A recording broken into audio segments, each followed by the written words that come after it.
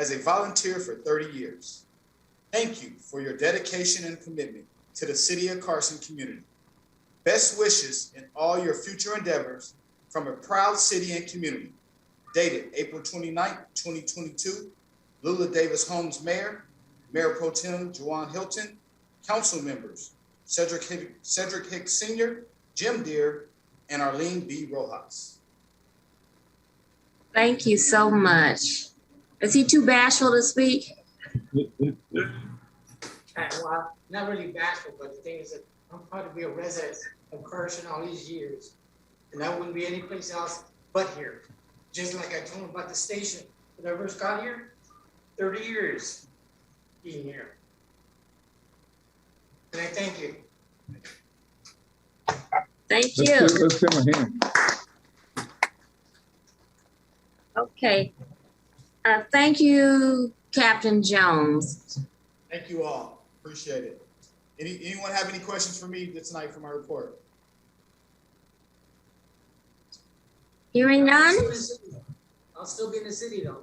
Yes, you will. And I'm sure Councilman Hicks will know that. Yes. And the mighty District 3. Yeah. Yes. And I'll know it as well. Yes. Thank you so much and have a blessed evening. Captain Jones. Yes, ma'am. Captain Jones, can you repeat the run walk? You said it started at the Lakewood station. Is that the first kickoff? No, it's actually going to start some of the other stations, but Lakewood is going to get it and they're going to bring it to us, and they're scheduled to arrive here at Carson Station somewhere around midnight, and then we'll carry it up to Lameda Station. Midnight on Friday night? Friday night? Saturday morning, yes, ma'am. Wow. Okay, Friday at midnight. Okay. We'll be there. All right. Represent us, Councilwoman. I'm used to those. They're always at midnight, but what people don't realize is when it's at late at night or early morning, it's the coolest to run. So it actually is a comfortable run and safe. Okay, you Less running? traffic. Okay. I will walk. You're gonna walk? Or a horse, I don't know, buggy. Roller skates. Sounds good. Thank you, Captain Jones. Thank you all. Is our Congresswoman here, Mr. City Manager? I'm gonna check and see if Kevin is able to advise us. Kevin, I don't see her as of right now. What about our Senator? She's on. Well, Who are we looking for, Mayor? Nanette, our Congresswoman or our Senator? I didn't see Lynette come in. What about our State Senator? I'm here. He's here. Yep. All right. Well, we're honored to have you in our presence today, our Senator Steve Bradford, for a legislative update. Thank you, Madam Mayor. Thank you, Madam Mayor and the council. Thank you for this invitation. And as you admonished me today, this will not be long. I can't see you. You need some light. Yeah, hey, it is what it is. I'm sorry. Okay. I know. I'm challenged with technology. But thank you for this opportunity real quick. And it was good seeing you today with the governor. Yes. As we recognized and celebrated the new recycling plant, that demonstration plant that's going to be a model not only for the state of California, but for the rest of the nation. And I just quickly want to go over some of the legislation that I've introduced this year. I've introduced 20 bills this year, and usually I provide you a legislative update at the end of the legislative cycle, but we're early in the process. My bills are still working their way through the Senate and have yet to get to our floor. But one most important to me is SB 1401, which is a student athlete bill. It's a continuation of the work we did with SB 209 3 years ago, better known as Fair Pay to Play, to allow college athletes to monetize their name, image, and likeness. This bill allows for colleges to set up an annuity for players, 50% of the profits. And a lot of folks are getting concerned about this, but if there's no profits, it's nothing for the athletes to participate in. But for those sports that generate a profit, we say put half of that away for the athletes to incentivize them to graduate, and they have up to 6 years after completion of play to graduate and 60 days after graduating to access these funds. So it's a game changer. The LA Times did a major story on it yesterday. So hopefully it will continue moving through. Another bill is SB 1273, which just allows school administrators and teachers better discretion, or greater discretion, I should say, on when to call law enforcement, as we've seen far too often, especially in minority communities, where a young student has some kind of emotional outbreak or something like that. And the next thing you know, you've seen kindergartens and first graders in handcuffs in the backseat of police cars. And we feel that's truly overreacting. We're seeing now we're going to give school administrators greater discretion on when, in fact, to call law enforcement, which we know will reduce that school to prison pipeline, which clearly affects children of color far more than any other group. Also 1389, which just prevents law enforcement from stopping cars for minor infractions, such as a non-functional headlight, a broken tail light, a blinker that doesn't work, or an expired registration that's less than 6 months. We've seen what happens there as well. We feel our officers are far more challenged with real crimes instead of these minor vehicle violations. So we think it will make both our community safer and allow our law enforcement officers to concentrate on the real reason why they're out there, to prevent crime in our community. So next is SB 1293, which is a tax credit for individuals who have been historically disenfranchised in the cannabis space. And it allows to reduce the excise tax from 15% to 5%, hopefully encouraging greater participation and greater diversity in this space. Another bill is the Jumpstart Act, which just simply incentivizes investment of capital that is supported by our state treasurer in investing in small, minority-owned and women-owned businesses, and provide them with a tax credit in order to get off the ground and get their businesses running. Another bill is SB 1469, which as I discussed today with the governor, is a decoupling bill that allows fair rate making, I should say, for water services by decoupling water rates. So you pay based on how much you use versus, a flat rate for everybody. So hopefully it incentivizes people to conserve, but at the same time, give our water companies greater flexibility in adjusting rates as necessary. And SB 1334, which is meal breaks for our public and UC healthcare workers, our nurses, making sure we've seen during this pandemic that these nurses were overworked during this period of time. So we want to afford them proper rest and meal breaks. And that's what this bill simply does, afford them that level of decency and respect. And 1371, fair and just wages for incarcerated workers. I don't know if many people are aware, most incarcerated workers make on the average of 3 cents an hour. We're trying to raise that to at least $2 an hour. And if we don't get that, anything's going to be better than 3 cents an hour. This not only helps with restitution that many incarcerated individuals have, helps with child support, but also provides them the necessary resources to purchase food at the commissary and other resources that they need, such as toothpaste and deodorant and body soap. So I think it's just a human rights issue and a decency issue. And we clearly have to agree, these are slave wages at 3 cents an hour, whether you're incarcerated or not.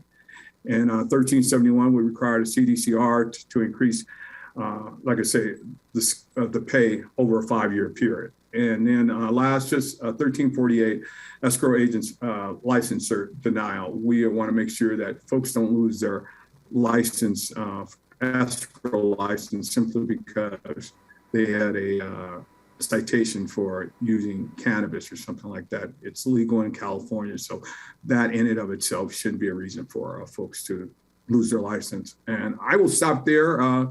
Madam Mayor, I have a few more, but I just want to respect your time. And if there's any questions, I'd be more than happy to answer them at this time. You have a few more, like two? Yeah, a few more. Just one or two?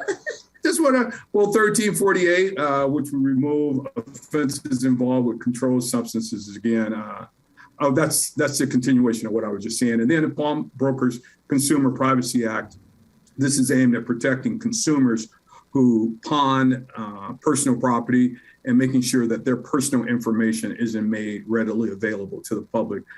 So we just want better security of one's, personal information. We see what happens all the time when one's information is compromised. So this is just limits what the pawnbrokers can make available to law enforcement and the general public.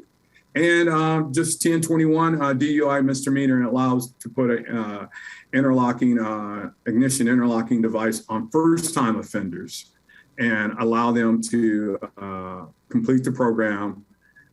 And upon successful completion of the program, they don't get a strike against their driver's license. They do show it as a misdemeanor DUI, but they don't get points against their driver's license, which we all know increases, your insurance rate. So I will stop right there. Okay, thank you. Are there any questions for our senator? No, I just want to say, Senator, awesome job at these bills that you're championing in our community. One that I particularly can appreciate is for those who are working inside of prisons, trying to increase their wages.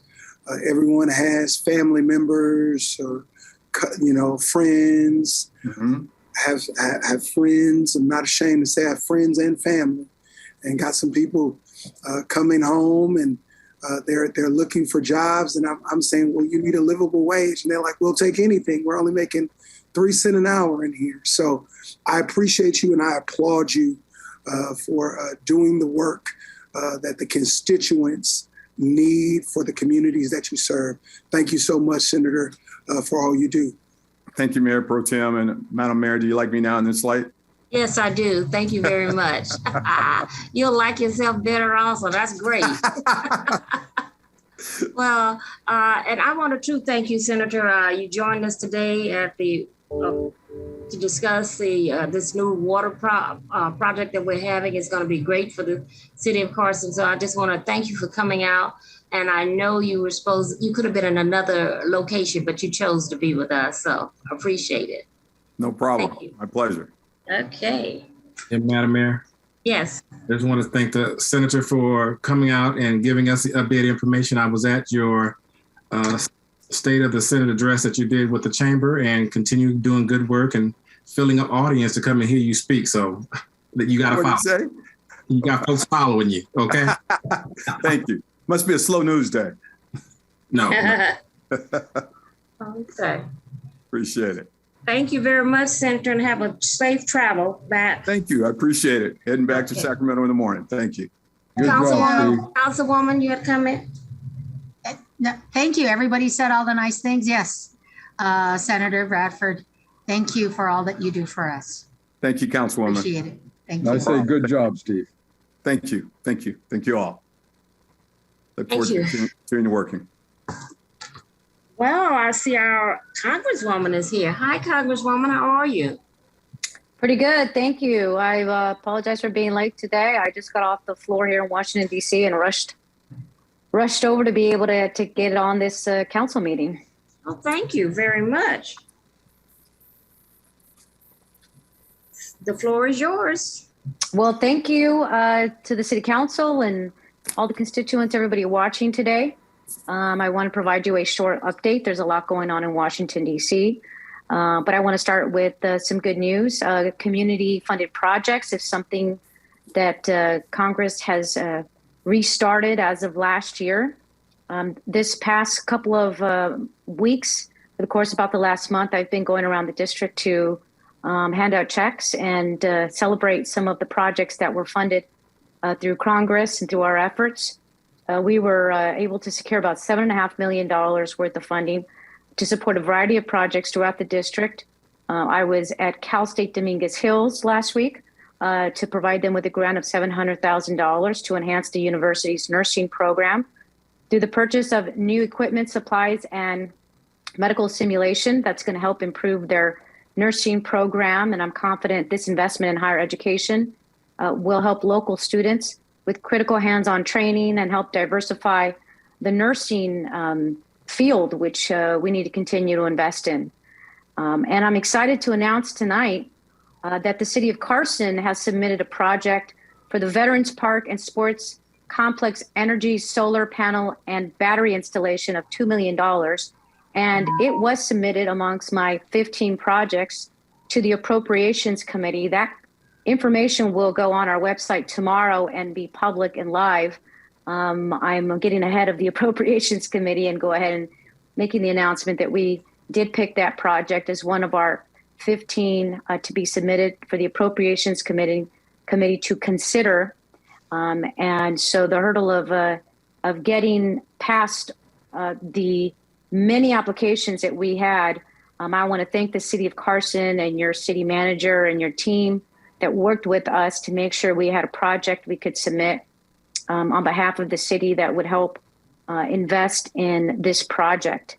And so we will keep you posted as Congress works on passing legislation to get this next round of community funded projects passed and into the hands of the community where I think it's going to be best served. So that's the latest on community funded projects, and wanted to kind of give you a heads up about that, even though it wasn't supposed to go public till tomorrow. Thought this might be a good time to let you all know about that. Next, there's a lot going on the infant formula crisis, the shortage happening across the country. This is something that the Biden administration is working around the clock to try to resolve these shortages, which is part of which he's doing is increasing imports to make up for the lack of the domestic production and making it easier to WIC to provide funding to be used on different kinds of infant formula. It's currently limited to certain types that are in short supply, and he's using the Federal Trade Commission to crack down on price gouging. We are also taking up legislation in Congress. There's a lot of proposals on the floor, some of which would be to expand. Right now, there's only one. There's a dedicated contract that goes to Abbott to make the WIC formula, and so there's proposals to expand that. Rosa DeLauro of the House Appropriations Committee is also putting forward a bill that would provide about $28 million in emergency funding to give the FDA the resources that it needs to address the urgent infant formula shortage. So that's something that's on top of mind and something that the Congress is looking at this week and to seeing how we can be helpful. And then looking forward on how do we prevent this from happening again. So that's something we're working on. As you all probably have heard, the Roe versus Wade leaked opinion came out. I just want to remind people in our state, in our congressional district, number one, that California is, well, let me back up. Should this decision become final, the decision on women's reproductive rights and abortion will be going to the states to decide. And in California, we have this right still. Women have protection on abortion rights and the right to choose. And it's still legal nationwide, and there is no final decision yet. But this has quickly become a huge concern and something the House of Representatives has passed a bill to codify Roe versus Wade. But the Senate, unfortunately, has not been able to move it forward, needing the 60 votes, which will require 10 Republicans. So right now we are just trying to let people know that it is illegal now. This decision is not final. I think you're going to see more on this, certainly in the coming weeks and months, and folks talking about it. But in our district, I just want to remind people that California is a state that does protect this right. Recently, I was at the White House with the president, where the president signed one of my bills into law. It's a National of Minority Health Disparities law. I had the honor of being there. The bill is called the John Lewis National Institutes on Minority Health and Health Disparities Research Endowment Revitalization Act. Now, this was an odd bill. It was a rare thing. You had a Republican senator champion it in the Senate side, and I introduced it and wrote it and championed it in the House. It was a true bipartisan bill, and what it basically did is it provide endowment funding for schools of excellence, which are historically Black colleges and minority serving institutions across the country. One of those schools is Charles Drew University of Medicine and Science in California's 44th, and where a number of our students in our district go and get training there in the medical field. So we were excited about that. It's to provide money to do research to close the gap on minority health disparities. Another update on the legislative front, and one of the biggest things that Democrats have fought for and have been able to get passed is the infrastructure law, which is providing federal funding for roads and bridges and investments and things like internet infrastructure and clean water. I just want to continue to remind the council and the city that we will do everything possible to write letters of support for any grant opportunities and funding for those dollars. The investments are long overdue to invest in things like public transit, electric vehicle charging stations, affordable broadband, environmental cleanup, roads and bridges, and more. And so we are here to be supportive of those efforts. California will receive about $4.8 billion a year for 5 years for federal highway funds, and an additional $850 million a year for repairing bridges. And so part of this is going to be going to the state about any bridges that need to be repaired, and local governments, including Carson, will be able to apply for these funds to repair roads and bridges and improve safety. Another part of that is affordable broadband. Folks who are low income also can qualify to receive a reduced monthly internet cost for $30 a month. So I would encourage folks who want to know more about that to reach out to our office to make sure if they qualify that they can apply and get access to that. We have a number of legislative priorities still that we're working and fighting for. Some of those are cleaning up our air pollution. We have a climate smart port bill that we are pushing to go zero emissions. We've just introduced a bill that would put electric vehicle charging stations in public housing across the country, something that we have seen a pilot program in our district work well. And we're also trying to get a bill passed this week to help with the increase of gas prices. Now we know that oil companies are gouging consumers, and there's been a crackdown, and there's let me just say the Biden administration has asked for the feds to investigate cracking down on price gouging. In the meantime, there are different proposals in the House that we're hoping to pass this week on putting money back into consumers' pockets. The uphill battle is always on the Senate side, and not knowing where the Senate will go. But we are looking at efforts on what we can do to help reduce costs for consumers in the meantime, while we try to crack down on oil companies that are gouging consumers. So last thing I'll quickly mention, trying to be considerate of time here, is some follow-up on the Dominguez Channel incident that should have never occurred. I have been working with different folks to make sure, and have submitted a request to the House Transportation and Infrastructure Committee to fund the Dominguez Channel Water Quality Infrastructure project study in the Water Resources Development Act of 2022.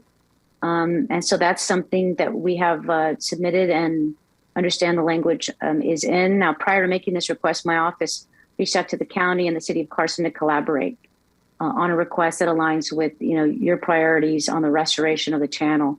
So I'm going to continue to advocate for federal support and interagency cooperation to address the short and long-term needs of the Dominguez Channel.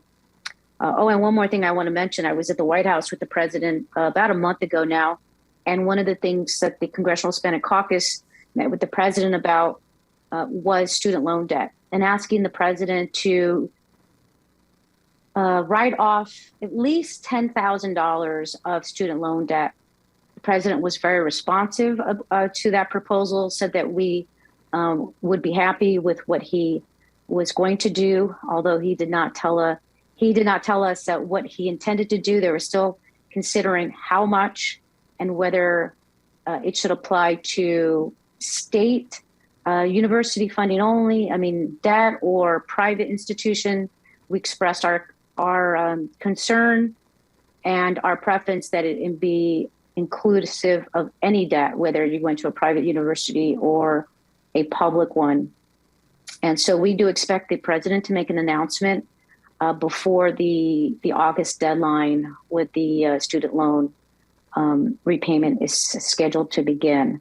So I think there's some good news there for some students and those who have student loan debt in helping close some of the gaps that we see in equities in this country. So I'll stop there and open up for any questions. Thank you, Congresswoman. My first thing I want to thank you is for working on behalf of the residents here in the city of Carson. The $2 million for the Veterans Park Panel project, that's one of your 15. I want to say thank you. I know staff was in collaboration with you on this, and just wanted to say thank you. And my big thank you, because we sent several letters to you and other agencies about the restoration of the Dominguez Channel. And I'm so glad that you're helping us and running lead and reaching out to the agencies, because it takes collaborations at all levels. We're local government, and this channel runs through our city, and it needs to be a river walk, better than what it is, and restored, because we don't want this to happen in our city again. You were out there with us when we first started this project, and I think that I want to thank you for your leadership and helping us to get the word out that we need money to restore and improve the Dominguez Channel. Our residents deserve that. We were put through, it was a nightmare. It was something that should never have happened, but it did happen. And it's going to take a leadership such as yourself and others to make sure that we are, the city of Carson, and our residents get their just due, because we just don't want this to happen again in our city of Carson. I did see Mayor Pro Tem's hand up. Mayor Pro Tem. Yes, thank you, Madam Mayor. Thank you, Madam Congresswoman, for hopping on, coming off the floor and hopping on. That shows the dedication that you have to your community. You have been fighting since day one, and we really appreciate you. I'm happy that you mentioned the student loan debt. We would love, and we know that you as our champion are trying to champion that.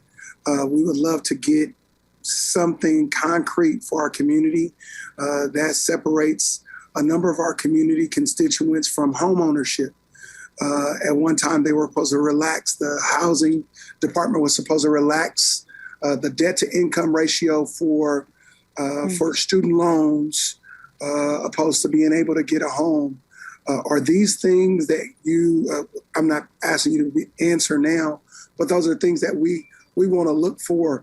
It separates those people from achieving their American dream with the student loan debt. So we would love to see something, and please continue to champion it for us. Well, thank you. I will do that. I haven't seen anything on the ratio that you mentioned, but I'm happy to look into that to make sure that those are efforts being made in that area.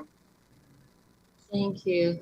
Councilman Hicks? Oh, no, Councilwoman. Yes, I just wanted to say thank you, Congresswoman. I am a big fan of yours, and I do follow you on social media. So thank you. Thank you so much for supporting National Police Week in Washington, D.C.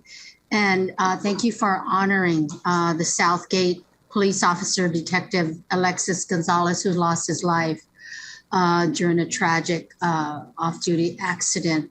I'm 32 years law enforcement, and a lot of these heartfelt stories never really get shared anywhere beyond our station or in a close group. So thank you for sharing that and honoring that on a national level. So we appreciate you. Thank you very much. Well, thank you, Councilwoman, for your service, not just to the council, but on the force and to our community to keep us safe. And this is something I thought was something the nation needed to hear about, and a detective who served so honorably. And it was a good timing because it was National Police Week. So it was an opportunity for us to remember somebody. Thank you. Thank you. Councilman Hicks. Thank you, Madam Mayor. To Congresswoman, good to see you again. Good to see you. That you have always been the champion. I watch you on C-SPAN many times, and I see you out there working it and making sure that we're being represented here in the city of Carson. So I'm real good to hear in regarding to the right for a woman to choose. I am in support of a woman having that opportunity to be able to choose for their own selves. And I just thank you for being out there working hard and continuing the good work out there in Congress. Thank you, sir. Appreciate it. Thank you for your work. Councilman Deere? Yes. Hi, Nanette. Thank you for that report. It's very thorough, and we really appreciate you joining us at this council meeting. You have a busy schedule, and you're doing great work in Washington, D.C. Particularly want to thank you for taking up the issue of the Dominguez Channel, because it's a natural waterway that's been lined in by the Army Corps of Engineers to be simply a flood control channel, but the potential there for making it a habitat for wildlife, and therefore preventing this type of the county call incident, I call disaster, of this hydrogen sulfide gas problem. So I think restoring it would solve that problem. And I really appreciate you being at the forefront of getting funding from the federal government. We have to get other sources as well of funds. And then on your project at Veterans Park, which is a few blocks from my house, that's great. And I want to make sure that your staff is working with our consultant, Jason Browdy, and our staff at City Hall to make sure that we as a city have things that are shovel ready, so that if you get funding and we're not ready for it and we're not able to get it and we lose that, it goes somewhere else. We don't want to make that mistake. So I appreciate advance notice as much as possible for our staff and your staff working with ours. Thank you very much. Thank you, Council Member. I want to note something that there are no community funded projects that are going to be approved where a lobbyist is presenting or and is not allowed to communicate with our office. So we would highly recommend that you continue to have the city reach out to our office on a community funded project so as not to disqualify the project from consideration for funding. Very good. Okay, thank you. Sure thing. Okay, and thank you for leaving your busy schedule to come join us. We really appreciate you. Thank you, and thank you all for the work that you do for the city and the constituents. I'm a partner with you in Washington, D.C., and will continue to be on making sure that Carson gets the resources it needs and the support. So thank you all for your service. Thank you. You're welcome. We're gonna, Robert Ferrante, Chief Engineer and General Manager of the Sanitation District, is here just to give us a 3-minute, because he will be back joining us the first meeting in June for a complete, concise, and detailed report. So Robert, it was good seeing you today. It was Excellent good seeing event. you. Yes. Thank you once again, Madam Mayor, for coming out, not only representing the city of Carson, but also the sanitation districts at our recycled water press event with the governor. It was much appreciated. Just real quickly, I wanted to follow up. I've been at previous city council meetings talking about the spill that we had at the end of last year, right before New Year's. And when I gave prior updates, I talked about the work we were doing, but I also talked about the fact that we hired a third-party engineering consultant to review the cause of the spill, our response to it, as well as to give us recommendations to get better. And I want to let the council know, as well as all of your citizens, that that report has been finalized. They can access it. It's on our webpage. That's www.lacsd.org. And down below on the news stories, if you click on the Carson sewer spill, you can then click on the report. It's in the most recent update to it. And thanks for asking me to come today, Madam Mayor. And June 7th, when I'm on the agenda, I'll be able to give a more detailed report, not only reviewing the third-party report, but also talking about the things that we'll be doing moving forward. Thank you. And I have my copy. It's about 80 pages. Yes. So thank you for that, and thank you for today's event and for coming just to let our residents know that the report has been complete, and included in this report is measures to take to keep it from happening again. So Correct. thank you very much. And I want to assure the council that we've already started taking a lot of those measures. We've expedited a lot of the additional sewer work, and I'll provide more details then June 7th. Okay.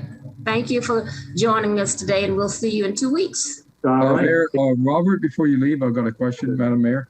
Yes. Robert. Yeah. I have property right on Figueroa Street, and that project seems to be continuing forever.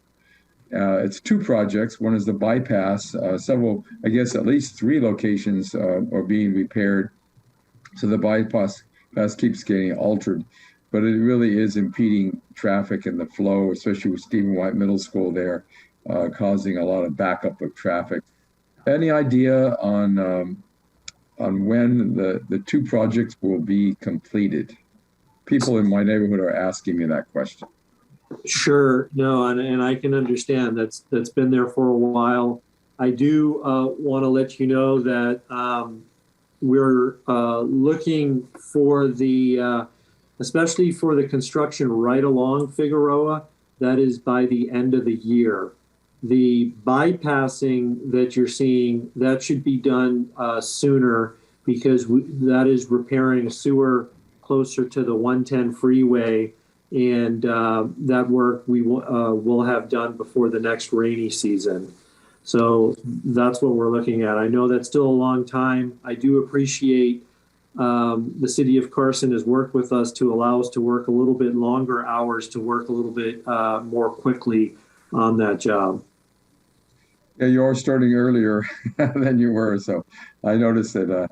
One other thing about that is I just want to be sure that your budget includes the restoration of the landscaping of our medians. Of course, construction causes disruption, and that's understandable. But when you are completely finished, we want to make sure that the beautiful landscaping that we had before the construction started is restored to this section of Carson. I will look into that, and that's a kind of a standard item for us to return it to its state beforehand, but I'll double check that to make sure that is the case, and I'll report that at the June 7th meeting to you. Terrific. Thank you very much. Thank you. Any more questions or comments from my colleagues? Well, thank you again, Robert, and we'll see you in 2 weeks. All right. Thank you. Take care. All right. Bye-bye. The next is item number 6, an update on the pavement management system. Mr. City Manager. Thank you, Madam Mayor and City Council. This evening, we'll have a brief presentation by our Director of Public Works, Ms. Eliza Jane, on the pavement management system. So, Ms. Eliza Jane, it's all yours. Thank you. Actually, I'm going to turn it over to our consultant. Lisa, are you here? Yes, ma'am, I am. Excellent. It's all yours. Thank you so much. Good evening, Madam Mayor, Mayor Pro Tem. We are going to discuss probably one of the most exciting things that I get to look at and deal with every day, and that's our roads. And hopefully I will be able to get my screen to share with you as It's up. It's sharing. It's up. Okay. Mm-hmm. So I was listening to your legislator folks, it reminded me we at NCE every 2 years do a statewide needs assessment.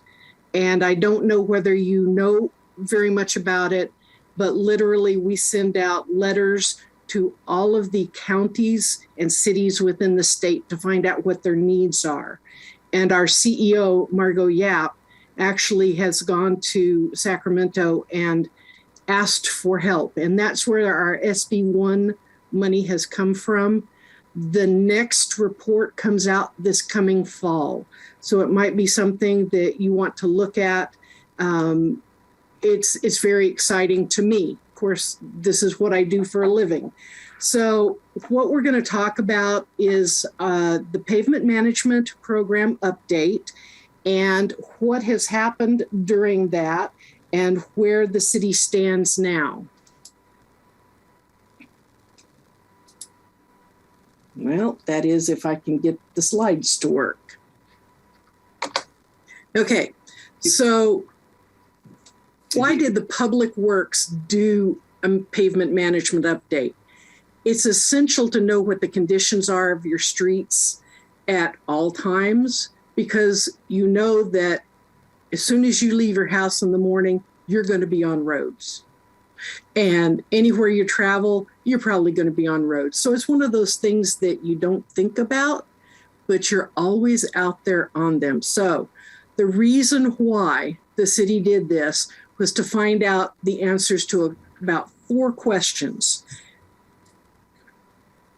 Pavement management will help you to determine the needs, what the costs will be to maintain your streets, and do it in the most cost-effective manner. This is also required by Metro to look at your arterials once every 3 years in order to get funding from Metro. And it answers the 4 basic questions. What does the city own or maintain? What condition is it in? What repairs are needed and when they should be done? How much funding is needed to maintain or improve the streets? And for this, we use the software of Street Saver. It is a California homegrown software to do pavement management, and it's used by most of the agencies throughout the state. So what does the city own?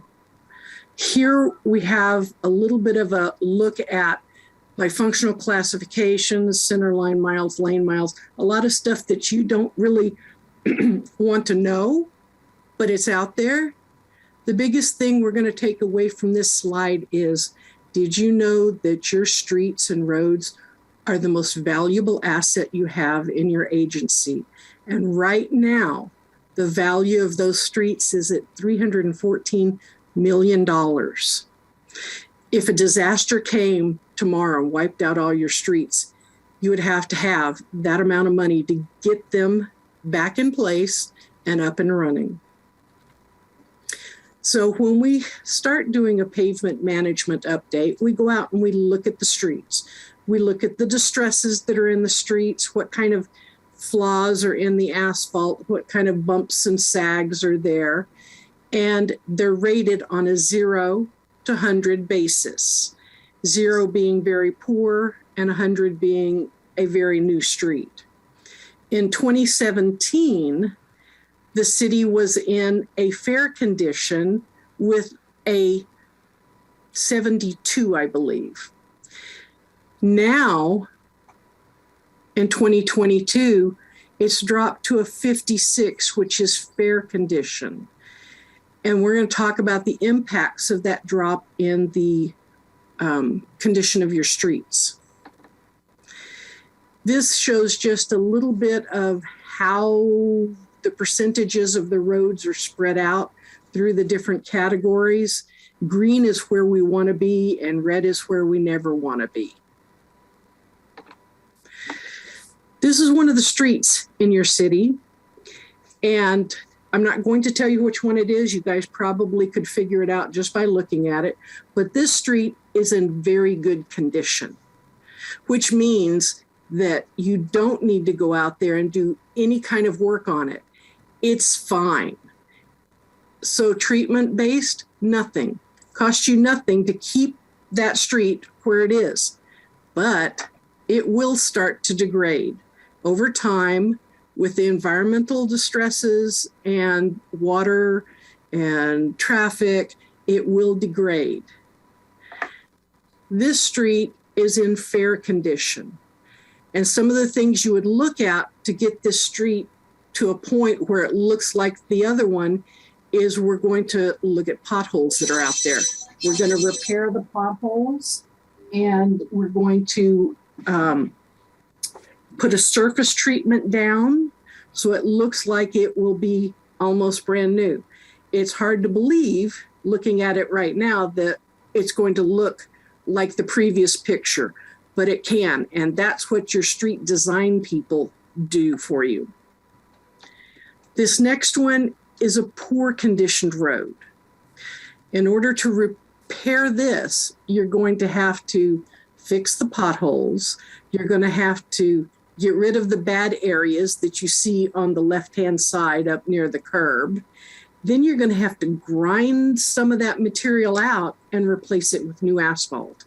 So as we start talking about these type of treatments, the cost to the city is going up per square foot or per square mile. This street is in very poor condition. If you look down the center, the asphalt looks much lighter than what's on the sides. And there's just a lot of cracking going on. There's a lot of bumps and sags out there.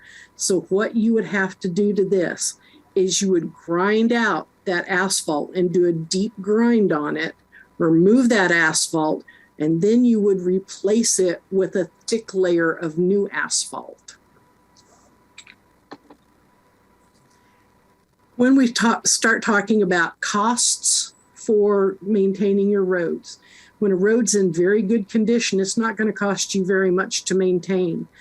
But every road, just like we as humans, has a life cycle. And as it goes through its life cycle, it starts getting a little older, a little bit more worn, and you can see how the curve dips down to where at 90%, you've got a very poor or a failed road that you're dealing with.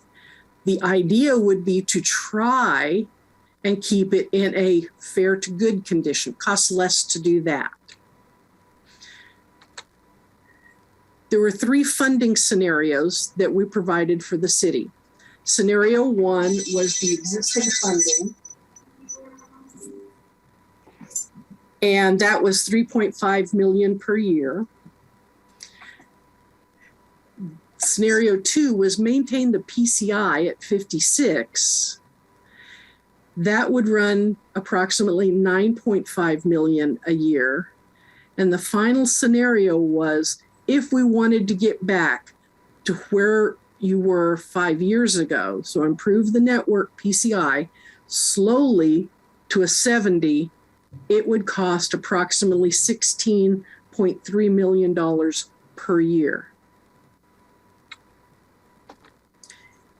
This will kind of give you an idea of the current conditions, and as the scenarios go through, the red is what we don't want, the green is what we want, and you can see how the different scenarios will play out against what your streets will ultimately look like, depending on the funding that you have. And I remember we did this update for the city about 5 years ago, and it was a hard thing to look at because what we needed at that point in time was $9 million to maintain the road. The roads have slipped. There's some points to think about here. You have a substantial investment in the street network, $314 million. The network is in fair condition with a PCI of 56. The existing funding that your public works folks have is $3.5 million a year, and that is insufficient to maintain your roads. The PCI will deteriorate from that 56 to a 41 by the time you reach 2031. The deferred maintenance, things you can't do because you don't have enough money, will increase to $259 million. 56% of your network will be in poor or failed condition by 2031. When it gets down to poor and failed, you're almost having to reconstruct the road to get it back into a condition that your residents will find acceptable. It's a trade-off on how much money do you have and how much money do you need? And that's something that always comes up in these meetings because it's always seeming like we need more money than we actually have. Hey, Lisa, we Yes, have just a few more minutes. Okay. We need to wrap this up. Okay, we're almost there. Other considerations, pursue additional funding. There are sources out there. That SB1 money is out there. There's truck impact fees, utility impact fees. Your city has a large amount of trucks going through it, and they are the ones that are taking the toll on your roads. So you want to maintain it in good condition and perform regular inspections and employ any safe cost savings treatments you can. So what we have here is a map of the city of Carson with its neighborhood areas, which I'm sure you're all used to seeing. And here are the scheduled projects over the next 24 months. It's not going to reach out through the whole city. So there is some needs that are going to be there. But this is something that you as a council have to consider and have to, find out what will work for you and what will work for your residents. That's the presentation. All I can say really is there are options with different treatments that are out there. There's options with different funding that's out there. You just have to be that little explorer and go find them. Do you have any questions? Lisa, thank you for that report. And it's just amazing to see how we've slipped in just 5 years. And could you send us a copy of this report? I think it has some valuable information in it. But yes. I did. Yes, ma'am, I will. Yeah. I think that it's an eye opener for us because our roads used to be the talk of the South Bay, and now they're not. And this city council is going to have to make a decision where we're going to put our funding. And so I appreciate the presentation. I didn't realize we had slipped that far. Now we need 16.3 million, but if we wait, we're going to need even more, 259 million. So it's called front-end loading. We're going to have to make a decision whether we're going to invest the 16.3 million, go out for the SB9, the truck impact fees. All these are good suggestions that we have discussed at one time or another. So thank you. You're very welcome, Madam Mayor. Councilman Deere. Yeah, I have a question. Your name is Lisa, right? Yes, sir. Okay, thank you, Lisa. Excellent report. Couple questions. One is you mentioned in your report that 5 years ago you did an evaluation for the city, and you inferred that if action had been taken at that time, it would have cost less money because you're talking about it's less expensive to maintain street in good condition than it is wait till they get into poor or failed condition and then have to spend even more money. Is that correct? That's correct. We discussed this with the city council at the time. I see. Okay. All right. And not just city council, but I'm sure city manager and public works staff. So what was the reason no action was taken when it should have been taken at that time? Do you have any idea? If not, just say, I don't know. I don't want you to. No, sir. I don't want to put you on the spot. No, sir. I do not know. Okay, good. All right, fine. I understand. Okay. I'm really interested in also a map that, outlines your graphs with the streets that are in, good, fair, poor, and failed conditions. You showed in your report a map of the streets that are being repaired or scheduled to be repaired. Could you also, when you send to the mayor and city and all 5 of us on the city council should get the same report, could you also send a map of the streets of the city and maybe color code them as to which category they fall in your assessment? Eliza Jane, do you have that map available to you? This is one of the ones you gave us as part of your report, right? Okay, yes. Yeah, so what we can do, Mayor and Mayor Pro Tem and Councilman, we can make sure that we send you all the documents that we have. Well, go on, Councilman. What I'm interested in, those streets that are classified as poor. Right. And so we can make sure they don't get below poor, because it's going to cost us even more money. So we should be addressing our attention to the poor, the ones that we can save, they're in terrible condition. So yeah, the way the councilman said, poor, fair, very poor, good condition. We only had a few. Right. Let me, Lisa, and to our Public Works Director through the City Manager, if I could refer to the slide you showed us, or the image you showed us of the street that was in fair condition, not good condition, but the fair condition road. Mm-hmm. Can you go back to that slide real quickly?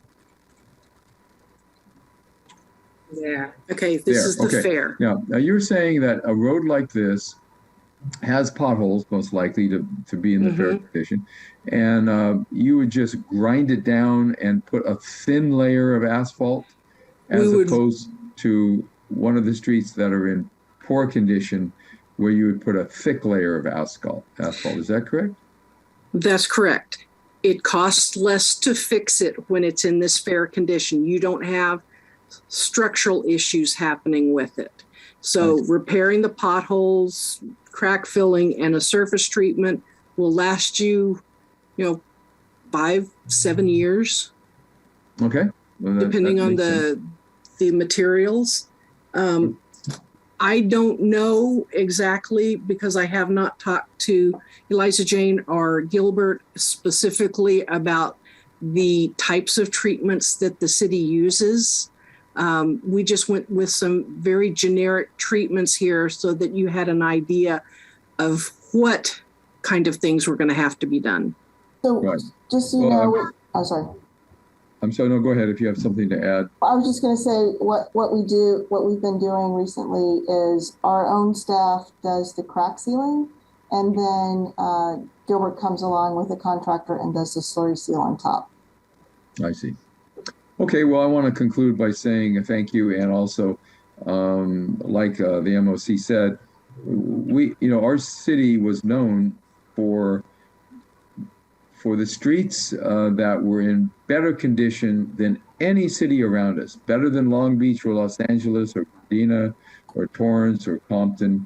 Our streets were at one time, I'm talking about 10 years ago, in better condition than anyone else. We also had overweight corridor design streets. We had streets that were really well engineered and well built to withstand the heavy amount of trucks that Carson gets. 54 of our land area is in industrial zoning already. And so we would like to get back to that position of having the best streets in the South Bay if we can. I know it's going to cost money, but I think it's important, because our residents that have to deal with poor condition streets, they don't deserve to have to drive on streets like that. Our city has enough money to fix these problems, and I think an encouragement to my colleagues, we need to move forward on making this happen. Thank you. That's all the questions I have. I appreciate the answers. You're welcome, sir. You're welcome. Okay. Comments from other council members, MPG? Yeah, I mean, as you say, I don't want to beat this dead horse to death, but this is a priority. It should be an action item in the upcoming meeting, so we can figure out how we can get the ball rolling and repair our streets. You did say our streets used to be the talk of the town. They're still the talk of the town, but just not in the way that we want them to be. So I think we should bring this back as an agenda item at a future meeting so we can figure out how to prioritize our streets. We Thank can you. definitely do that. Madam Mayor. Yes, Councilman. Thank you, Madam Mayor. Lisa, thank you for that presentation. Can you go to slide number 10 that you had up?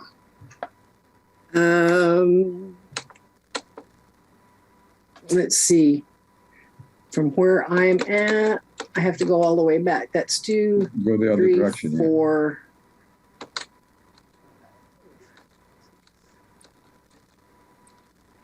This one? No. Or the one before it? Number 10. You're After. Well, I can't see the number on Two- mine. two I'm so more. sorry. That's 8 or 16. You're on 8. You're at 8, Oh, thank you. 9, and 10. Yeah. Going on with my colleagues, you had 3 scenarios, and I think MOC was looking at the 16.35 million to get us up to PCI 70. As an action item, if we can bring that back, and based upon conversation from this body, to look at the 3 scenarios at our next meeting, but to bring them, to maintain them at the 56 level is going to cost us 9.5 million currently. Is that right, Lisa? Yes, sir. At And- 56. The Yeah, 56. And I remember when you came back 5 years ago, I think one of the concerns we had back then, the funding wasn't available because other things were going on within our city. But I am at the notion in bringing this back at the 16.35 level to address it, because it's the same way I've dealt with the trade issue in our city. We need to do everything infrastructure for this city now while we're able to, because we don't know what the future may hold, but at least we're able to get either some of the SB1 funding and other resources that's available to this city based upon the pandemic and other avenues that's in place, and go back to our Congresswoman to see what's available based upon the infrastructure bill, that we move this city forward. And again, as has been stated before, that the streets were the talk of the town, and I want that talk to be of a positive nature for the city. So thank you for that report, Eliza Jane. Thank you for bringing it back to us again, because it's very important that we know as a body how the city looks based upon PCI levels. And I'm really shocked, as the mayor was shocked, that we dropped that low. So In 5 years. yeah, that's just, Yeah. God. So that lets me know that we have a lot of traffic that goes through the city. You have a lot of truck traffic, Traffic. heavy truck traffic going through your city. Say it again. You have a lot of heavy truck traffic going through your city. Thank you. Thank you so much. I requested that this item, that Eliza Jane and city manager bring this report, because it's an eye opener, and, we can talk and people can come say, why do you do this? But until you see it, you don't realize where we were and where we are right now. And so it's an eye opener for not only myself, but my colleagues, because in 5 years, we've slipped this far, because we as a body, anyway, we'll talk about that a little later. But the report was excellent, Eliza Jane. It was what I was requesting. Thank you. Eye opener. It's fact finding. So Well, I know your staff has, I can see, or when we were out there doing the inspections, I can see that your public works staff was doing work out there. And, it just comes down to they just didn't have enough money to get it done correctly. But we have a reserve, and there are other funding sources out here. You named 3 of them. there are. And with the statewide needs assessment that comes out in the fall, that will give you some idea what your surrounding communities are at. Mm-hmm. And, there's opportunities out there to repair your streets. And I know the It just takes money. We're working with on this federal monies, but this is just to let everybody know where we are.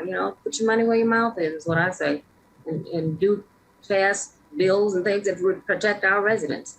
So thank you very, very, very much. It was Madam Mayor. Yes. Yes. Thank you, Madam Mayor, for talking about our upgrades in the city of Carson. And Elijah and Lisa, is there a report? I know, Lisa, you mentioned that we have very heavy truck activity. Is there a way, I'm in District 4, and we do have a truck route that's already set.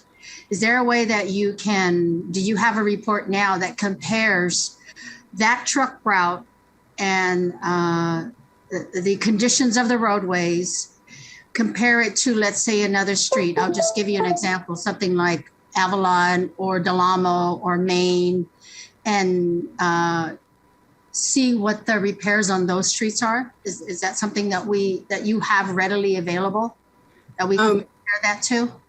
It's in the report that I delivered to the city. So okay. I would assume that, yes, you could get access to it. Yes. Yes. We can make that available. Okay, perfect. Thank you. And again, thank you for bringing that up. Because again, in District 4, we do have a truck route. And, that is an issue. And we want to make sure that when we do have truck routes, that it is getting all its repairs and we're keeping the streets in the good conditions. And then we also don't want to inflict that if there is any type of effects on other streets in the city of Carson. So, we always want to keep our cities in great conditions. And like Mayor said, for our residents. So thank you. Thank you for that. You're welcome, ma'am. Thank you. Excellent report. Are there any more questions from my colleagues? Hearing none, we will address this during a budget workshop, like my colleagues have said, as a future item, come up with some recommendations on how we want to proceed. This is a partnership between the warehouses and the residents. So that's why I'm looking at it. It's a partnership, and the city can't keep bearing the cost. So I thank you again, Eliza Jane. We'll get those reports. And then the next one, what we have is a proclamation recognizing Asian Pacific Heritage Month. And I think that's going to be received by June Fuese, am I correct? Mr. City Manager? Yes, ma'am, that is correct, Madam Mayor. Lisa, can you stop sharing?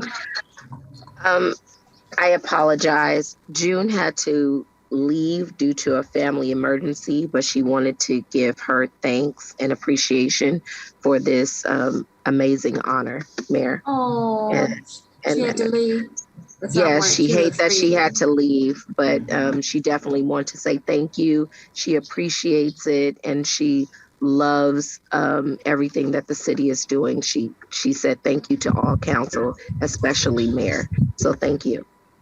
Well, the proclamation, I'll read it quickly. Recognizing May as Asian American Pacific Islander Heritage Month. Whereas Americans who trace their ancestry to Asians and the Pacific Islands have contributed much to the city of Carson. And whereas Asian Americans and Pacific Islands have made our city better with their talents, hard work, values, and their commitment to family that have helped shape and strengthen our community. And whereas we honor those Asian Americans and Pacific Islanders who have served in our armed forces with courage and honor in their efforts to help make America more secure and bring freedom to people around the world. And whereas today more than 20 million Asian American Pacific Islanders live in the United States and through their actions make America a more vibrant, prosperous, and secure nation. And whereas we celebrate Asian American Pacific Islander Heritage Month, we are reminded of the richness of the Asian and Pacific cultures and how it enhances the American experience and greatly contributes to our city legacy of diversity. Now, therefore, the mayor and the city council in the city of Carson, California, do hereby proclaim May 2022 as Asian Pacific Islander Heritage Month and urge all residents, government officials, educators, and other institutions to recognize the many contributions that Asian Americans and Pacific Islanders have made and continue to make to our city, state, and nation, and to make this month and to mark this month with special ceremonies and activities. Is dated today, the 17th of May. It's signed by our entire city council and attested to by our city clerk. And I would like that certificate delivered to June Fuese at this week sometime if possible, with a letter saying thank her for her, what all she's done for the city, because she has been a long-term community activist here in our great city. Thank you. The next item is a proclamation recognizing Mental Health Awareness Month. Councilman Hicks. Thank you, Madam Mayor. Yes, I want to thank all of my colleagues. We just had a mental health awareness symposium fair, and that all of our elected officials, as well as our city manager, gave welcoming remarks, and we were able to present this to our residents via Zoom. But today I want to make a recognition that the month of May is Mental Health Awareness Month, and that Cal State University Dominguez Hills, and along with Dr. Tiffany Herbert, along with Josephine Lara, and Mike Carrier from the psychology department will be accepting this proclamation on behalf of the Mental Health Awareness Month. And I think they're here on the Zoom. Oh, I see everybody. Okay. Dr. Paxton, she was actually one of our presenters at the event. So thank you for her for being a part of this. And I want to read the Mental Health Awareness Month proclamation. And whereas mental health conditions are a leading cause of disability in the United States and affect millions of children, adolescents, and adults in California. And whereas mental illness includes such conditions as schizophrenia, depression, anxiety, and post-trauma stress disorders. And whereas millions of adults and children are disabled by mental illness every year, only 1 out of 2 people with a serious form of mental illness seek treatment for his or her mental illness. And whereas mental illness affects almost every family in America, people with mental illness recover if given the necessary services and support in their communities. And whereas stigma and fear of discrimination keeps many who would benefit from mental health services from seeking help, research shows that the most effective way to reduce stigma is through personal contact with someone with a mental illness. Whereas during Mental Health Awareness Month, we recognize those Americans who live with mental illness and substance use disorders, and we pledge solidarity with their families who need our support. Whereas nearly 20% of the adults in California have experienced some degree of mental illness in the past year. And because of this pandemic, this has probably been more, the number should probably increase a little bit as well. And about 4% have experienced a serious mental illness. Whereas greater public awareness about mental illness can change negative attitudes and behaviors towards people with mental illness. And whereas during Mental Health Awareness Month, together we can help everyone get the support they need to recover as they continue along the journey of getting well.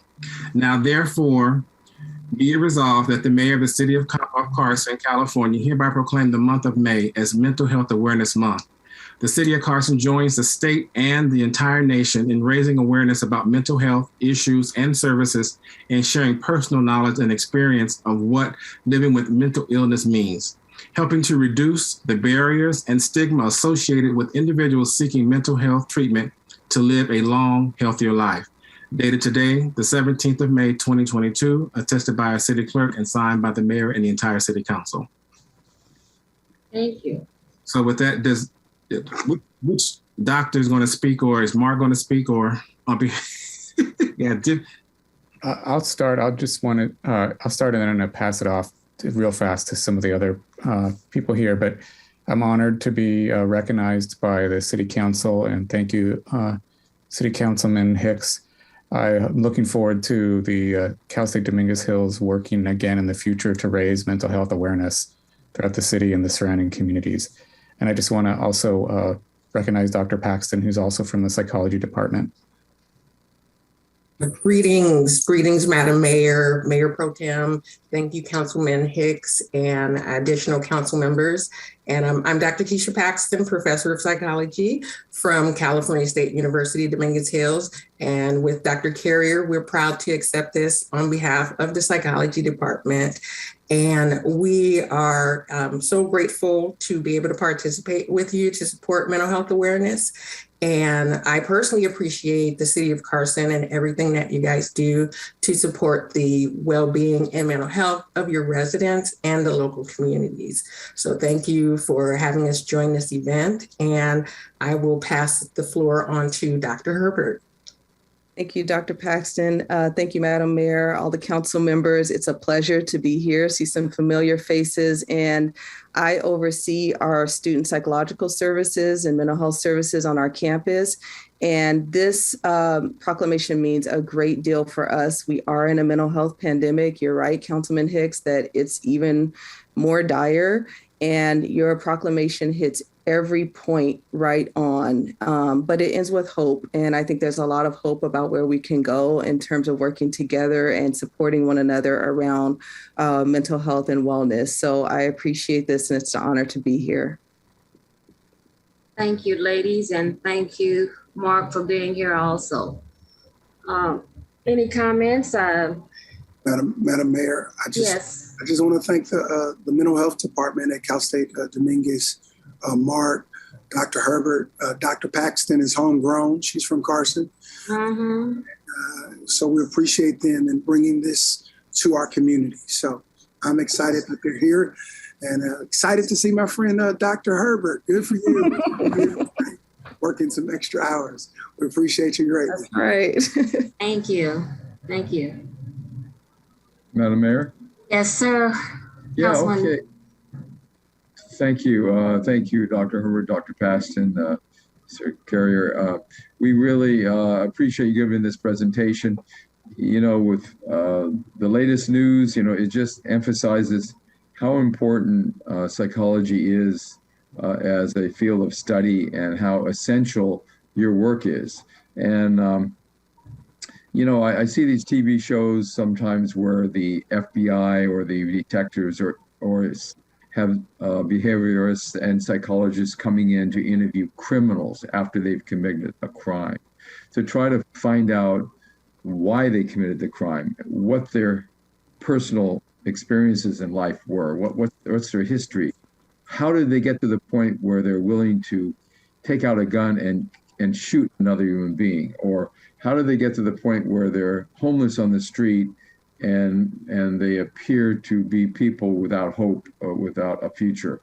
And I know you don't have a magic wand in psychology, but, and this might be a good dissertation for a PhD program, some type of, you know, study of how the homeless people in Los Angeles area, which there are many of, and seems to be more and more as time goes on, how did they get to that point in life where they're actually homeless and impacted by a mental illness to the degree that they are? I mean, it's a general statement, I understand, but it does seem like some research needs to be done as to how they got to where they are so that we can prevent that in others. I'm a classroom school teacher, and I know some of the kids in my classrooms, behavior seems really out of place, and a psychologist or a school behaviorist will intervene in their life, and I think that's really important. So I'm saying all this because I appreciate the great work that you do at our great university, Cal State Dominguez Hills, and it's just a suggestion from a layman about a program that the university might want to consider. Thanks. Thank you. Thank you for joining us this evening and for all that you do for our community. That's Cal State University Dominguez Hills is our university in the city of Carson. Right. Thank you again. Thank you so much. Thank you, guys. Thank you. Thank you. Item number 9 is a proclamation recognizing National Public Works Week. Councilman Deere, do you have that proclamation? No, staff did not give it to me. Can you read it from the screen? Sure. I have to put on my reading glasses to do that, if I could. It's going to be received. This states, whereas public works professionals focus on infrastructure, facilities, and services that are of vital importance to sustainable and resilient communities and to the public health, high quality of life, and well-being of the people of the city of Carson. Whereas these infrastructure, facilities, and services could not be provided without the dedicated efforts of public works professionals who are engineers, managers, and employees at all levels of government, and the private sector who are responsible for rebuilding, improving, and protecting our nation's transportation, water supply, water treatment, solid waste systems, public buildings, and other structures and facilities essential to our citizens. And whereas it is in the public interest for the citizens, civic leaders, and children in the city of Carson to gain knowledge and to maintain a progressive interest and understanding of the importance of public works and public works programs in their respective communities. And whereas the year 2022 marks the 62nd annual National Public Works Week sponsored by the American Public Works Association. Now, therefore, the mayor, city council, and citizens of Carson do hereby proclaim the week of May 15th through 21st, 2022 as National Public Works Week, ready and resilient in the city of Carson, and urge all citizens to join with representatives of the American Public Works Association and government agencies in activities, events, and ceremonies designed to pay tribute to our public works professionals, engineers, managers, and employees, and they recognize the substantial contributions they make to protecting our national health, safety, and quality of life. Dated the 17th day of May, 2022. I also want to comment that the Public Works Workshop you did last year in the east side of the Carson Community Center was really well received, and I would suggest to our city manager and the public works staff that you put on more events like that to especially bring school children to the community outreach programs. We want to encourage young people that are interested in engineering to see that, you know, it's real life results. It really makes life better for everyone. It would be very encouraging. So I enjoyed it too last year. So you might want to do that again. That's a suggestion. Thank you. And this proclamation is going to be received by our director, Eliza Jane Whitman. Thank you so much. This is really wonderful. In addition to the great engineers we also have excellent maintenance workers in public works and do a tremendous job to make sure that our infrastructure stays strong and resilient. So thank you so much on behalf of our Public Works Department at the City of Carson. We really appreciate this. Thank you. Thank you. The next item on the agenda is oral communications for matters listed on the agenda, public comment, but a young lady has to leave. And so we get into that. I told her I would move her up. She has, her name is Tanya Cruz from the Carson Coyotes group. Is she here with us? Is Tanya here with us tonight, Mr. City Manager? I don't see her, Madam Mayor. And so if she jumps does, on. Okay. Yeah, we'll update and advise you, but we don't see her as of now. It's oral communication for matters listed on the agenda. Madam City Clerk, do you have any items? Anyone wanting to comment on items that's listed on the agenda? Thank you, Madam Mayor. There are 2 people who are holding in our waiting room, and then we did receive 2 items in writing. Okay, MPT, can you take over the meeting? I have to excuse myself for just a minute. Yes, ma'am, Madam Mayor. Thank you. Please proceed, Dr. Bradshaw, with the people on the line first. Okay. Madam Mayor, please mute your thing before you leave. The people on the line, and we'll proceed. Thank you. Caller, you have 3 minutes. Okay, I just added you, caller, whose phone number ends in 8353. You are live in the meeting. Are you here to speak to an agenda item?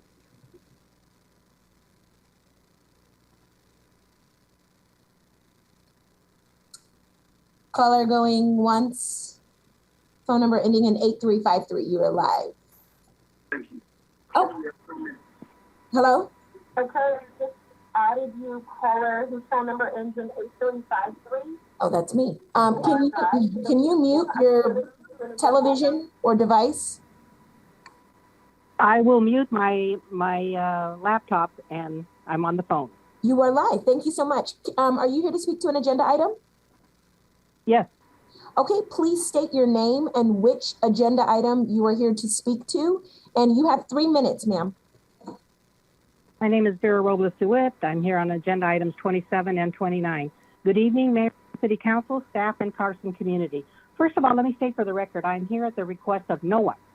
I'm here to comment on the appeal by Mayor Davis Holmes and Councilman Deere, agenda item 27, the project located at 18001 South Main, and agenda item 29, the project located at 1055 South Sand Hill. I don't know if you're trying to speak to me or not, but okay. I have both of these projects received unanimous approval by your nominated and voted on planning and economic development commissioners, folks that you turn to for advice. Both these projects represent over $500,000 in income for the city of Carson, or to be exact, they represent $516,218.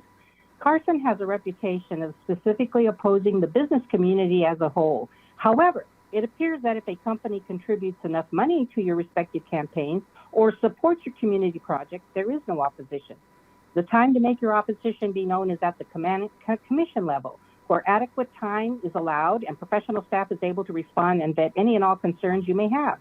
According to the staff report, the reason for the appeal by the elected official need not be publicly disclosed. How fair is that? It's the opposite of transparent. Let's call it what it appears to be, abuse of power. Let me point out that a project on the south side on Wilmington and 220th was similar to what is proposed tonight. That location was a nuisance and an eyesore for many, many years. Go by that project today and you will see a beautiful building, pleasant aesthetics, and no complaints.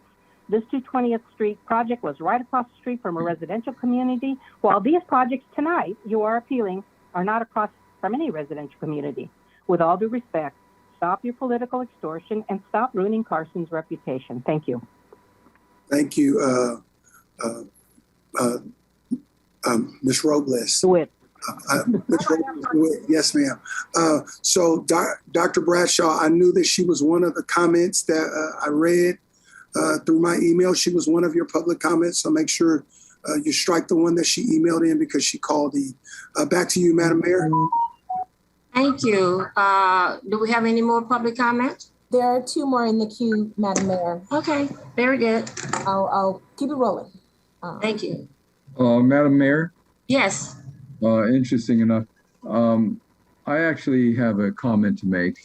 I will ignore the ranting of the last speaker who called in. She made a very political attack on you and me, which she does all the time, but she is racist and incompetent, so I would ignore anything Vera DeWitt says, and you can put that down in the record. But on item 27, can we? I'm making an announcement. Okay. That I am withdrawing my my appeal of the Planning Commission decision on item 27. That's the Main Street. I talked to the neighbors and their objections are no longer a problem, and it seems to be something that I would now not want to appeal, but it's already in the agenda as a public hearing, but I just want to let my colleagues and the staff know that I no longer have any objections to the Planning Commission decision. Thank you. We'll address that when we get there. Thank you, Councilman. What's next, Madam City Clerk? Yes, Madam Mayor, I did add someone, so I'm going to check in with them now. Okay. To the caller who was recently added, whose phone number ends in 5285, can you please unmute yourself and state which agenda item you're here to speak to? Phone caller 5285. Going once. Okay, we will move on. They're gone. Okay. Oh, maybe Kevin did that. I'll add the final person. Madam Mayor, there's one more person. Okay. To the caller whose number ends in 9945. Are you here to speak to an agenda item? Please mute your device. Good evening. This is Tanya Cruz. Hi, Tanya. This is the young lady I was going to let speak, so let her speak. Oh, okay. Good evening, Mayor, Pro Tem, Council. Thank you for the opportunity to speak with you this evening. I just wanted to touch on a few items in regards to the coyotes in Carson. I just have a short list I put together to hopefully go over with you and make it better for the city. One of the ideas I had was placing at least 3 coyote warning signs in each park in Carson. I've worked out the costing for the overall project, and it would be less than $3,000 cost to the city. Item 2 was working more closely with California Fish and Game to ensure the perimeters surrounding the marshlands are secured better.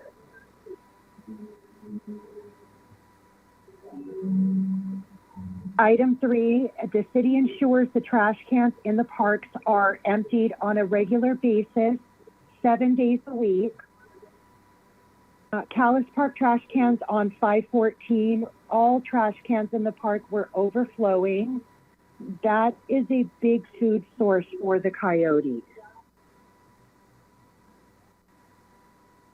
We would like to see better lighting in the parks. Callis Park is very dark at night. Last item would be perhaps working closely with the businesses here in Carson in helping keep the trash cleaned up on and around their properties.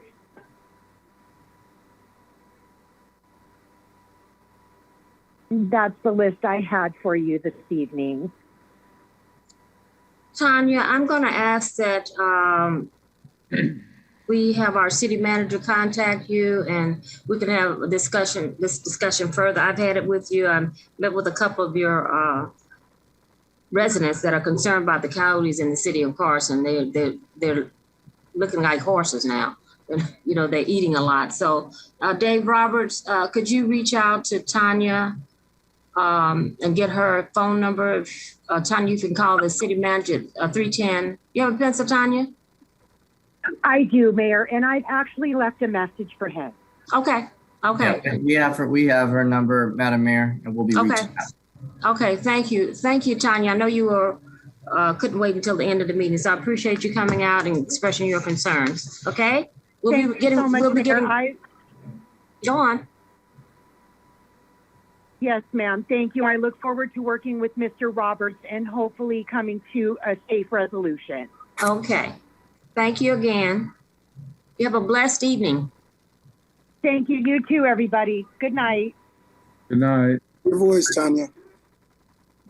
Thank you, Ms. Cruz.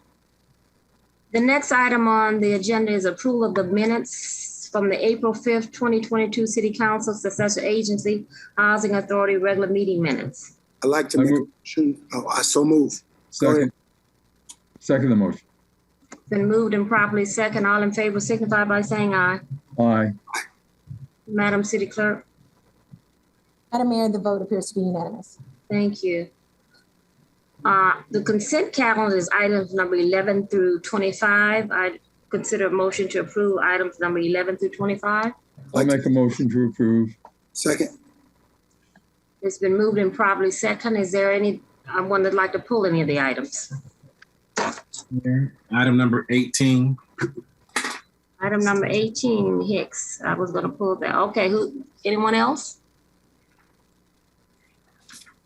Okay, hearing none, I'd like to entertain a motion to approve all the items except item number 18. So move.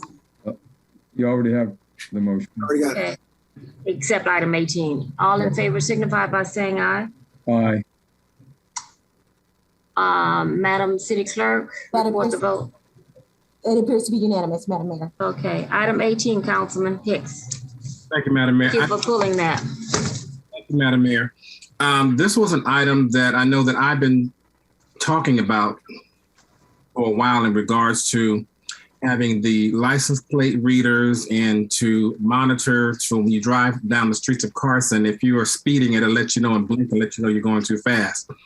But the other part that I really like about this one, as far as helping with criminal activity and helping to mitigate speed vehicles and displaying valuable information based upon our street takeovers. And I think when we get these in place, it's going to address some of our concerns, but it's not going to give 100% towards the mitigation of these street takeovers and our intersections, but it can identify those vehicles.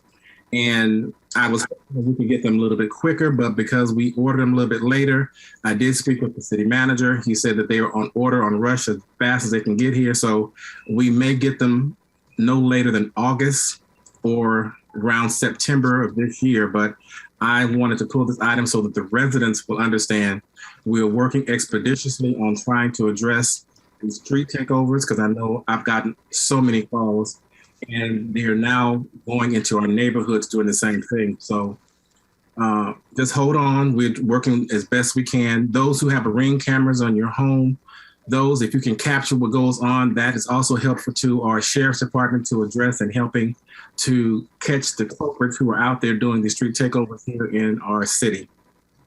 And with that being said, I approve staff recommendation. Second. All in favor, signify by saying aye. Aye.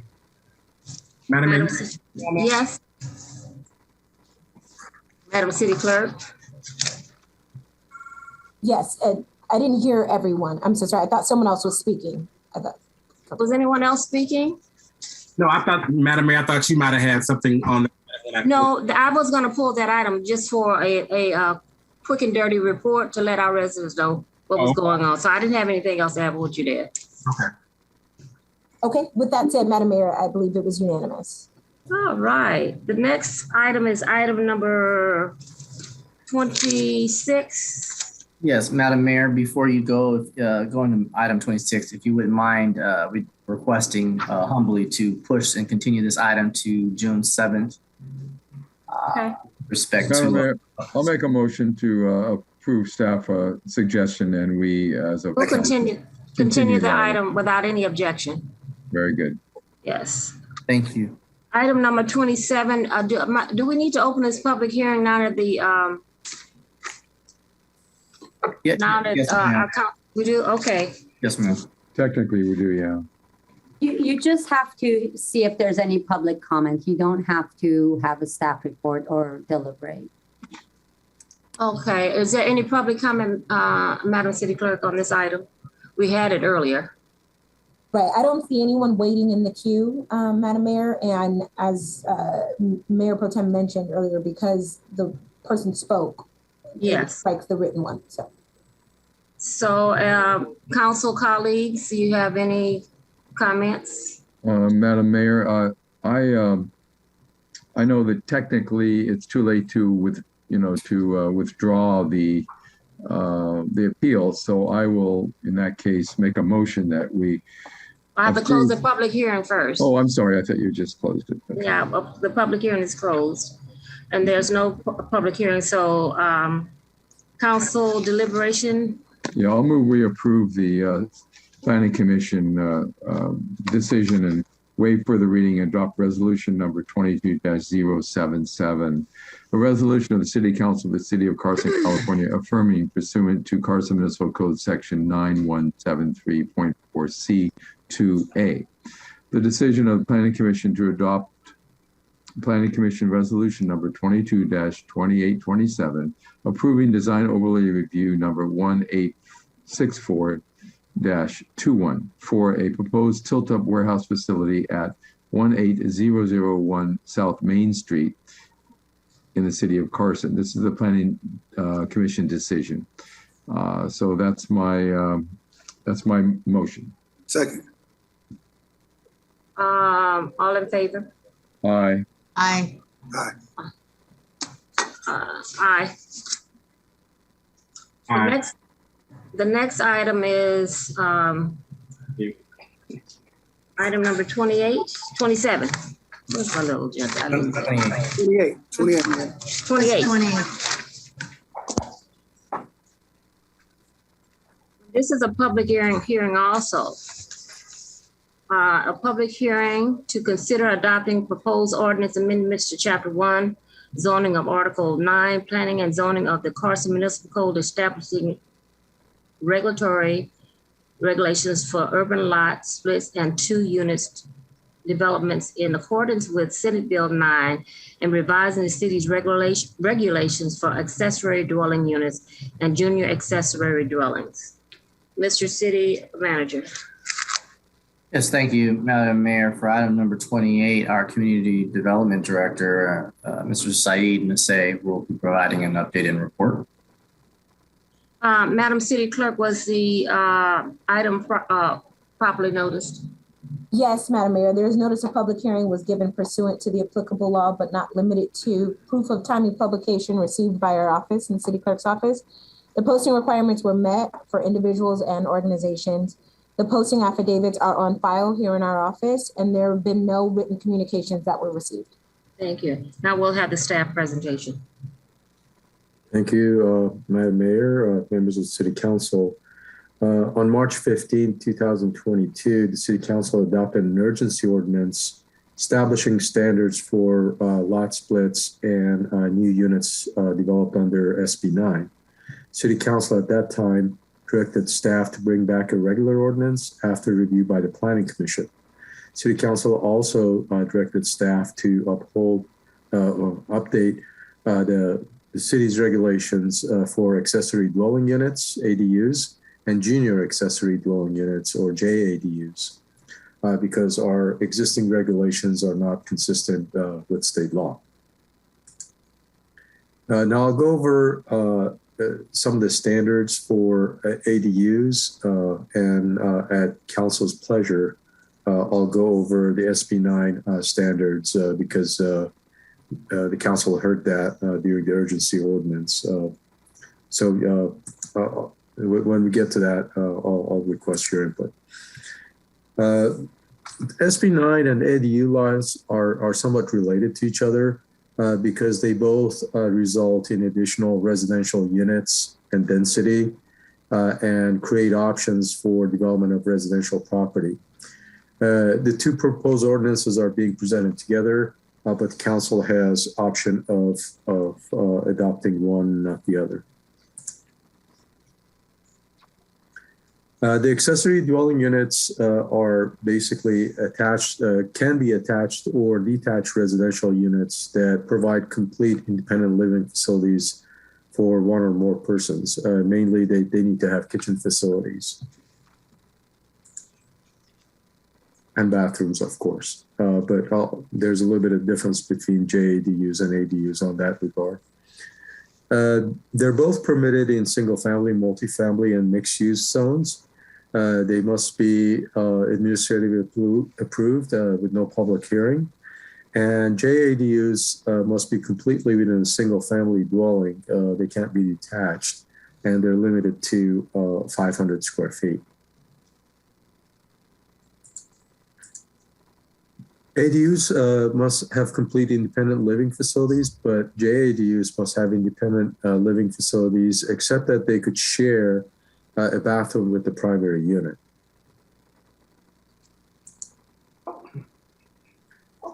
A JADU, again, it's no more than 500 square feet and is contained within the single family. So if the garage is attached, it can be in the garage, but if the garage is detached, it cannot be in the garage. There are no ADU, there are no owner occupancy requirements for ADUs, but for JADUs, the owner must live in either the primary unit or the JAD. They both cannot be sold separately. They have to be sold with the main dwelling. Parking spaces are not required for JADUs, and only one parking space is required for ADUs in very specific circumstances. And we've done the analysis, and in Carson, only 8 parcels in Carson qualify to have additional parking space required for an ADU. The state law basically states that if the house is within a half a mile of transit, then they don't need to have a parking space.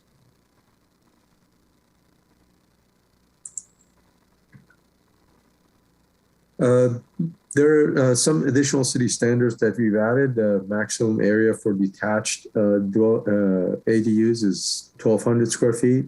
And for attached ADUs is either 850 square feet or 1,000 square feet, depending on the bedroom unit count.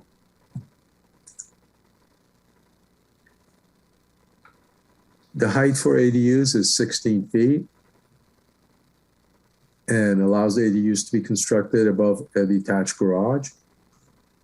Design of ADUs should be consistent with the primary unit with respect to architecture, roof pitch, color, and materials. ADUs and JADUs cannot be used as short-term rentals, in other words, not less than 31 days. There's a requirement to record a covenant for both ADUs and JADUs that future buyers will be aware of the restrictions of for these units. Staff's recommendation to introduce two different ordinances. One to establish regulations for urban lot splits and 2-unit developments in accordance with SB 9. And the other one revising the city's regulations for accessory dwelling units and junior accessory dwelling units. I'll be happy to talk about SB 9 units as well if council wishes to do that. We discussed that before already, didn't we? That's correct, in March. In March. Okay, does any of my colleagues want to go through that again? No, I'm not up for the discussion. I just want to know, are we aware, and this might be directed to the city attorney,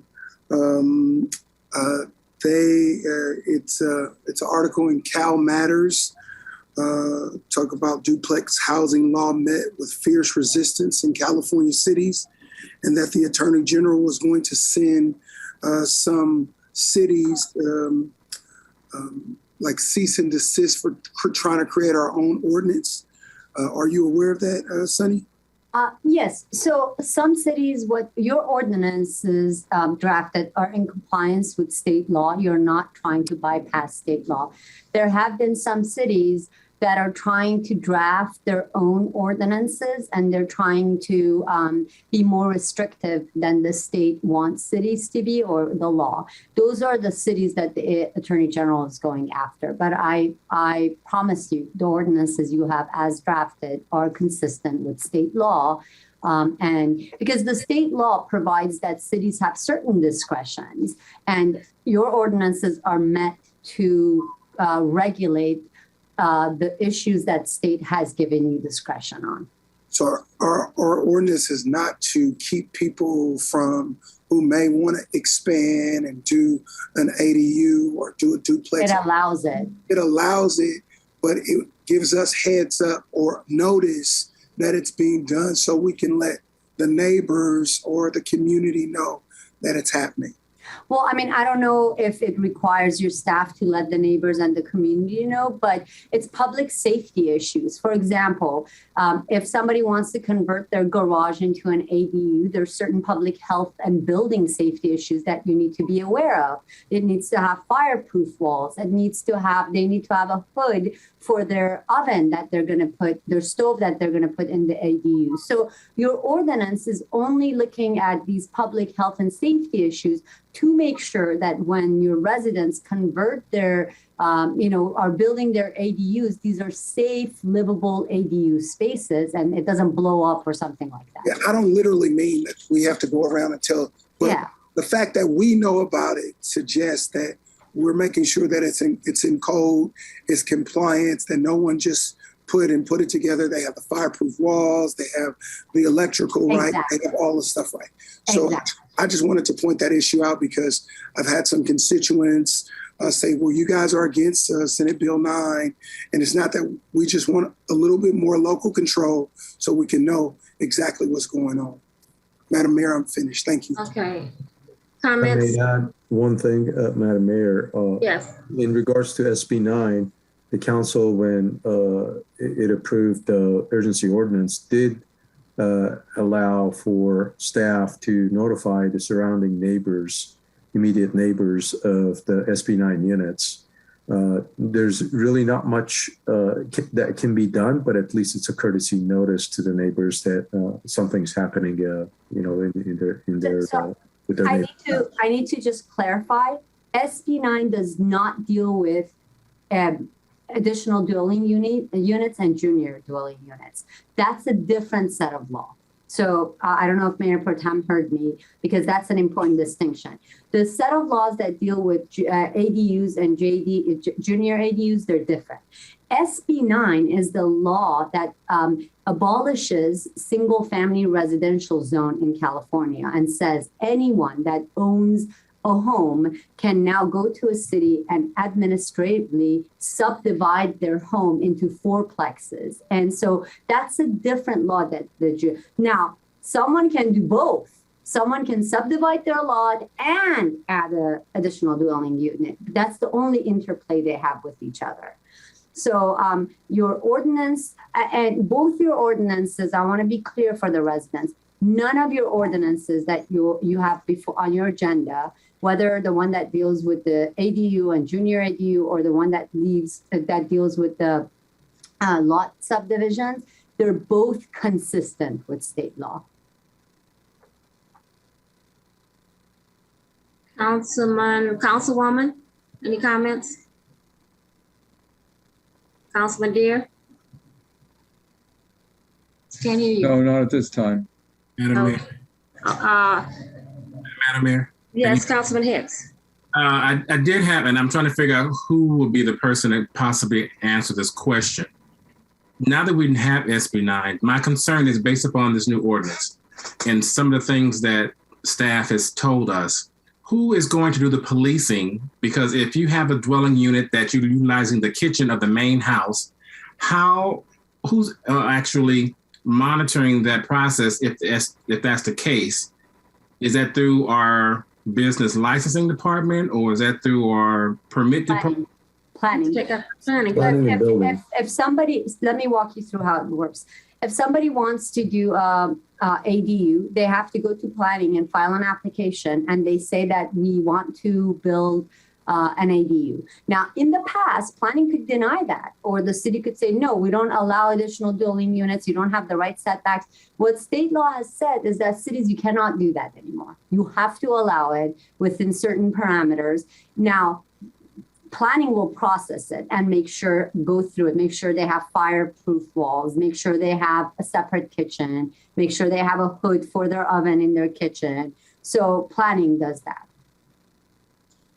And before this, those garage conversions was happening. We didn't know what was going on. They didn't meet all the requirements. They didn't. That was the scary thing. I just want to know, because I know they're listening and I've gotten some calls about this. There's some homes in my area that people have done additions and add on, but they think it's illegal electrical work. So I just want to make sure that if that is the case, we need to go out there to inspect, because it may be illegal that they have this addition. They may not even pull the permit. Thank you. And so the residents need to understand that. That's a really important point that you're making, Councilman Hicks, that only because under state law, now you can have dwelling units doesn't mean you don't go through a city process. They have to still come and get a permit from a city so the city can make sure that it's a safe development. Yeah, because I think some of the residents feel that they can just, it's a state law. I can just come to the city, can't tell me to do anything. I can go in and do what I want to my property and build and convert my garage. As the mayor said it before, they were doing them illegally. We didn't know what was in them. They were using space heaters and people. Yeah. Yes. We had a big fire in one of them, several of them. So yes, your code enforcement officers could have so planning has a list of all the legal ADUs and junior ADUs, and code enforcement can look at, which ones are illegal, and the city could require those illegal ADUs to come into compliance and come to the city and go through the proper process. Thank you.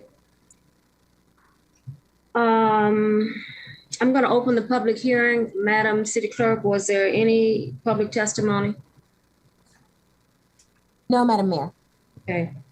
Okay, then I will close the public hearing. Council deliberation. Hearing none. I'd like to make a motion to introduce the first reading by title, which is a public hearing to consider adopting proposed ordinance amending Chapter 1 zoning of Article 9 Planning and Zoning of the Carson Municipal Code, establishing regulations for urban lot splits and 2-unit developments in accordance with Senate Bill 9 and revising the city's regulations for accessory dwelling units and junior accessory dwelling units. Is there a second? Second. It's been moved and properly second. Is there any discussion? Hearing none, Madam City Clerk, roll call, please. Yes, ma'am. Councilwoman Rojas? Yes. Councilman Hicks? Yes. Councilman Deere? Yes. Mayor Pro Tem Hilton? Yes. Mayor Davis Holmes? Yes. It is unanimous, Madam Mayor. Thank you. Item number 29 is a public hearing to appeal the Planning Commission's decision to approve design overlay review for number 1831-24, a proposed tilt-up warehouse facility located at 1055 East Sandhill Avenue. Madam City Clerk, was this properly posted and noticed? Yes, ma'am, it was. We had the proof of timely publication received by our office. We have the notice to the applicant via email, and that was confirmed by staff, as well as the notice to the appellant via email. That was also confirmed by staff. The posting requirements were met for individuals and organizations. The posting affidavits are on file here in the city clerk's office. There was one written communication that was received, and that was already spoken to earlier, so it would be striked from this. Thank you. Staff report, please.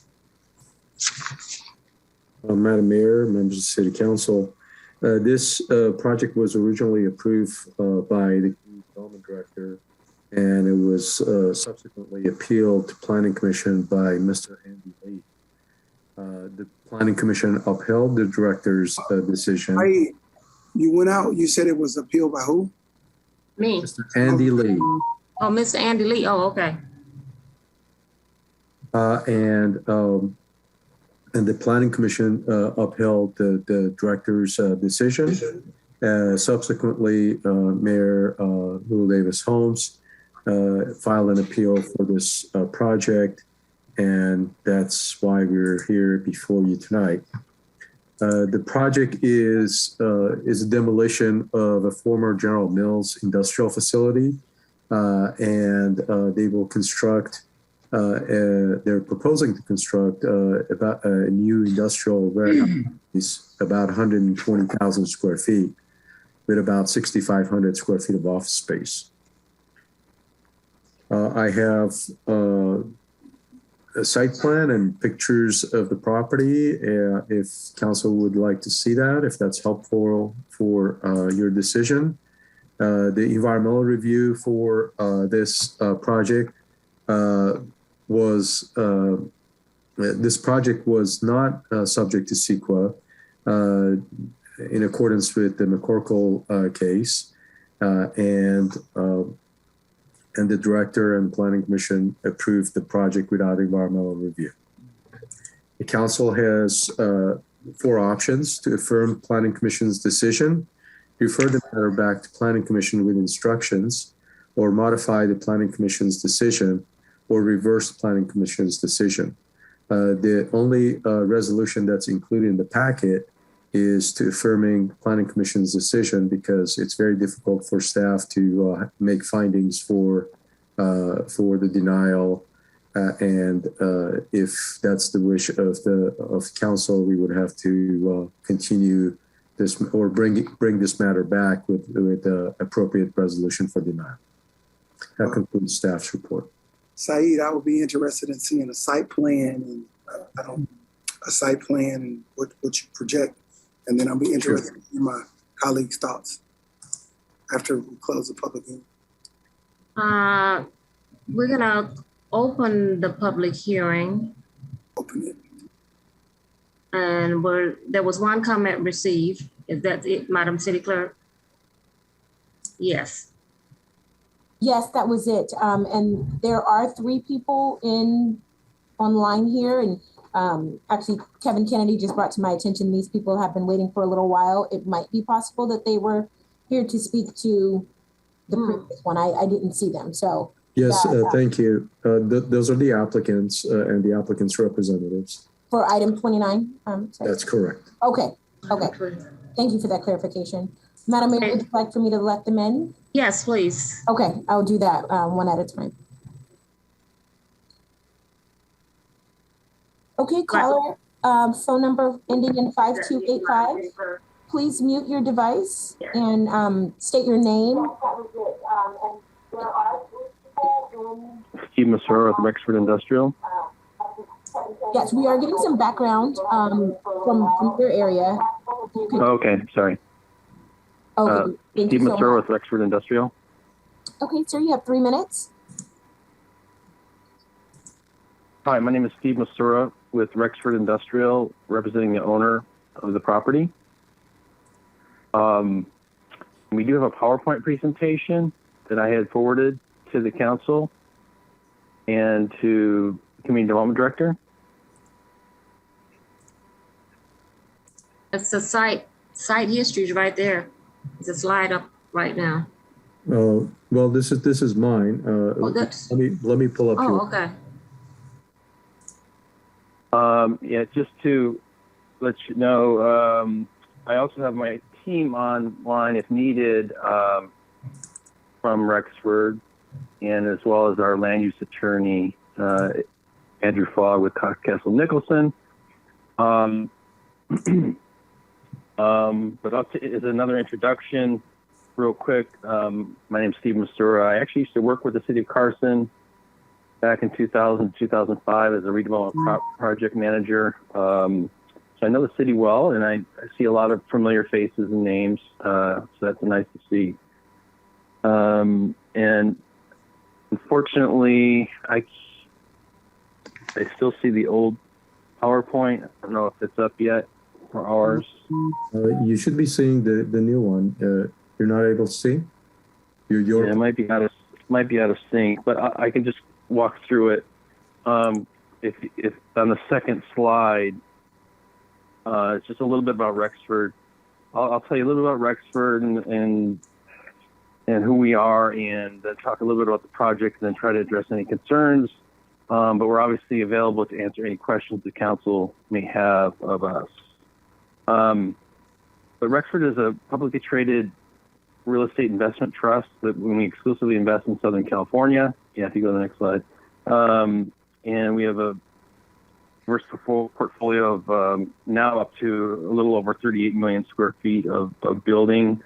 And we have a very proven track record of creating value and developing older vintage and distressed buildings into market leading products that elevate surrounding neighborhoods. And again, we only invest in Southern California. We don't invest nationally or internationally. So we know the Southern California market. We know we get involved in the communities that we develop in. And we are long-term owners, and that's why we have this portfolio, but long-term owners, and we also have internal property management and leasing to maintain these properties for the long term. And this slide,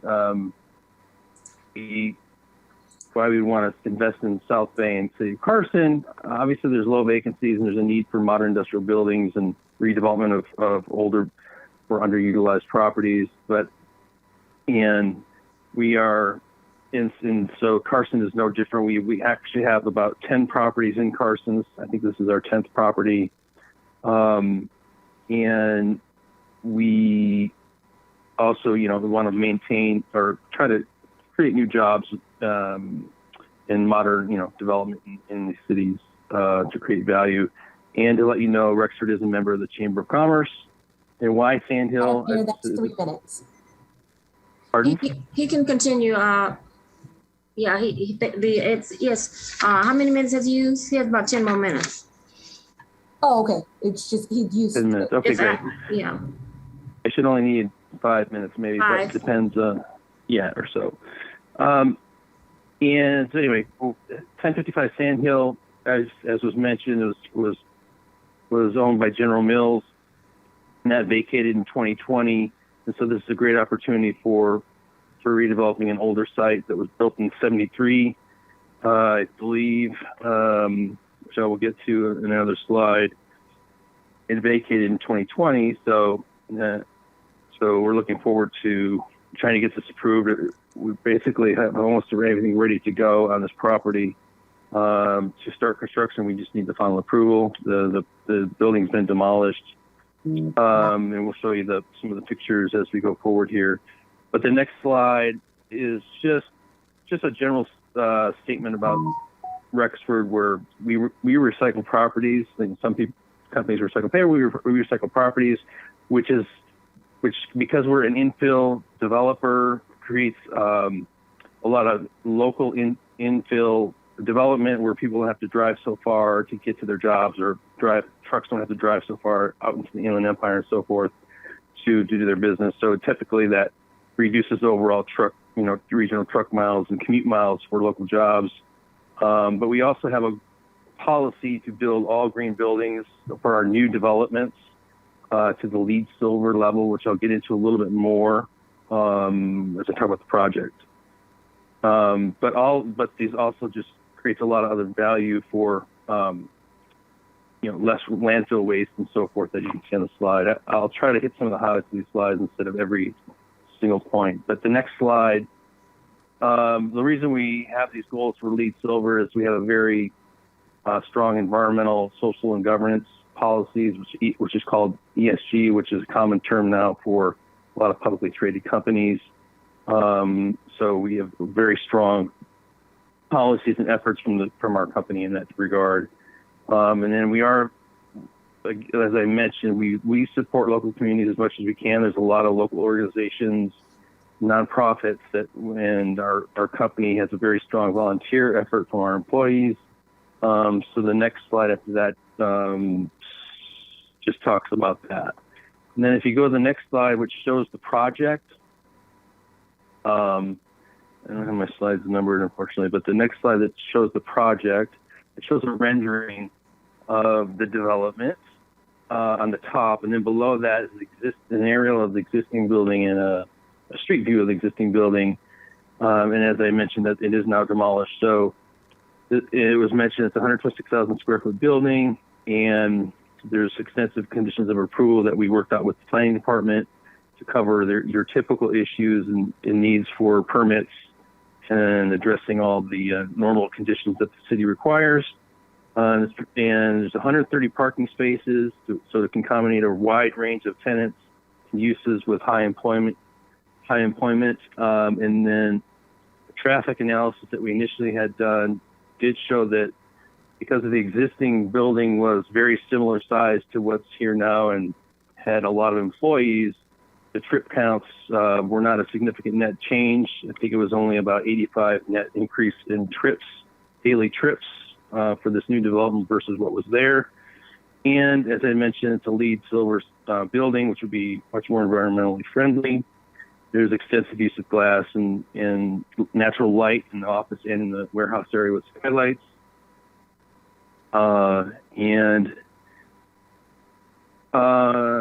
Let's see, the next slide is just shows the site plan, so you can have a sense of that if you go to that slide. And then the next slide after that is a summary of benefits, just to go through that real quick. Again, a new high-quality Class A building to update and modernize the site and the area. It's a LEED Silver certification for more environmentally friendly and reduced building impacts, and reduced energy impacts and so forth. It improves long-term property value and improves value of the surrounding buildings and neighborhood.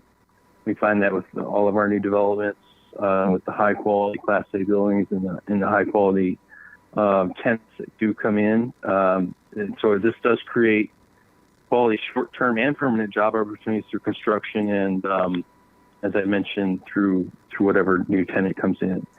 And this does create new revenue for the city. This is kind of alluded to, I believe, by one of the speakers, but we are paying development impact fees and permit fees.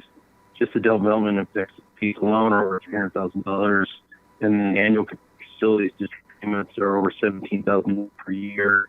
And then there's other business license taxes.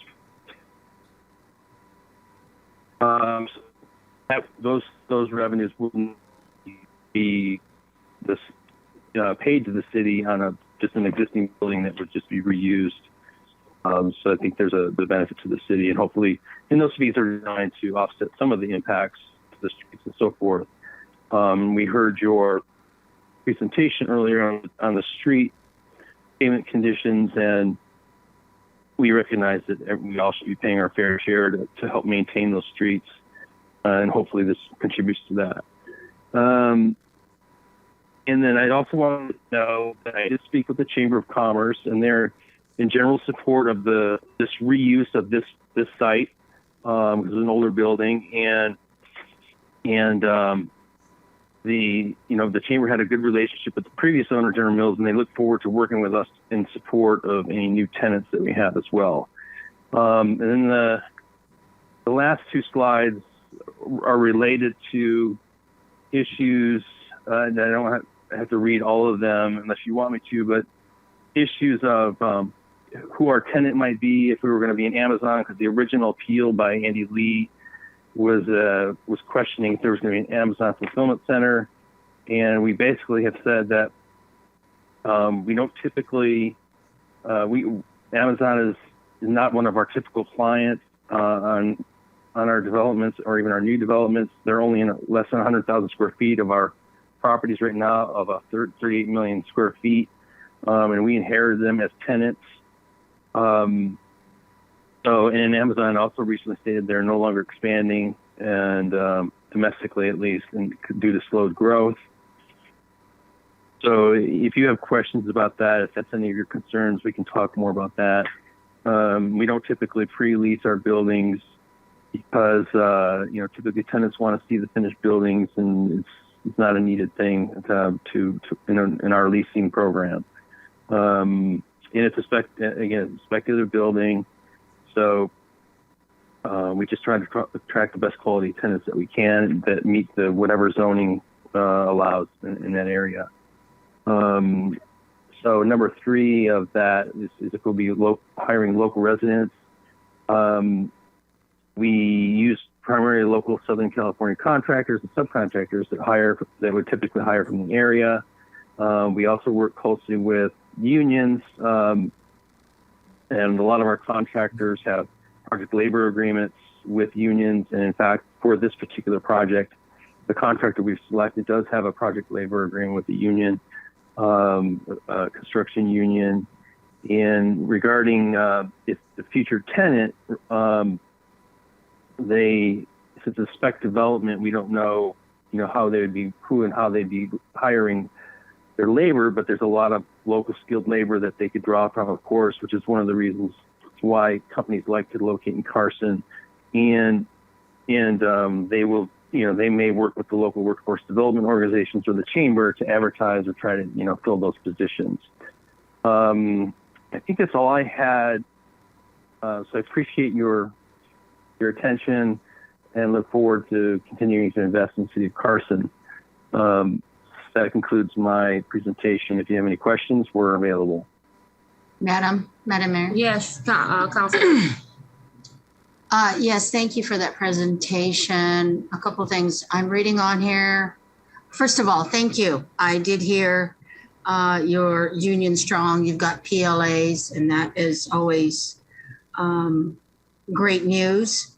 I think I lost it. Movie studios. I did read that. What would that be as far as movie studios? We have a lot of properties up near Hollywood and in the Valley. Okay. We have a lot of movie studio tenants, both on the studio side, but also on some of their supplies that they use, and costumes and things like that, and set where they'll use some of our properties. I see. So will they actually be filming, or will they be storing? In some cases, they could be. It could be either or. It depends on what the tenant needs are. The reason I ask are that there are some movie studios in the Valley that they use as events. venues, and some of them are beautiful. They have weddings and different events. So that's why I ask. I mean, a movie studio usually is set up pretty impressively, and it would be an addition to beautifying the city of Carson, if that's what it is. That's why I asked it. Yeah, well, like I said, we have in-house leasing, and so we have relationships with all those a lot of the studios. So that's something we will look at. These are warehouses, of course. Are there going to be heavy trucking activity? Yeah, with any typical warehouse, you will have some trucking activity. So yes, then there's, I believe, 20 dock doors as part of this building. But typically they're spread out throughout the day. They're not, all at peak hours. So it's usually not an issue. And your streets, and this is an existing industrial site, so your streets are well designed to accommodate the truck traffic. Yes. Okay. And then any green trucks?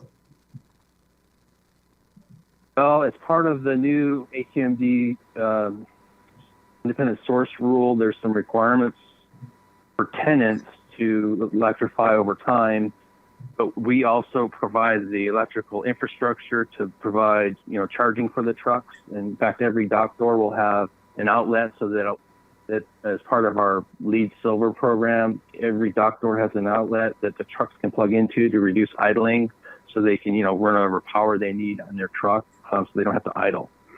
So perfect. That's what we do. Perfect. And then maybe you addressed it, or if I missed it, but have you considered, there's some cities that do this where in their industrial areas or warehouse, they have artwork that they add to that, so that it is it doesn't look like a warehouse. It actually looks like it's got artwork, and it attracts a lot of attention, and people come out and they take photos. Have you considered that as well? We're familiar with that, but that's more typically if a city has a formal public art program that we participate in. In this case, we think our architecture is pretty nicely designed, so it almost looks more like a Class A office building than a warehouse. But we're open to things like that if the city wants to make a recommendation. Okay. Well, thank you for your presentation. Thank you. Okay. Thank you for that presentation, but let me say this. I appeal this decision because it's a perfect example as to why we need to amend our zoning ordinance to restore regulatory control to the city of Carson over these types of industrial warehouses. Warehousing development. We have been seeing, and we have a lot more on the table that goes directly to the director, and he can approve them. We don't even know they're here until they're built or they come through. We recently considered, I had it on the agenda to do an emergency ordinance so that we could get ahead of this. And right now I've had several meetings with members from the logistics community about how we can best thread the needle and see what we need to do to come to a common agreement. We need something like this, the ordinance passed, because we need to do a complete full CEQA review on the actual demolition and construction of these sites. This is one of the reasons I put this on the agenda. I'm concerned about it. I've heard him say there's going to be some trucks, but my understanding there's going to be 200 trucks per day. And I want to know if these trucks are going to be running 24/7, or is there some hours time of the day that they will not be running, even though that street is, what street are you going to be coming out on, Wilmington? The trucks. It would have to come out on Central because Central. It would have to come out on Central because Sand Hill. Yes. Between Avalon and Central. Okay. That's off the 91. The 91. And that's traffic north jam. of the 91, yeah. Yeah, north of the 91. And I'm up there every day, and the trucks are just taking over. And so my question is, are these trucks going to be running 24/7? To the applicant. It depends on the tenant, but they typically don't do much at night because the truckers just typically work more, during regular business hours. But that really depends on the tenant. So we don't have a way to answer that question. Is there any kind of way you can put some stipulations that they're not running 24/7?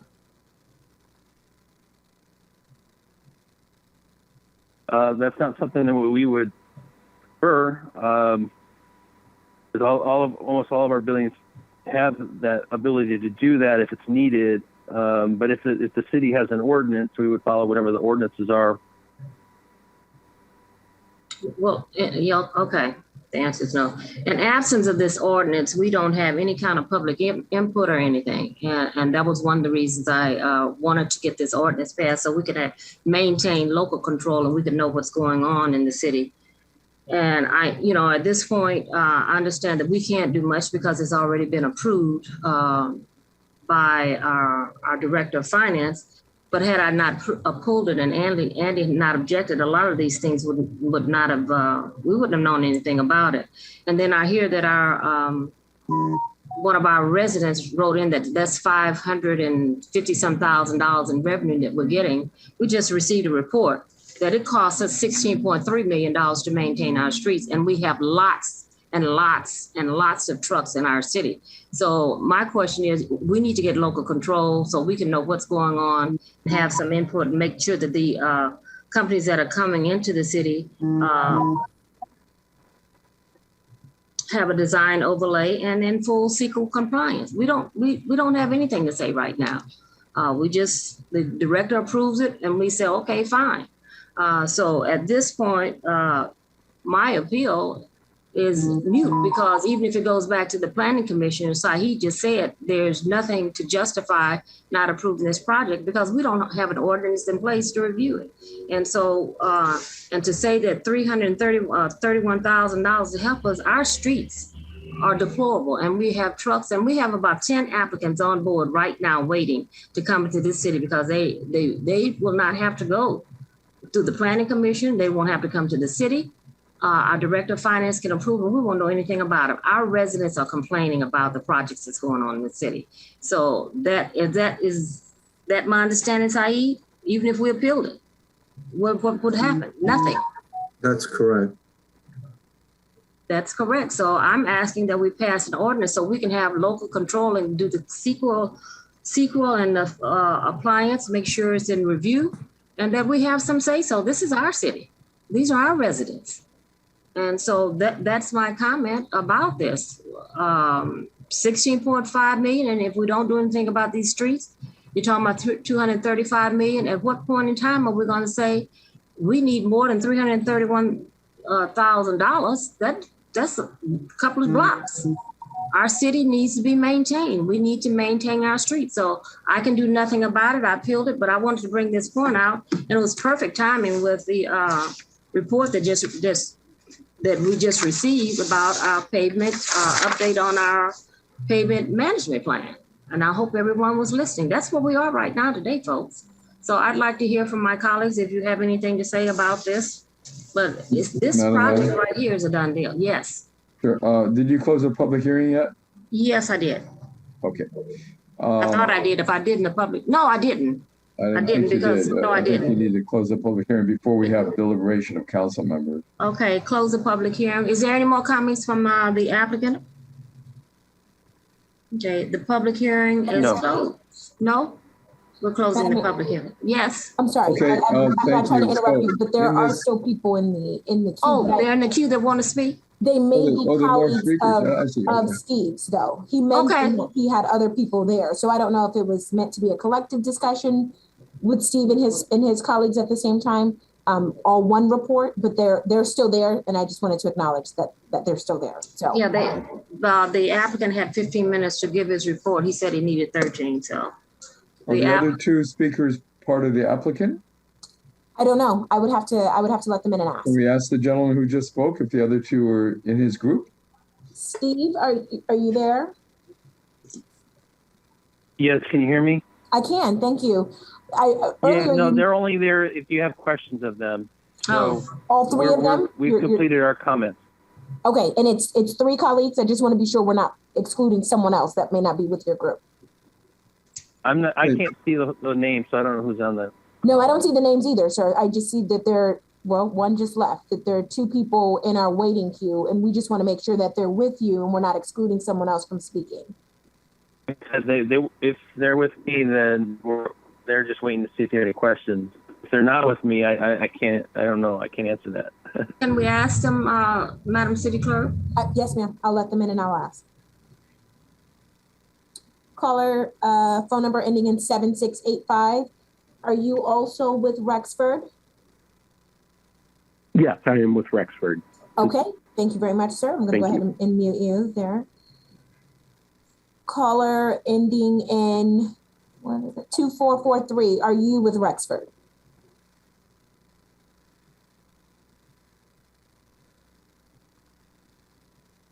Caller ending in 2443. You're in the meeting, perhaps erroneously. Okay, we will move forward at this time, Madam Mayor. I'm not getting anything from that. Okay, okay. So we're gonna close the public hearing.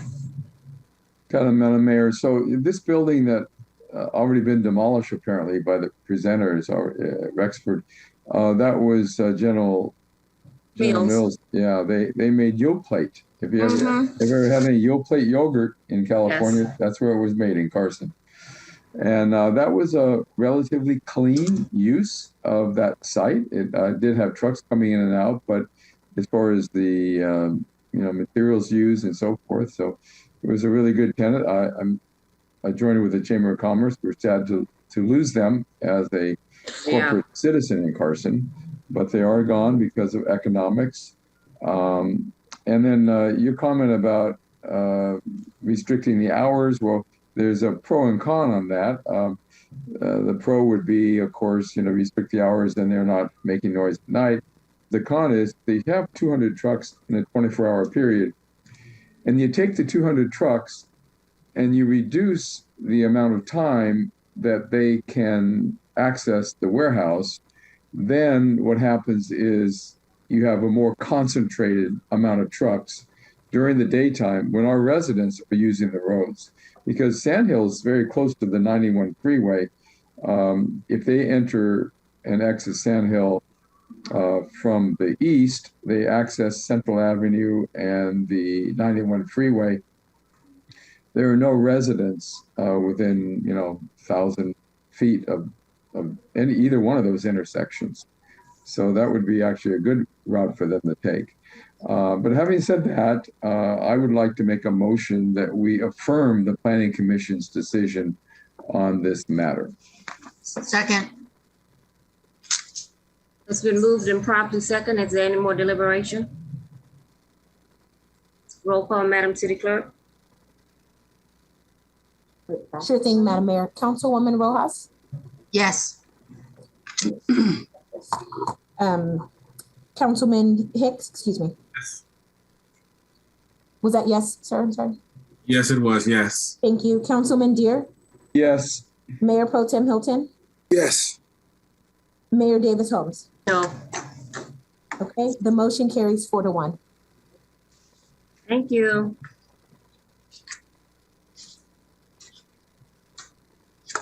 The next item on the agenda is item number 30, and that is the fiscal year 2022-23 budget workshop. Staff. Thank you, Madam Mayor. This workshop that is being presented to you and the council is item 30 on your agenda for the evening, going through 3 various sections. And with those 3 sections, we'll have various staff that's going to be presenting. Of course, this is something that our Director of Finance will start off with and provide you the sections that will be discussed for the evening to go through. And this is the final budget workshop before we go forward to June 21st, I believe. Yes, June 21st for adoption. And so with that being said, our Director of Finance is on cue. Mr. Tariq Rahmani will be presenting.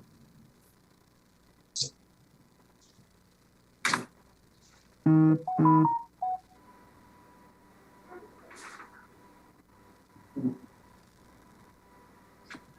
you, Mr. City Manager. Madam Mayor, Council members, this is Budget Workshop. My name is Tariq Rahmani, the Finance Director. I'll be walking Council through the latest update when it comes to General Fund.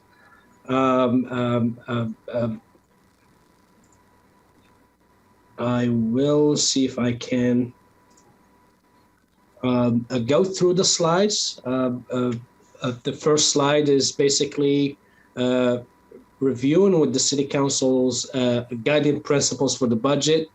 The number one priority has been, since the city was able to adopt structured budgets last year, we want to continue the fiscal policy.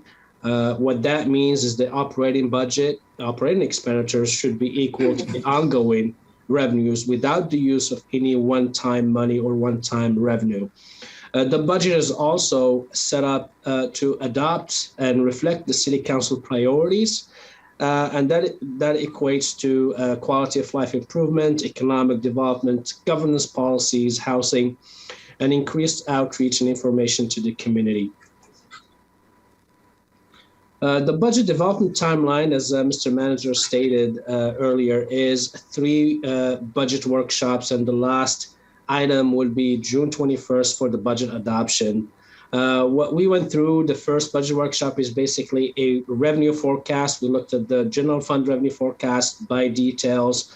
And the second budget workshop was the first draft of the operating expenditures. And today we will be having 3 portions of the budget. That includes the special events, CIP, and also an update on the city's operating budget. Tonight's budget workshop structure will be set up in 3 phases. I will basically start tonight by giving Council an overview of the operating budget, and then I will let our Community Services Director, Mike Whitaker, to speak about and discuss the Community Services plans for next year's special events. And then Eliza Jane, Public Works Director, will talk and explain in details the capital improvement program.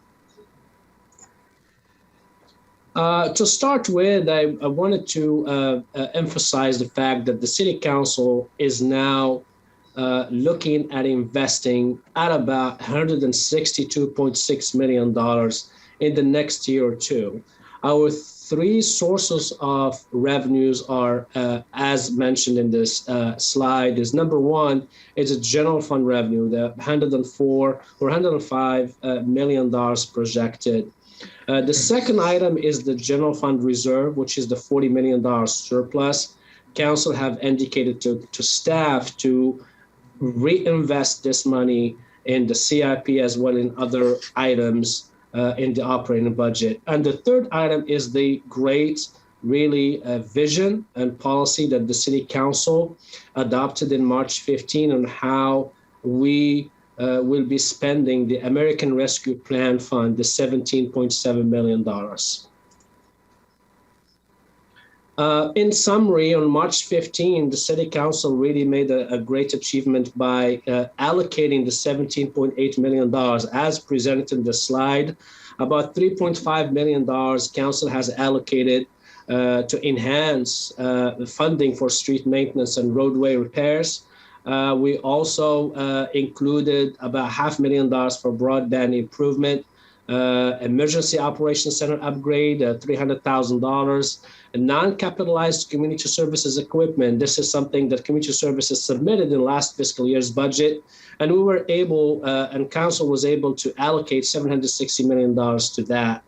Wi-Fi expansion in the city parks will also be part of the ARPA fund. That's $350,000. The small business grant, $1 million, and I think there is an item tonight by our Assistant City Manager, John Raymond, who will outline what the program will look like.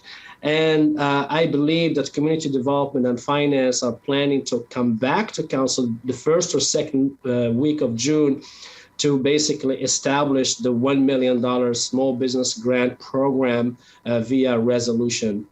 We're also working with the city attorney and community development to establish the small business loan relief program that council approved during COVID, and that's about $765,000. We allocated about $245,000 for community engagement strategic plan.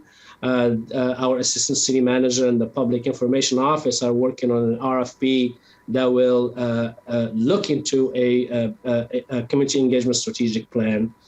We also, as we know, the city council approved a premium pay for employees for about $7.9 million, and also approved an investment in Tyler Munis that would include community development, public safety, business license, permit issuance, online payment, and that's about $2.2 million.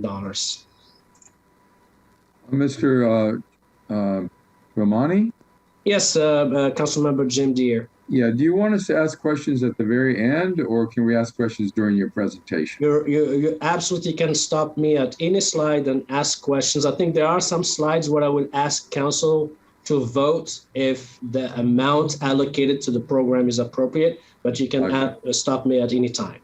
I see. Okay, through the city manager to Tariq Ramani. The small business grant program at $1 million. I want to be sure that the businesses that are located in Carson, especially those that have been here for a long number of years, but for some reason they slipped through the cracks with the federal COVID-19 pandemic funding. They didn't get funding for whatever the reason is. They should have an opportunity to apply for this grant program. There's maybe just a handful of businesses in Carson, but we want to try to prevent them from going out of business. They serve the community, and it's really important. So when you do bring it back to us in the future, be sure that that grant program includes an opportunity for businesses to apply that did not get funding from the federal government. Do you know what I'm talking about? That is correct, and that's the PPP program. Right. And that some businesses were able to take advantage of and some didn't. Right. And I believe Councilmember Deere is that based on my conversation with our Assistant City Manager, John Raymond, the department really engaged the commission as well. I think it was the Planning Commission about brainstorming ideas and questions in sort of questionnaires, and I believe that our assistant city manager will share those input as well. And the goal of the assistant city manager Raymond will also be getting feedback from council tonight at his presentation of how the grant program will be encompassing what type of businesses, the size of businesses, the amount to be allocated, and also the timeline when the applications will go, how accessible the program will be, how easy the application should be, some sort of outreach to let the businesses know about this program. So all of that will be tonight. It's almost like a workshop, a conversation, an opportunity for council to provide feedback. But the plan is to come back, as I mentioned, in June, based on the input from council to establish the program, and hopefully we should go live first week of July with disbursements and also getting the businesses having access to this money. Okay, I would think that we would address the businesses that were in business before the pandemic, as opposed to someone who just went into business last week for a comparison. Isn't that an agenda item, Mr. Councilman? That's an agenda item that's coming up.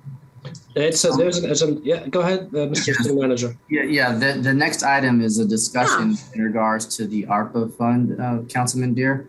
And so I think in regards to the small business, and so there'll be a presentation by our Assistant City Manager, John Raymond. And so those inquiries definitely want to be brought up at that time as well. Yeah, that's item number 30. Okay, that's in a few minutes. Okay. Yeah. Yes. So the next question for Mr. Ramani is, in the small business grant program you have on the screen there right now, I brought up an idea about the maybe a student and youth internship program where we can kind of inspire our youth in the city of Carson to take some jobs that are available. As we council members, we see the word, hiring, help wanted all over the city of Carson. And I brought this up previously. I just want to remind you that when we bring it forward in the future, we discuss that as well. Sounds good, Councilmember Jim Deere. Yeah. Okay, then one last question, third and last question is on your chart, premium pay for employees, 7.9 million. Also for future discussion, not for this moment, but future discussion as you outlined. We had a few employees that also fell through the cracks. They were like, a couple of 30-year employees, and they did not get the premium pay because they retired just days before the premium pay was offered. So when you bring this back, that back, I'd like to discuss it at that time. Will do. Thank you. City Manager, was this not an issue that you had discussed before? There was some discussion, Madam Mayor, and I thought that this was resolved, but I'll have to speak with the city attorney. Okay. Thank you. Please finalize it. Thank you, Councilmember Jim Deere and Madam Mayor. The second slide I want to show, which is the second source of funding for the next year's budget planning, is the $40 million that's a surplus. And Madam Mayor, in her State of the City speech, also mentioned that there will be an investment of the $40 million. And that's also going to be part of mainly in the discussion that's coming up with our Director of Public Works when it entails a capital improvement program. However, I want also to let the council know that staff are considering for council a facade improvement program of $1 million, one-time money from the general fund reserve. And the city facade program is also going to be a tool for businesses that can use to receive support for their investment to improve their exterior of their buildings. The FIP will be structured as a reimbursement grant program. The Community Development Department will also be the lead. We are targeting either June or July to come back to council with a more defined framework. So this slide now is for council's discussion, and if you have any input for staff as far as the program and the budget appropriation of $1 million, please let me know. What areas are you talking about, Tariq? Among the main quarter or just anywhere throughout the city where there's a mall? I honestly, Madam Mayor, that's a great question. I really don't know as far as the limitation on the map. Mm-hmm. I would defer that answer to our Community Development Director, Saeed, whether now or when the program is coming back as an agendized staff report. Okay. You can include it in that report unless my colleagues have some question on it also. Madam Mayor. Yes. We were talking about this. This is, I guess it may go back 5, maybe 6 years. Mm-hmm. Color schemes, and I think we were trying to get all of our malls area to kind of look uniform, and then we had had something in place, but I don't know where that is at currently. Facade program. Yes, and keep them sort of look like it's some work went into it because some people might like orange and the orange doesn't match. Yeah, there was some discussion, but I can't remember who was on that committee that did that, but that was part of the facade improvement program. Councilmember Hicks, I think that's, I think I will, if our Assistant City Manager, John Raymond, is available, I think he mentioned to me that there were an existing program like you mentioned. He may shed light on it. They had certain guidelines. Okay. Yeah, so if the amount is $1 million, I think it's going to come back again. The funding source is General Fund Reserve. With our Community Development, Saeed, Nasser, and myself, we're planning to come back to council again with a more defined grant program with the parameters, the application, and all of it, hopefully in the month of June. So they'll have to provide 50% and then we're going to match. That's basically, Madam Mayor is correct. That's basically how most of the facade programs are throughout local government. Again, it's a policy question for council. When the time comes up for a well-defined, I mean, it's usually 50-50%. Were there any other comments from my colleagues? Just that, over the years, we've approached some businesses with this facade improvement program, the FIP. And there are a few businesses in town, the facade is really unattractive and it really needs improvement. But getting the landlord or the owner of the business to provide even 50% sometimes is difficult. And on one level, I think, well, maybe we should offer 60-40 split. On the other hand, if they don't want to improve their own property, right, that's a sad commentary. You know what I mean? I mean, we're very generous by offering 50%. And I don't know if there's any other incentives that we can put forward, but some of the facades really need improvement. And there's great opportunity, when this grant money is there. That's my only comment at the moment. Okay. So the $1 million is okay with everyone? Councilwoman? Staff recommends that. Yeah, I know. Councilwoman? Sounds good. Okay. Thank you. Our city general fund revenue, Madam Mayor and council members, are now projected at $104 million or $105 million. I really wanted to emphasize to council that finance staff and also department staff did an incredible job really balancing, making sure that our budget will be structurally balanced. We're not really using any one-time revenues, and that includes examples such as the land sales proceeds that we're now trying to finalize, which is $8 million. That $8 million is not included when we're balancing the budget. It will be set aside. The city manager as well as community development will come back to council on how that money will be utilized. So the finance department's goal is to make sure that our internal ongoing operating expenditures can be always funded by the ongoing revenues. And the $104 and $105 million also does not include all the great work that the city attorney and the city manager's office and finance are doing specifically in the oil industry revenue forecast, where still our projection is using the $4.2 million. I'm very confident that that number will increase next year or so, but we're not using any other estimate until the audit is completed. Tariq, on the franchise tax on the pipeline fee, is that included in this 10%? I really want to know how we're doing on that. Not the little $6,000, but the pipelines that run through our city. Yes, ma'am. Yes, ma'am. I think I want to also emphasize that's 10% of our ongoing revenues. Our city attorney, Sunny Sultani, has already gave the directions to staff to look at all our franchise ordinances and review them.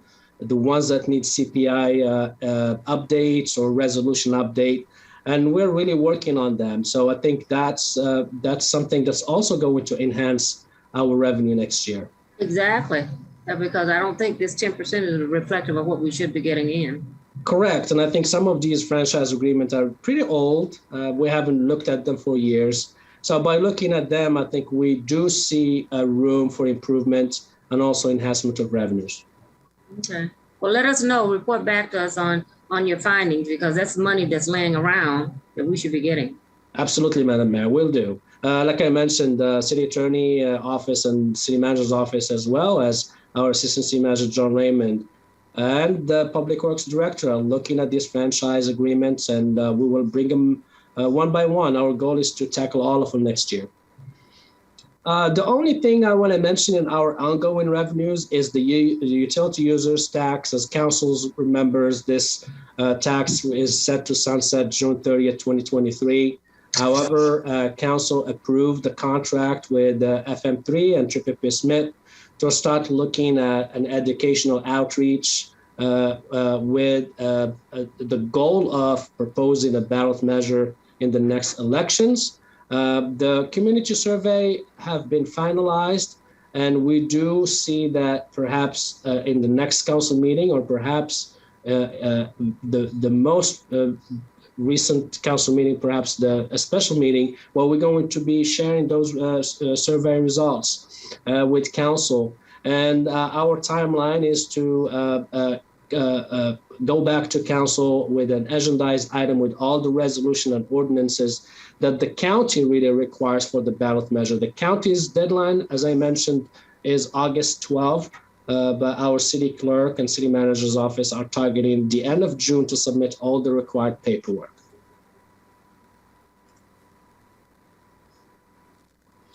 Our proposed general fund expenditures as of today are estimated at $103.6 million.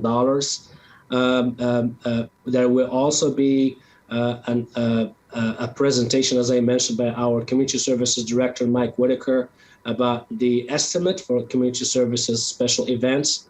As of now, as between the two, adding the $103 million and the estimate budget for special events, Finance would like to tell council that the budget will be structurally balanced next year. Very good. Madam Mayor? Yes. Are we waiting until after the presentation to ask questions? Is that what we're doing? He said you could ask questions. No, you can now. ask Councilwoman Arlene Rojas. You can ask anytime.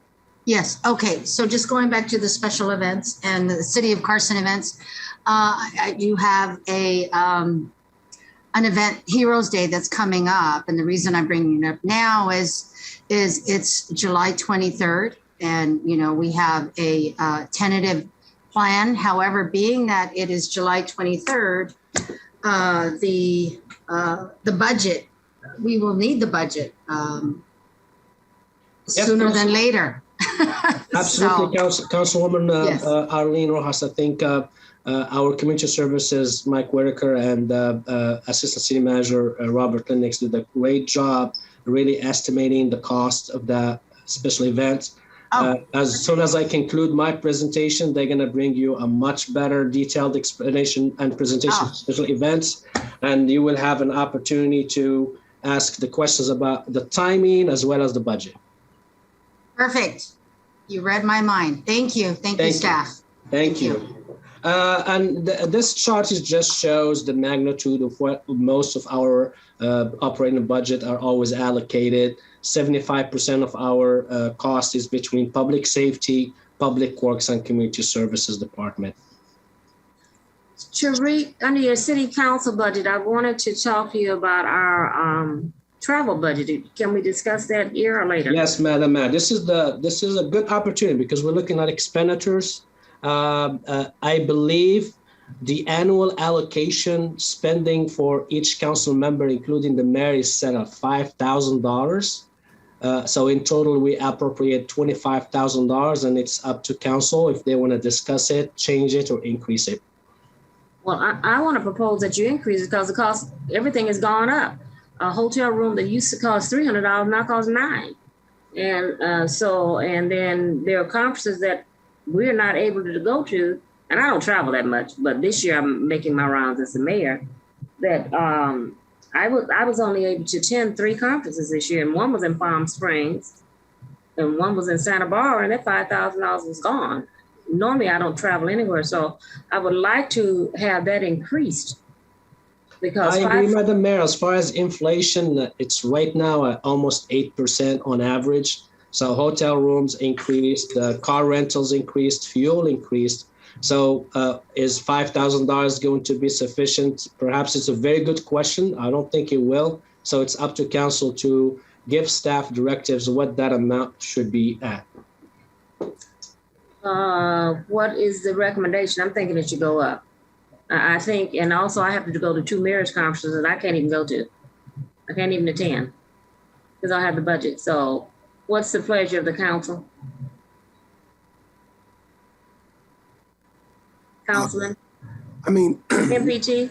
Madam Mayor, before we did it, before we took it down to 5,000, what was it normally? It was no limit. It was. I don't think you have a council that just goes to conferences just to go to conferences. I think whenever the need arises that we need to go to a conference, we should go. When I'm out in the community and I hear the people saying, "Hey, it's no grocery store," those are things that happen at conferences where we can go and recruit places. So I'm for no limit. You know, I don't have an issue with it. Okay, because before was no limit, then we put a limit on it because we were in budget constraints, and there were people traveling all over the place. But I just like to hear your pleasure, and then what dollar amount should be. I should not be told as the mayor, well, you can't go to the mayor's conference because you're over budget by $1,600. I agree. Madam Mayor? Yes. Madam Mayor, may I just make a quick suggestion, recommendation? If there isn't, if we put a no limit on there, then it could potentially put you all in a position to where there's going to be constant public records requests and things of that nature for travel. I think if you put it if you establish a number, and then if there's a reason or an issue to where you need to attend a conference and it happens to go beyond the budget that you all established, I think that's pretty easy for us just to come and do a budget amendment if need be based upon our fiscal status. But I think by putting that no limit action on there in these times, it may just become a little bit scrutinized, and it may just to keep you all safe and secure from that. Maybe best to set a limit, and then we can just come back to it if there's a reason that somebody may go over that particular aspect. So it's 25 now. So if you doubled it? Yes, Madam Mayor, I think I also want to, that's absolutely a number that can be used, 25 to 50, if council approves it. But I want to add a good point that our city manager has brought up. It is best practice in budgeting in general and also auditing to always appropriate an amount for any type of expenditure activity. Our goal in finance is always to, when we do audits and do budget, we want our audits and budget to be clean. I think council remembers that we went from A- to AA as far as rating. And our goal really is for next year to aim for a AAA perfect rating. So putting an amount, as city manager mentioned, is really going to be the best way to go. Councilman Deere? I would suggest 7,000 per council member, but you know we have a joint amount. So if, for instance, hypothetically, I use 5,000 of the 7, but another council member needs to have another extra, $500, $1,000, $1,500 because of a conference. I think that a council member should be able to say, well, look, I'm not going to use my entire amount. Why don't you use it? And then we stay within the budget. It's an idea. It's kind of like the same principle we have with our certificates of recognition. There's like a limit now on how many you can order per year. That was instituted while I was off the council. And so if another council member has not fulfilled their whole, not used up all of their allocation, they can simply say, well, look, there's still funds available. I'm not going to use it. I'm not going to any conference between now and the end of the fiscal year. Why don't you just apply my section to another council member? That's an idea we can do. We're doing that now. That policy was in place. For certificates. No, for the travel, it's in place now. That's what we've been doing. We did for the couple of years, but it's not enough. If you went to 3 conferences, so the 7,500 is fine. I'd like the mayor's salary to be 25, 10,000. I have 2 conferences that I must attend, and I'm not. So not me per se, but the mayor. Okay, that's what I'm saying. If you want 7,500, what's your pleasure, MPT? I could go. Let's knock it off at 10. 10,000 each, or 75 for council member, 10,000 for the mayor, or you saying 25,000 for the mayor? No, 2,500 more. Oh. So it'll be 10 for the mayor. I'm going with her. I'm not traveling that much. So normally I give mine to someone else that travels. But the Wait a thing minute, is, if you're not traveling that much, why do you want? Because I'm the mayor 10,000? now. I think I didn't travel as a council person because I've been to everything. I think, like Tariq said, with inflation, it's not that we're trying to like inflate travel. It's just, Inflation.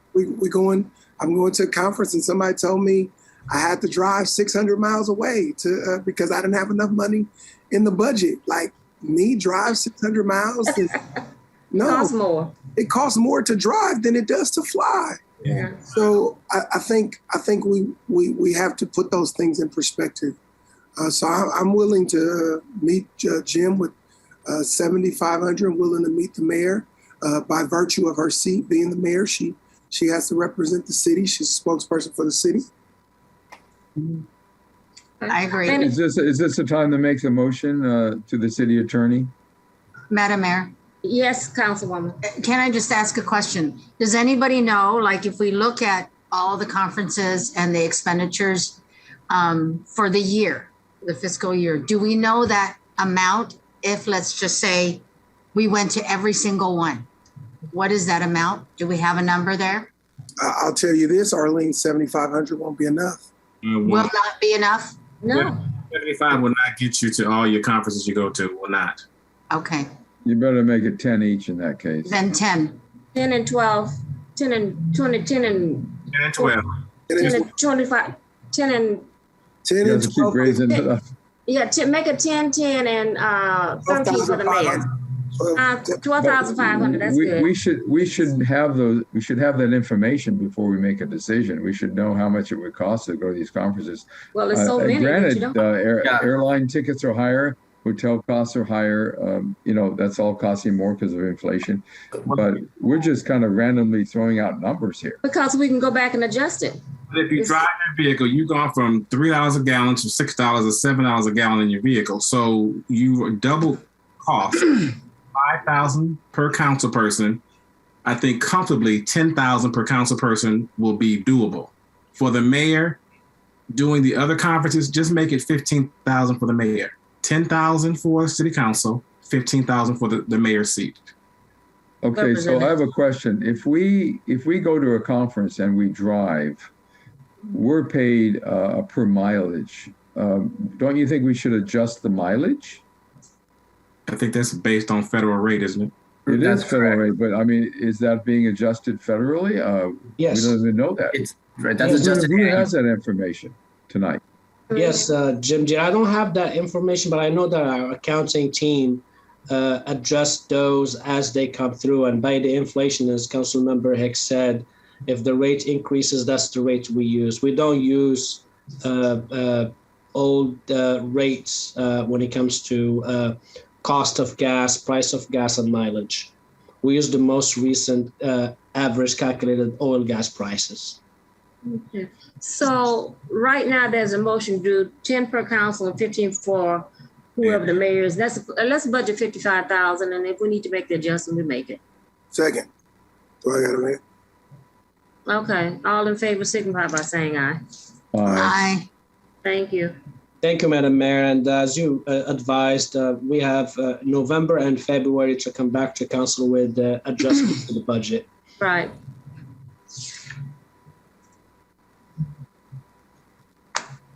Our FTEs that now proposed in the budget is about 319. I wanted also to share with council that we're currently at perhaps the lowest vacancy rate we've been in months, or perhaps a year, at 7%. And our Human Resources Department continues to do a really good job filling all these vacancies. The budget also includes a very detailed Exhibit 1, which is entitled titled City Personnel Restructuring. By the way of the mayor and the city manager, the proposed restructuring includes basically phase 1 of the city's reorg. The proposed restriction will also allow more efficient and effective municipal governance and also ensure that core city services are maintained at the highest level that residents expect and deserve. But mainly all of these changes are made and reflected in the budget, and the budget continue to be structurally balanced while incorporating essential personnel reorgs. Any questions about Exhibit 1? Oh, any questions? No. Thank you, Madam Mayor. The next is, I want to say that Public Works has a very modest increase this year, is about $400,000 compared to last year. And that's the non-personnel budget. And this increase also is reflected to year over year to maintain the concrete remediation needs. Council, if you have any questions about this particular ad, please let me know, or let our Public Works Director, Eliza Jane, if you have questions.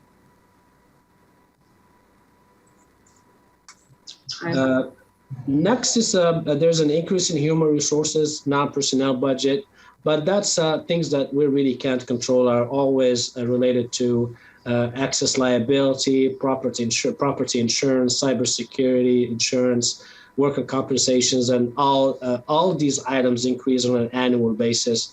Our assistant city manager and the risk manager are really working to make sure that there is an ADA RFP for next year, and they're working on it. And that's going, once the study is finalized, is going to show different input and ideas in the CIP program. The non-departmental budget, the increase that we showed council is due basically to the pension obligation bond payment. And if you remember, council issued the bond in 2021 to make sure that we're not dealing with the CalPERS really feasibly maintain the unfunded liability payments of almost $9 million to $10 million every year. So the pension obligation bond is allowing council to know exactly how much we pay every year while fully funding the CalPERS retirement. The first 2 years, the council made a policy, and during COVID, to only pay the principal on the bond. It was a 1.9 million and then a 3.3 million. Starting next year, we're going to start paying the $7.4 million annually. That's about 4.1 million increase. But again, all of these changes are included in the $103 million total budget, which is still in alignment with the revenues. The Los Angeles Sheriff contract, and I do remember Councilmember Hicks asked questions the last meeting. He wanted to know what the budget is. Our proposed budget that we received from the Sheriff's Department is about $22.7 million this year, and it's about 1.5% actually, I'm sorry, higher than last fiscal year. So, but if you can see in this chart, since 18-19, the City Council has continued to invest in public safety. And in the last 5 years, the increase is about 15%. Madam Mayor? Yes. To staff, is that a fully loaded contract? Is that giving us all that we're supposed to have in our contract? Because I know at some point in time, we kind of took some of the items out to kind of meet our needs internally, but is this now with all of our needs for public safety? That is correct, Councilmember Hicks. I think the contract includes all the elements and all the units. I can't really recall the number, but the number is basically fully loaded, assuming that all these units will be fully staffed. And also it's a 1.5% increase. I think what I will also say is that our Assistant City Manager, Robert Lennox, and as well as Public Safety Manager are planning to come back to Council, I think in either June or July, with a finalized service agreement with the Sheriff with the final numbers. And in that staff report, Council will see all the detailed elements of the contract. Thank you. You're welcome. That concludes my presentation, Madam Mayor and Council members. Please let me know if you have any questions or any slides you want to go back to. Yeah. I think there was supposed to be some discussion. Public Works is doing their own presentation.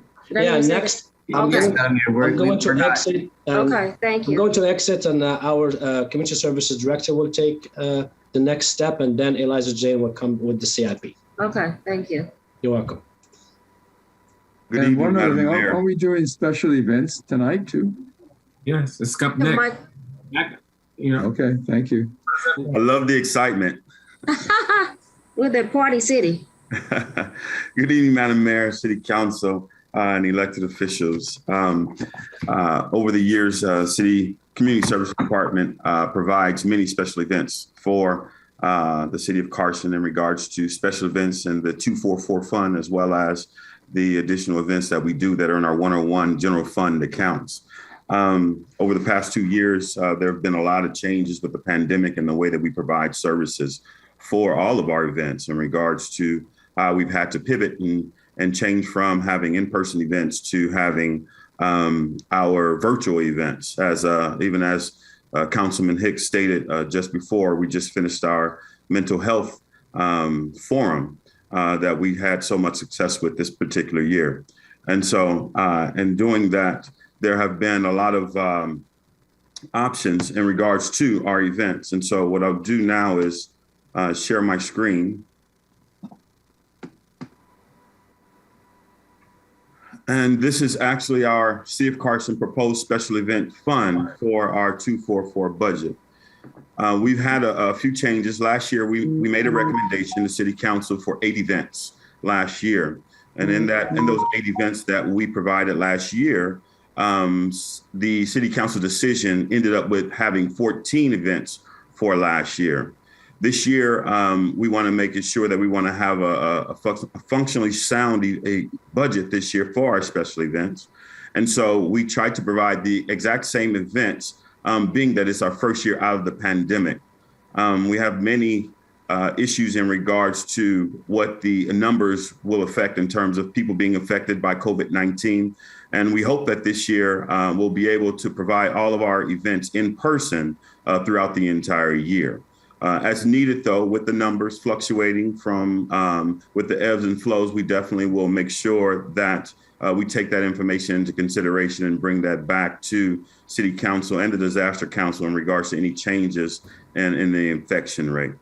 So what you have before you are actually 15 events that are listed. These 15 events, out of these 15 events, 14 of them were approved last year. I heard Councilmember Rojas making sure that her Heroes Day was included in this particular presentation, and it has been. It's actually on the 4th row in regards to Heroes Day. So what the first column shows is the adopted budget that we provided for last year in 21-22 for all of these events, and the amount that was approved last year was $323,142. After the fee study for this past year, we were told that we wanted to make sure that we also tracked all of the information in regards to all of the indirect costs for our events. And so that's what column 2 shows. It shows the fiscal year 2022-2023 proposed indirect costs. Now, these indirect costs are something that we haven't done in the past, but we want to make sure that we show what these indirect costs are. In most of the cases for indirect costs, it shows staff fees of employees who are actually working on the actual day of the events that would be working normally in supervision or running a park program for that particular day. So these are some of the fees that we would use for those employees, but also some of the equipment that we utilize for our special events as well, to make sure that we are keeping track of what it would cost for these particular events. Column 3 actually shows the direct costs, the hard costs, what we would have to pay each individual year. What we're looking at now is an increased amount of $390,000 from the $323,000 we've paid in the past, but there are substantial reasons why we're increasing it an additional $67,000. The first thing that I'm looking at is our Heroes Day. Our Heroes Day was an additional $20,488 in direct cost. And then on our next slide, I will show some additional reasons why we're actually increasing it by about $60,000+ for this particular year. And then when you look at the very last column, which is the proposed total for the indirect as well as the direct cost, it shows $575,000, which is the full amount that we would pay for all of those equipment, supplies, staff fees for the day of the event. But it also shows the pre-planning that we would do in regards to each individual event. I would like to go to the second slide for an explanation of some of those things. Michael, Mr. Director, pre-planning for the event? Yes. Staff costs? Well, that's part of the indirect cost that I was speaking to. Oh, before. that's indirect because that's indirect, yes. They're at work anyway. Yeah, exactly. That's all indirect costs. We're just tracking that information. Okay, because okay, that's good. Thank you. Okay. All right. Here we go. And our next slide is just a little bit of explanation based on our new resolution number 21-012. And it's all indirect costs of each special event is to be tracked each year to capture a true cost of putting on a specific event. This practice will be determined if the cost benefit of the event justifies city continuing to subsidize a particular event. This budgeting tool can also be used as a marketing resource to the community to illuminate the costs in which the city is subsidizing events that benefit the community. But the true costs that we're actually paying, the hard costs that the city pays, are the materials and supplies specifically purchased, services rendered, and staff time used at setup, day of event, and tear down. And this is what I was referring to before. This is those 3 days where we have to load our trucks for all of the events. We have the setup for the events. We also tear down the events with the day of staff that we have, but also putting all of the equipment that we've used on for that particular event back on the shelves to store in our warehouse. So for our fiscal year 2022-2023 increases, there have been a number of reasons why we are increasing it an additional $60,000 for this particular year in terms of our special events. Our increased labor costs, full and part-time staff. Also our materials and supplies, as many council members have referred to earlier in this presentation in regards to the inflation rate of different vendors that we use, professional services that we have inflation with all of those as well. We have a more accurate tracking of indirect labor. And that's for the indirect labor, not the direct labor for the hard costs. All events plans for one person format in the upcoming fiscal year.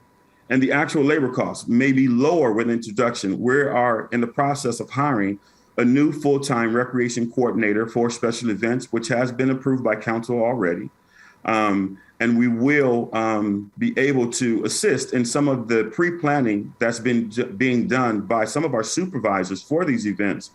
Our actual new recreation coordinator for special events will be taking care of a lot of those duties. And what I will say is a lot of those duties are repetitious. We have some of our duties that they do for each individual event, ordering generators, making sure we track the stages and have all the pieces, make sure we're ordering all the supplies that are necessary. A lot of those are redundant, and we do those for every single event. And so that person will be tasked with making sure that they bring all of those costs and they actually take care of all of those responsibilities. So it will definitely take care of some of the pressure that we've been putting on some of our supervisors for some of the parks, but we will have a dedicated person that will be able to come in and handle some of those special events, and will work directly with our coordinator of reservations for the city of Carson. The reservations and the person that's hosting the event. Exactly. The park supervisor, that's a team member. So now you got 3 people to help you pull these events together, because that event coordinator, without the assistance of the park supervisor, that's like, you got a 3-team approach now. Yeah, we definitely need that help with the amount of events that we have for the community. It will be extremely helpful. Yeah, each park center director that hosts the site will be working with the event coordinator. Correct. Correct. And just so all of the council members, I want you to understand, although I did show 15 events, we do have additional events that are in our 101 general fund that we still will run on a regular basis the exact same way. We still have the budget for those inside of our general fund event. And some of those are listed, most of those are listed at the very bottom. Our Cesar Chavez Tribute, Volunteer Banquet, Youth Conference, Memorial Day, Philippine American History Month, Red Ribbon Week. And I don't want to run through all of them, but those are the events that our staff regularly do on a regular basis and provide each individual year to make sure that we provide those to the community. Is there a budget for these events?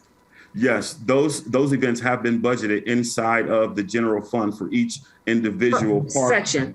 Okay. Exactly. Our last slide, it shows proposed for our 55th anniversary. Our finance director made a very good point in regards to this, that this will be a one-off event. And so we don't necessarily need to inflate our 244 fund and add this into that particular budget. This will definitely be a separate budget from the actual 244 fund and also from the 101 general fund. And so for this particular event, there have been 3 events that have been chosen so far.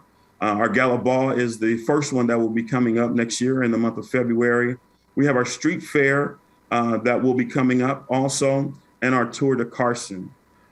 We also have shown the indirect costs, which we were told that we definitely want to make sure we track so we know how much we're spending for these events for indirect costs as well as the direct costs. And the totals also. For our direct costs for the Gala Ball, we're looking at $89,387.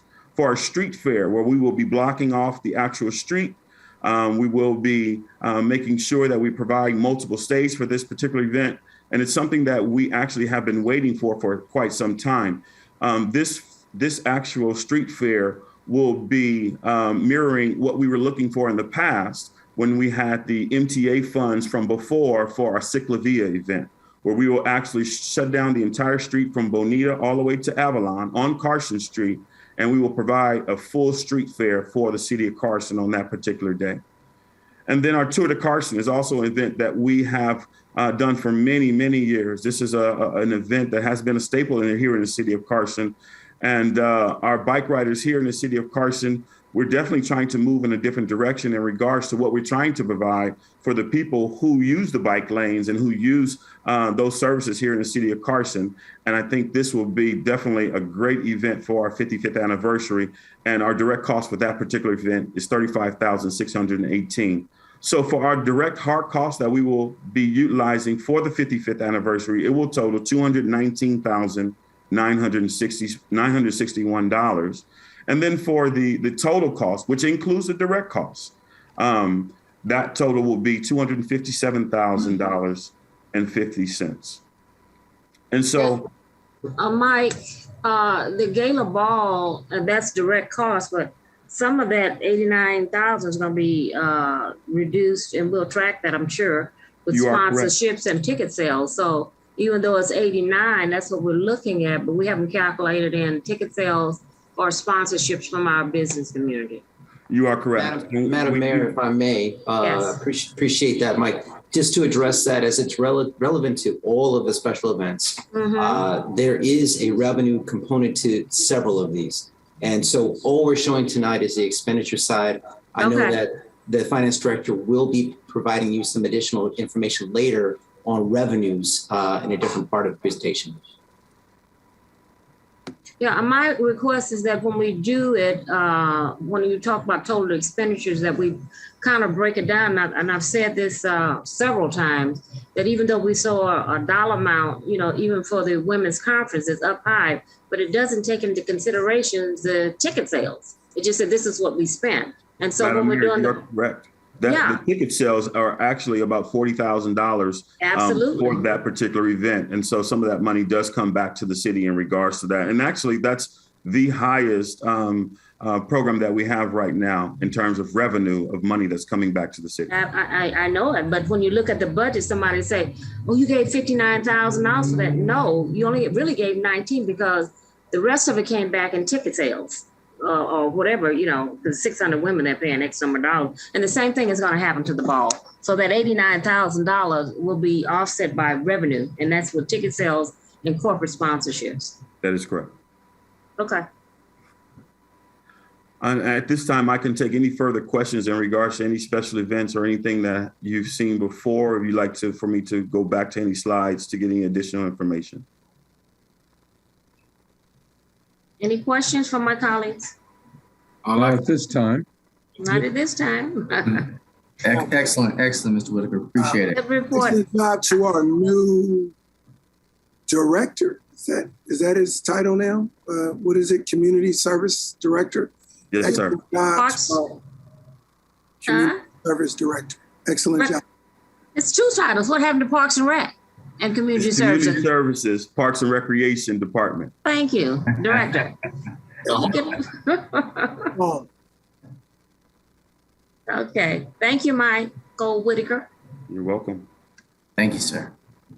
Thank you. So Madam Mayor, we now will have our final aspect of the budget presentation, and that'll be handled by our Director of Public Works, Ms. Eliza Jane Whitman.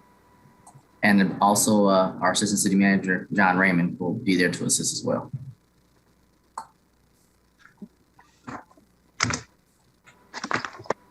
Are you guys seeing my screen? Yes, ma'am. Okay, great. Yes, thank you very much for this opportunity to present the capital improvement program for fiscal year 2022-2023, as well as for the next 5 years. So the different categories that we have in our capital improvement program and the associated expenditures are roadways at 38.29 million, which is about 48% of the total expenditures. Bikeways is about 2.3 at 3%. Buildings and facilities at 10.73 million, 14%. Parks at 17.78 million for 22%. Stormwater 8.36 million at 10%. And then technology at 2.27 million for 3%. That's how we come up with the total for next year of 79.5 million. And for the 5-year CIP, we're at about 389 million for expenditures with a total project value of 452 million. Now, we took a look at where does the funds come from, and over 75% of these expenditures are covered from special revenues and grants. 75%? Yes, ma'am. Like what? Give me an illustration. That's a lot of money. Yeah, so what we did is we took a look at, I think there's about 10 or so different special funds, revenues, and grants that we get funds from. For example, SB1 is one of them, Measure M, Measure R. And so based on the different projects, sometimes there are matching funds, sometimes it's 100%. So we just calculated for each of the different projects how much each one would be for covered by the grant, or we would have to supplement with a general fund. So we have that money in hand right now. We've been awarded that money. Okay, that's what I mean. We've been awarded 75% of the funds right today. Right. Great. Or we know that we can get it, yeah, because it's like Measure W or Measure M. We know that that money is there and earmarked for us. Okay. So I wanted to kind of highlight some of this current year's CIP activities. We had over 72 projects, which includes our on-call consultants help us out. This was an increase of the number of projects that we did over the last 3 years by 58%. Our increase in expenditures over the last 3 years has increased by over 47%. So what's interesting about this is that this was actually completed by roughly 50% of our engineering staff over a 12-month period. So this increase of projects and expenditures is pretty impressive by the staff who did all this work. Now, if we expect 100% staffing, we could easily see our expectation is double or triple the expenditures in fiscal year 22 or 23, as well as for the number of projects. Well, I don't know if it'll double or triple, but there's a lot of projects, and we just feel like with all the staffing, we do believe that we'll be able to get quite a bit done. So this is a graph that kind of shows all the projects that we've done over the years. So if you actually look at 2021 through 2022, 23, this is, or actually even out further, this is how we're projecting the number of projects that we expect to do. So for fiscal year 22-23, our focus is on park design. There's numerous grants that we have received, as well as earmarks for various parks from the state and others. So we're pretty pleased about that. Obviously, we've been looking at our bikes, and we will be coming back in the very near future. Actually, I think at next city council to talk about some of the amendments we've done for our bike master plan. While we're on park design, where are we on Callis Park? I think I asked this before. There's $6 million that's waiting to be spent. Right, so we have that budgeted, and we're in the process of, I believe, finding somebody to do the design. Yeah, because we selected the Cadillac that we wanted to implement with that. And I know there was, what, a $4 million shortfall? Right. So we're in design based on what we selected several months ago. Well, we're in the process of getting hiring somebody to do. Okay. Yes. Okay. Madam Mayor, I'd like to comment also on that point you're making. It's a good point. Eliza Jane, Carson Park a few years ago was revamped to be a much more beautiful, efficient, resident-friendly park. So Carson Park was a great project, but I think the mayor is alluding to the same thing that I've said before. We want every one of our parks to be drastically improved. It costs a lot of money to do that, but I think over time we can be successful if we focus one park at a time. So clean it up and move on. Yeah. Yeah, we really want to improve each one of the parks. And Carson Park was our flagship park, so that was where the direction we were headed in. Yeah, that's why we did Carson Park, but certainly Callis Park is ready, no doubt about that, as well as all the other parks. And Scott Park is on. I know you're working on Scott as we speak. Garcia Park, yeah. Oh, Garcia, old school. And then, of course, Carriage Crest Park, if Eliza Jane, you could comment on how that fits into our budget as well. I think we'd appreciate that. Yeah, so that was some of the money that we received from Sacramento, I believe, and we were planning on, again, looking at hiring somebody for a design on that particular project. There's so many of these that we just need expert input in terms of these designs to give us some alternatives. So continuing on the focus, so as we mentioned before, we will come back to you probably in July, because it will take us a little bit of time to pull everything together in terms of our program that you've asked us to take a look at for the $16 million and how that might look for slurry seal and street improvement. So we'll definitely put that on our agenda to do. We're starting to take a look at the Olympic strategy study, because what this is going to help us understand is the infrastructure. We just today even had a meeting with South Bay COG and talked to them about what did they see for funds available for transportation requirements and for street improvements and things like that. So we're really looking at all of the different places where we might be able to obtain funds.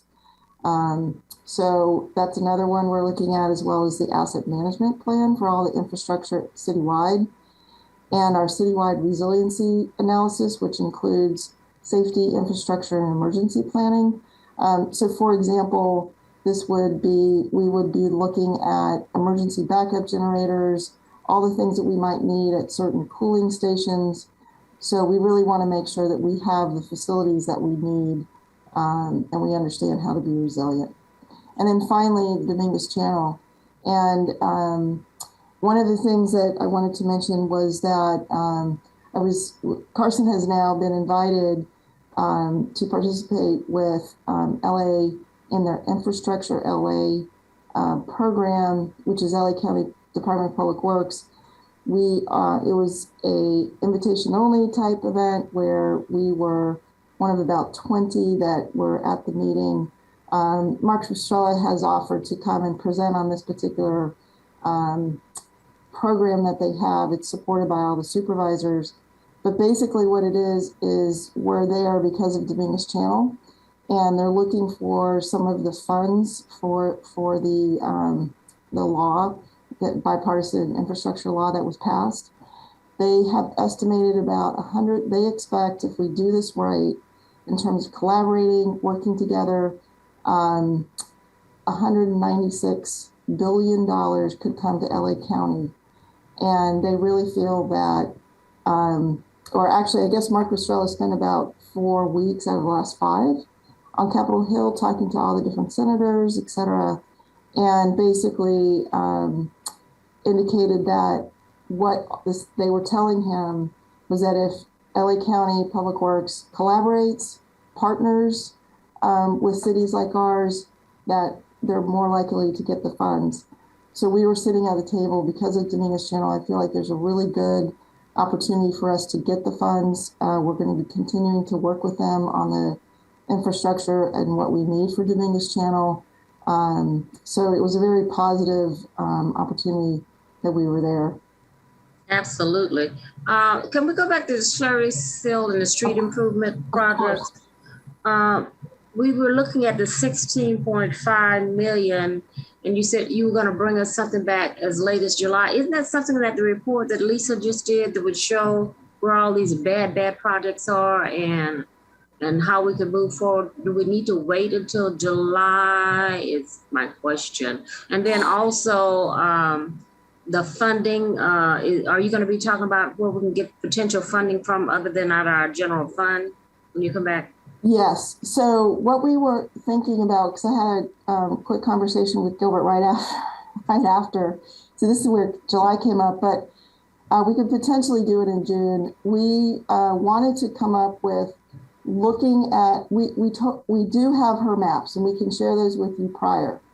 But what we wanted to superimpose is, okay, of those streets that need improvement, how do we phase this out over 5 years? Which streets, if you use 16 million, where would they be? Based on her report and what we know of our streets, where we have already started to improvements we're making in the next 6 to 12 months, and then how we would continue that further. The bad, poor, bad. I mean, if you don't do something with those, they're going to cost us even more money. So I think that's the report that I'm interested in seeing. Where in the city are the really bad ones that we don't give immediate attention? I will provide that to you earlier than July. Yes, to all of us. So we'll know, and so we can make a decision because, you know, we've been talking about this for a little bit and the streets are getting worse. Okay.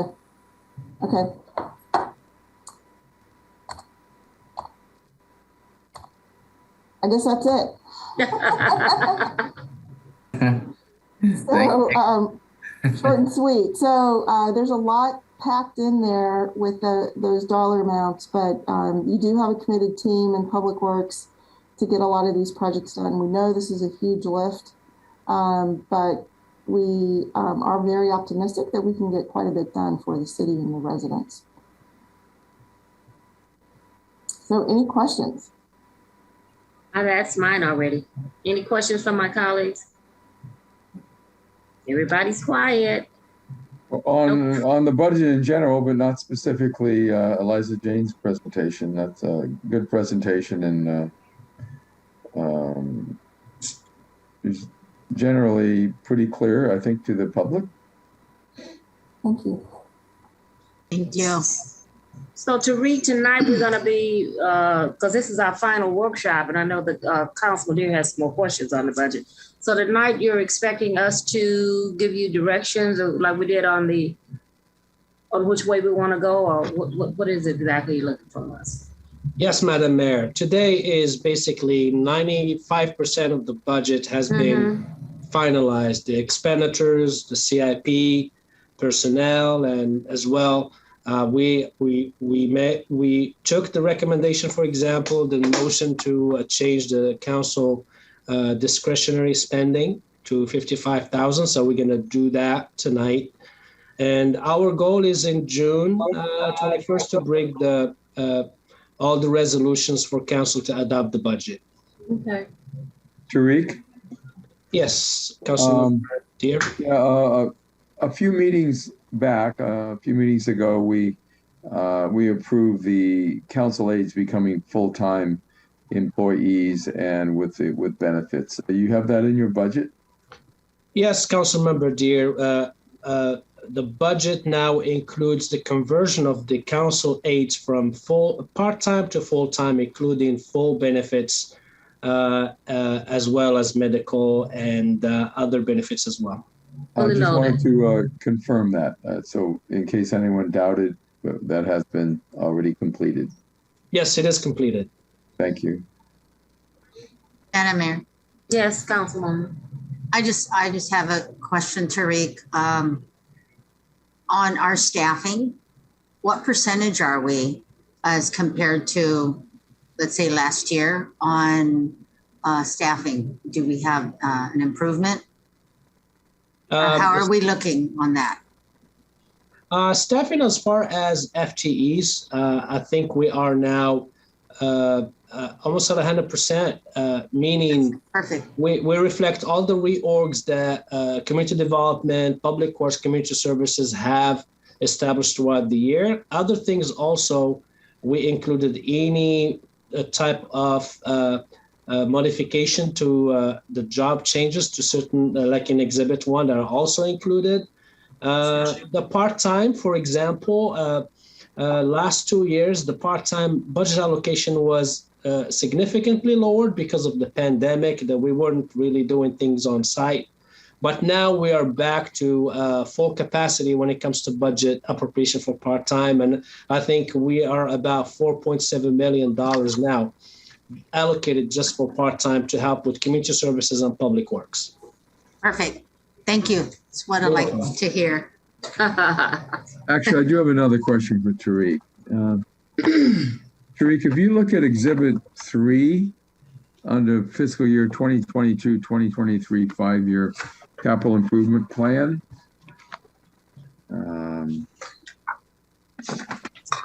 under roadways.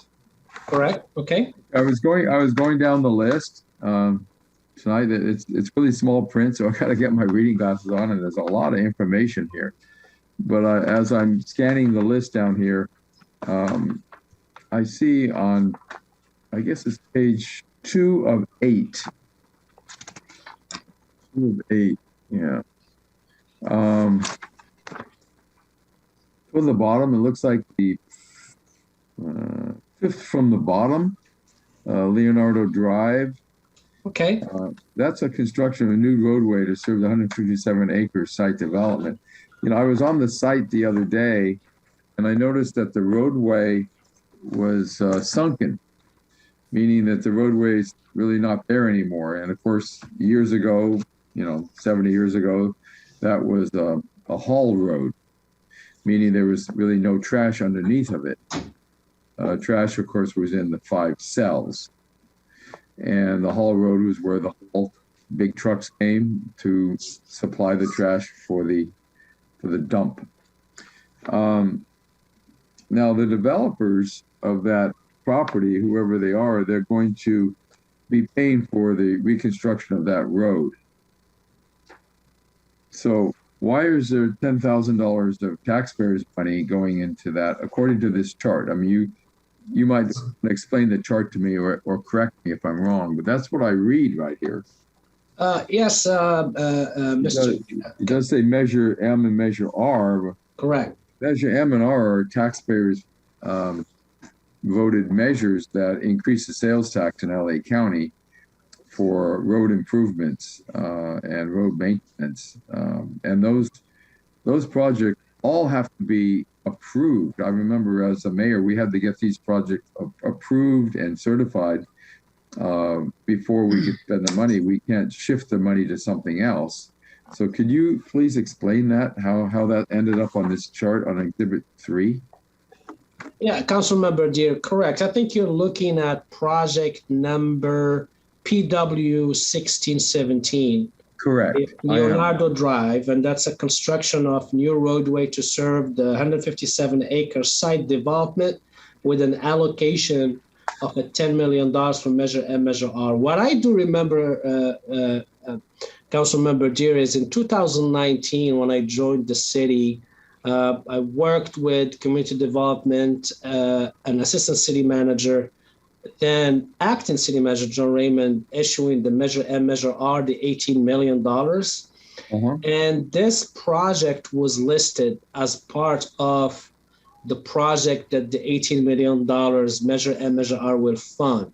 So we submitted Leonardo Drive at a $10 million, plus I think another 7 or 8 projects that I can't really recall, in a total of $18.8 million. So what I can tell you is that this project is now identified to be funded by Measure M, Measure R, tax by the LA County.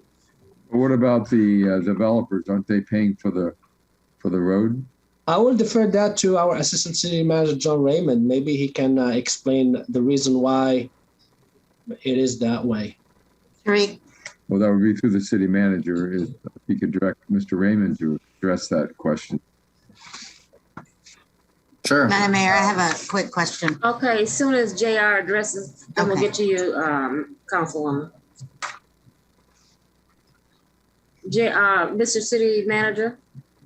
Sure, yeah, no, please, Assistant City Manager or John Raymond, feel free to chime in. Sure.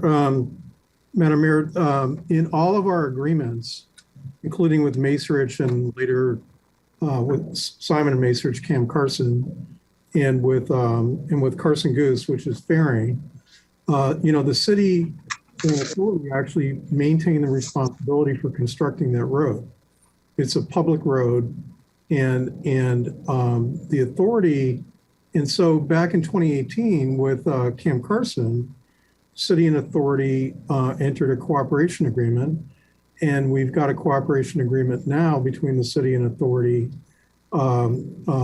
related to the Fairing project, where there's shared responsibility. The developer has a certain amount of responsibility, and the city and authority have responsibility, and the city's responsibility, and the council has seen this, is dedicating the Measure R and Measure M funds toward the construction of that street. The authority doesn't have enough money to complete the project, and the total project cost to complete that street and all of the infrastructure that's required is in excess of the amount of money that the authority has and the city has.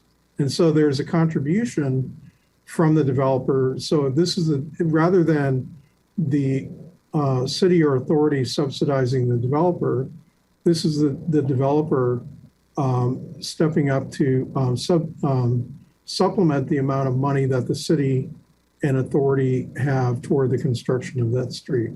The councilman's correct in that there's a you've all seen it. It's a big hole in the ground. Yeah, it's really deep. Dirt on the site. Like where'd all that dirt go? There's a dirt that came out of that hole that's stockpiled on site. It goes back in the hole, but it's an expensive street to build, and made more expensive by everything around it is landfill. So you've got landfill liner on either side coming down. The landfill liner, called the buffers, are going to be the responsibility of the private developers, putting that liner in. It's not really the city agency, but it's been that case. And the reason it was in the 2019 bonds is it's something that we had agreed to back in 2018 with the previous developer, with Cam Carson, and it became a source of potential source of funding for part of that road. Well, Madam Mayor, if I may just elaborate on that. So the deal with Cam Carson was that they would contribute up to $10 million for offsite improvements, and the city was required to fund the rest of it. Cities traditionally do pay for building public infrastructure. And in this case, because the property is contaminated, the city does not want to touch building any of this. That's why we have the cooperation agreement. So those funds can be forwarded to the CRA, and the CRA can perform what would have traditionally been a city job to build the infrastructure. But even at $22 million, it's just not enough money. And what Mr. Raymond's not covering, that the fair share contribution of the developers is well beyond that $22 million. We're getting the numbers fine-tuned, and we're going to have final numbers, but right now we don't. But under the Cam Carson deal, the city would have had to put in, city and CRA would have had to come up with the funding for all the infrastructure minus the $10 million that was Cam Carson's contribution. But if the city were to approve the fairing deal, then the fairing would be paying, I believe, 65% of the pro rata share of doing all of the public infrastructure work. And Cam would still contribute their $10 million, so the CRA would be in much better shape. But it's all very complex and all very interrelated. It is complex and interrelated. So who authorized the removal of the Hall Road? Because what's left is the manholes for storm drains. When you look at it today, I mean, you've been at the site, both of you have been at the site. You can see the concrete towers that basically surround the access to the drainage. And then at the top is a manhole you would see normally at street level. So street level would be equal to the access roads that are set up now for looking at the site and providing materials to the site. So that dirt was taken out and it's in a pile, right, Mr. Raymond? It's in a pile or several piles, because that's a lot of dirt that's been removed. You can tell just by looking at it, a visual of it. But don't forget that the redevelopment agency put $67 million into the project already. And you would think they would have not taken that road away. There must have been a reason, or they needed the dirt for something else. They removed the road. And so it is problematic to say, well, wait, we already put $67 million into the project for infrastructure, including the road. And then someone removed the dirt from the Hall Road. It's not there any longer. It's in a pile. So someone's got to pay to put the dirt back and asphalt it over to make a street.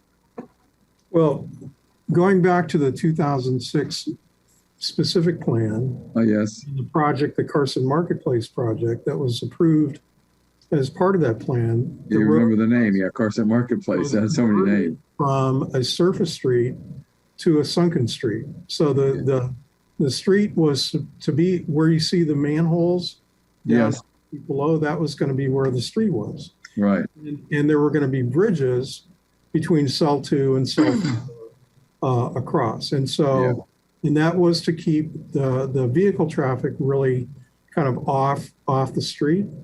You know, we weren't, I mean, the CRA is on the parcel since 2015. All this dirt was removed in 2008 and 2009 and stockpiled as part of the construction of the street. They've got some of the infrastructure in, the storm drains in. Right, you can see that. That's why you see manholes. So Mr. Raymond, I just want to caution you that this item is not agendized. I'm okay with you giving a short answer, but perhaps we can discuss all of this on the 23rd, or you can meet with Councilman Deere to separately discuss all of this in detail, but you can give a short answer, but it's just not agendized right now. Well, actually, it is agendized because it's on Exhibit 3, page 2 of 8 in our council agenda. Says it right you're here. Talking about Take the item. Yeah, I don't look at the exhibit. Look at the staff report. Because I have some other questions about other aspects. Oh, where? Oh, anyway. I mean, it's right there in black and white. Public Works, Adam 16, 17. Okay, well, you've answered the question on that, and why don't we go on, and then if any others pop out at me for questions, I'll bring those up as well. Thank you. Okay, where were we, Tariq? Madam Mayor. Oh, we were with Councilwoman. She had a question. Well, I think, Councilman Deere, you had mentioned 10,000. I think you meant 10 million, 10 million, right? 10 million. Yes. Definitely, and then, it says $10 million right here. yes, you said 10,000. I just wanted to make that clear, but everybody else confirmed that. Caught it. And then, Madam City Attorney, I think you did answer my question. You said it was 65% that the private company will have to for the infrastructure. So that was my question, 65%. That's on cells 3, 4, and 5. And then the Yes. Karen Carson developers, if they come back to the project, that would be an additional up to $10 million. Yes. The CRA doesn't have the money. We're broke. Madam Mayor, Yes, Councilman. I did have a question. It's under the CIP for 2022-2023. It is on Exhibit 3, the first page. And it's Public Works number 1746, reseeding of all city parks. My question is at the tune of $250,000, and we're in a drought. Should we be doing reseeding of all of our parks at this time? Because you got to do a lot of watering when you reseed. We do. So we were going to do that at the right season. It was just brought up that there was a lot of patchiness, and we wanted to do a comprehensive reseeding throughout the parks. Okay. All right. And Carson has been doing quite well with water conservation, by the way. Getting their water. And then my last question, I didn't see in the CIP anywhere, this may be to the city manager, to add an AC system to Veterans Park, the large gymnasium. I know that was part of the CIP some time ago, but I have not seen it pop back up in a while. Yeah, I believe they're working on that. I don't know, Eliza Jane, do you have an update on it? So yes, we're looking at all the HVAC systems throughout all of the parks. I believe there's a total of 9 that are being evaluated, and it looks like the latest I heard was they're going to be replaced. So we're working with a mechanical engineer to understand the design and then order the equipment for replacement. But keep in mind, Veterans, the gym that's an NBA regulation gymnasium that seats over 1,000 people has never had air conditioning. And that has been a big concern when we had the Nike Real Run, when we had other activities in that big gym. But my request is that we consider put that back on the item as an agenda item or on the CIP, because we did air condition our Carson Park, we air conditioned our Stevenson Park, but we never got to the point of air conditioning our flagship park, which is at Stevenson. I mean, is at Veterans. Yeah, actually, I did have a conversation with one of my engineers this afternoon. We talked specifically about air conditioning the gymnasium, so that I know that's going to go into the design. All right. Thank you. Sure. Hey, Mr. City Manager, where are we now? Okay, so yes, Madam Mayor. So that pretty much concludes the budget workshop number 3, but I do want to emphasize in particular with everything that's gone on, how efficient and effective and really just want to publicly state that our finance department led by our director, Tariq Rahmani, and our senior budget analyst, Ralston, along with our various department heads did a wonderful, excellent job. I mean, for the fact that what you saw was your reserve, Madam Mayor and City Council, that was not including this budget, and your reserve does not include the one-time monies that you're anticipating to receive. There's an $8 million sale from the 223rd project that's supposed to be coming in. Then you also have two one-time funds that are coming from the oil refineries. We already have 1.2 million that we've received, and there's an additional amount of a demand letter that went out for 10 million. And so these amounts are going to raise your reserve by about $20 million. We'll be at 60 million. Yes, ma'am. So just want you to know that. So the fact that everything that has gone on and finance was able to not only present to you and the council with this structurally balanced budget a surplus, but it did not include that those one-time funds. So tremendous job by the finance department, our director. So just wanted to point that out. But that concludes the budget presentation, and we really appreciate your time. I know it's getting a little late in the hour, but we'll These move are on. important items. Yes, ma'am. It is, yeah. Madam Mayor, I have a question. Yes. Okay, for staff, I know Mr. Roberts said that budget presentation is over. However, this is a very detailed staff report that's given to us. Just got it this weekend, and there's a lot to it here. I want to point out on page 3 of 8 of Exhibit 3, Public Works Project PW 1702. 1702, Lameda Boulevard Safety Improvements. This is a street that's in terrible condition. Large potholes. When it rains, there are mud holes and mud, and it's kind of gravel, patches of asphalt and gravel. So it says on here, street construction of Lameda Boulevard, Carson side. Now, when we looked into this a number of years ago, we found out that half the street is in the city of Los Angeles. So my question to staff is, you're allocating $5 million also from Measure R funds, but also gas tax and general fund of the city. So is the city of Los Angeles cooperating with us, or are we going to do just our side? That's my first question, because that street would look really weird to have one side done and the other side not done. All the trucks would go on our side and tear up our Jim, before you go there, MPT, can you take over for a second, please? Yes, Madam Mayor. Thank you.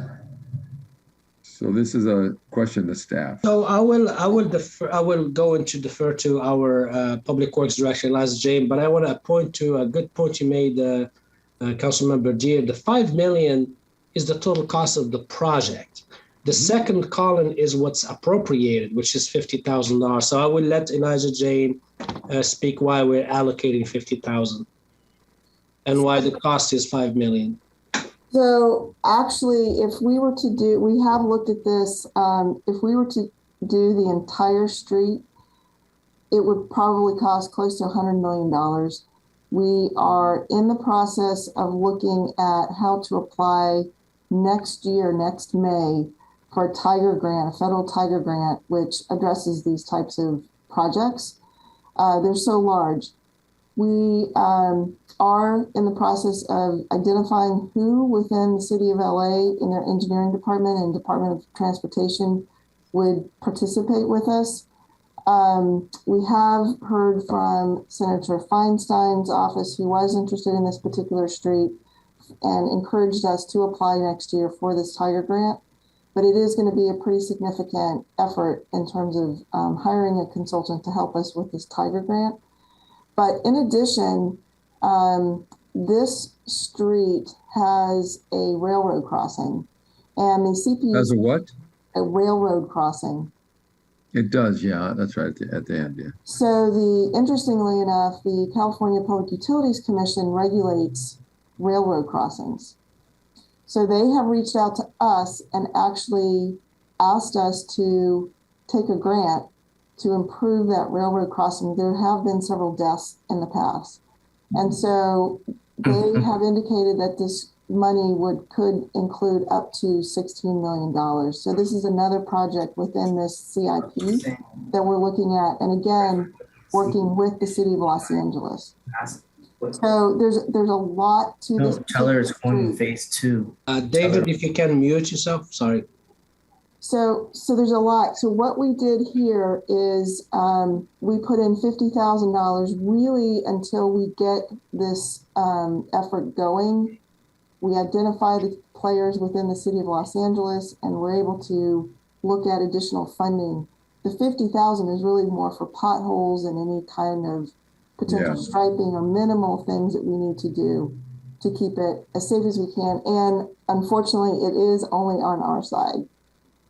Yes. So the 50,000 is just kind of like keeping us in a holding pattern, maybe doing a few potholes and having an architect design it, a professional engineer look at it and come up with a plan. Because it looks like you got 50,000 for a few years in each fiscal year coming up in the next 5 years. Okay, so measure our fund. Okay, so I'm looking at the anticipated funding sources on all the, and I'm not going to ask all these questions because people are going to run out of their patience, but there's a lot to this. And I'd like to talk with you, Eliza Jane, and city manager and other staff offline as well. But I do want to know how much money the city of Carson receives in Measure R funds each year, and how much money we have already in the bank from Measure R funds. The same thing applies to Measure M. I'd like to know how much money we have in the bank from Measure M, and I want to know how much money we get each year from Measure M, because these are for all of our roads in the entire city of Carson. So can you get that data to me? Yes, and I know and to all the council members, of course. Sure, and Tariq, I know, has some of the numbers in terms of what's existing, but Measure R numbers are basically spent. There's no more money for us to apply for getting additional Measure R dollars. Oh, there's not? We have some, yeah. We actually, Gilbert and I were on the phone this morning or this afternoon with South Bay COG, who administers Measure R. They also administer Measure M. They told us that the funds are already allocated through 2038, Measure R funds. The whole county of Los Angeles. Except Carson. For South Bay COG. It's set, for the COG, okay. Through the COG. For Measure M, they indicated that there are some funds left. The next round of monies that we can apply for is in October. So we're getting ready for October and trying to figure out what those projects might be, but it's a competitive effort. Okay, yeah, I was on the COG as a delegate from the city for many years, so I know how that system works. So again, please supply to me and my colleagues the amount of money we have from Measure R. How much money do we have set aside in the bank for Measure R? And how much money, and you're saying, well, there's no more money in Measure R, but if there is any more money coming in this fiscal year, there's only a few days left, or next fiscal year. Same question for Measure M. How much money do we have from Measure M to the city of Carson in the bank, and how much money are we projected to receive each year? I can answer that, Councilmember Deere. I think. Do you have that information tonight? I do have it, sir. Yes. Great. Well, that's a finance director for you. Well, we can't allocate money if we don't know how much money we have. So I think it's a good question. As far as Measure R, we currently have a reserve balance and spend money of $1.6 million. And we receive $1.3 million annually. So we're expecting $1.3 million next year. But we also have a balance of 1.6 million. Now, in Measure M, let me look. 1 second, Measure M.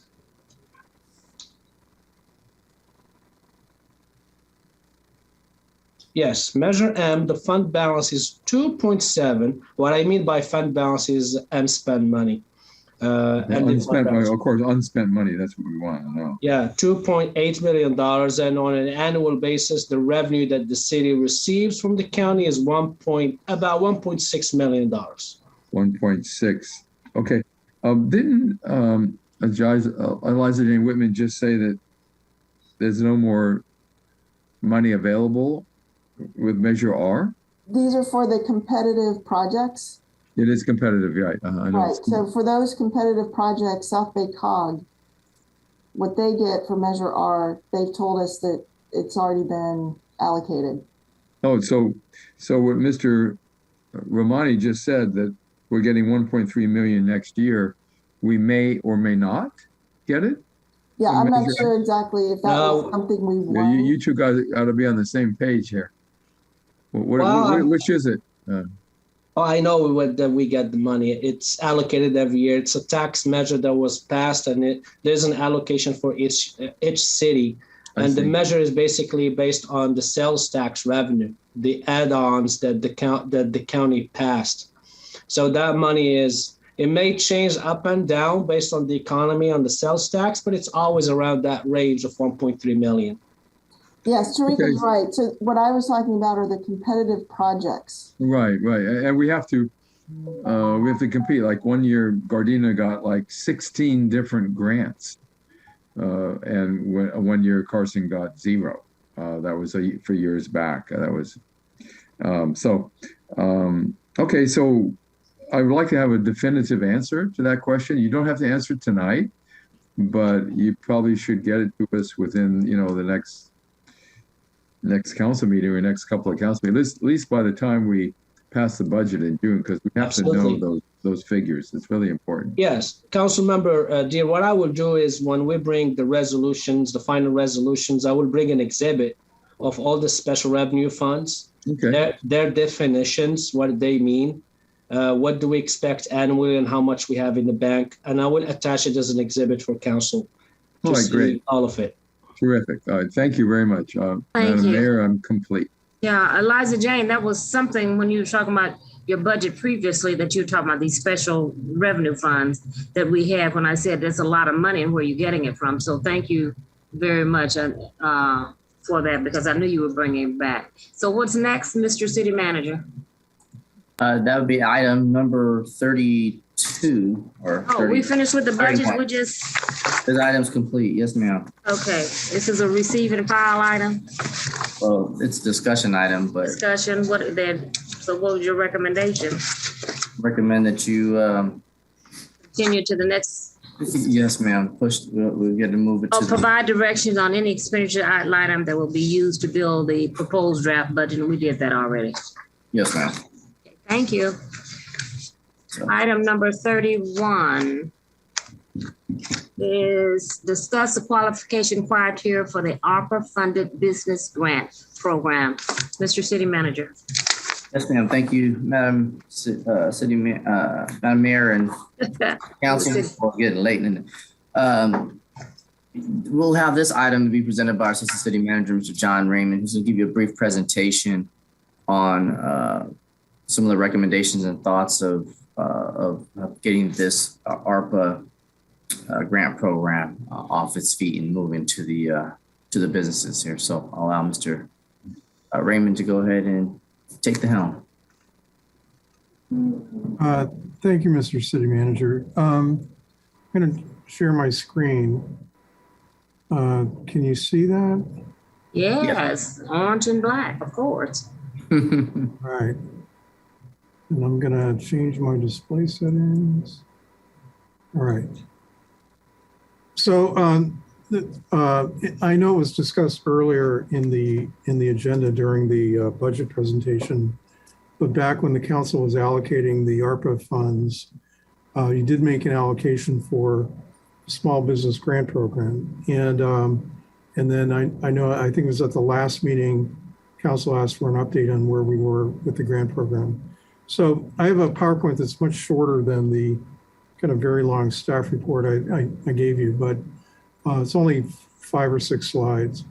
But I wanted to make a presentation and talk a little bit about what some of the criteria would be so that we can, write the guidelines and really get it out there and start making grants to businesses. This is just a timeline and reminder for everybody, for the public really, but the COVID lockdowns began in March of 2020. By April, at the Disaster Council, we were approving authorization to create a small business loan program, and then we engaged a nonprofit actually to do the loan underwriting and to do set up the website and do some of the outreach. And we had a number of different forms of outreach, but they did part of that too. And by May, really, that program was up and running. And we ran that program from May of 2020 until around this time, around I think March or April of 2021, when we spent the $500,000 that the council had appropriated at the time.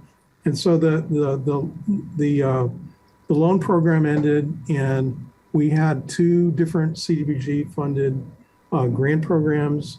One was a $10,000 grant, the other was a $5,000 grant, and those programs wrapped up around the same time too, in early 2021. And now, so here we are. It's not March 2022, it's May 2022. But oh yeah, in March, you made the designation of the ARPA funding, and here we are today in May. So I wanted to talk about grant programs kind of generically.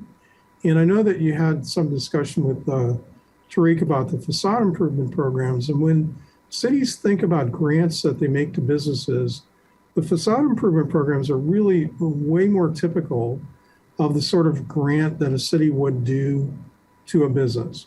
Because what it is the city's trying to accomplish something. The council, you made points about really trying to make the street look better, make the buildings look better, that there's really a public benefit to a business actually improving their facade.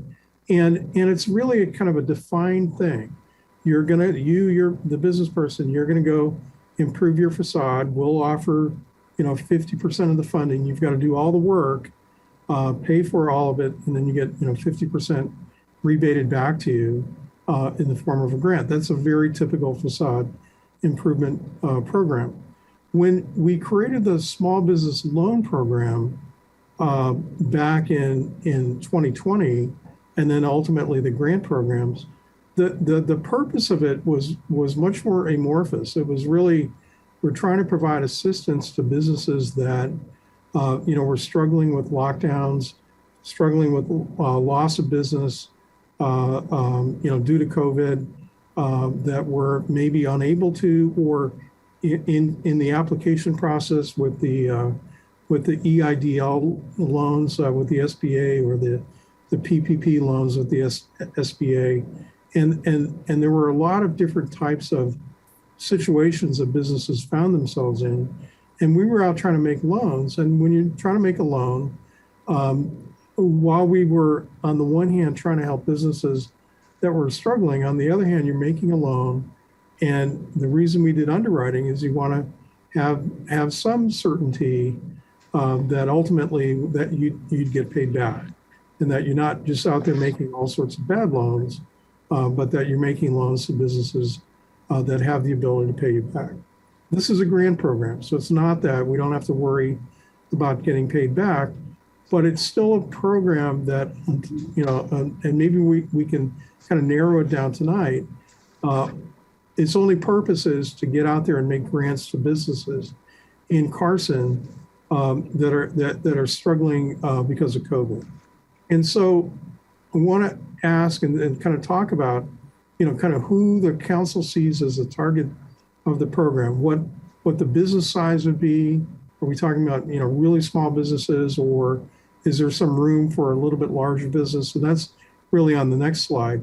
The type of business. Do you want to really narrow it to just retail, or just retail and restaurants, and not, we made 38 loans as part of the loan program, and there were all sorts of businesses.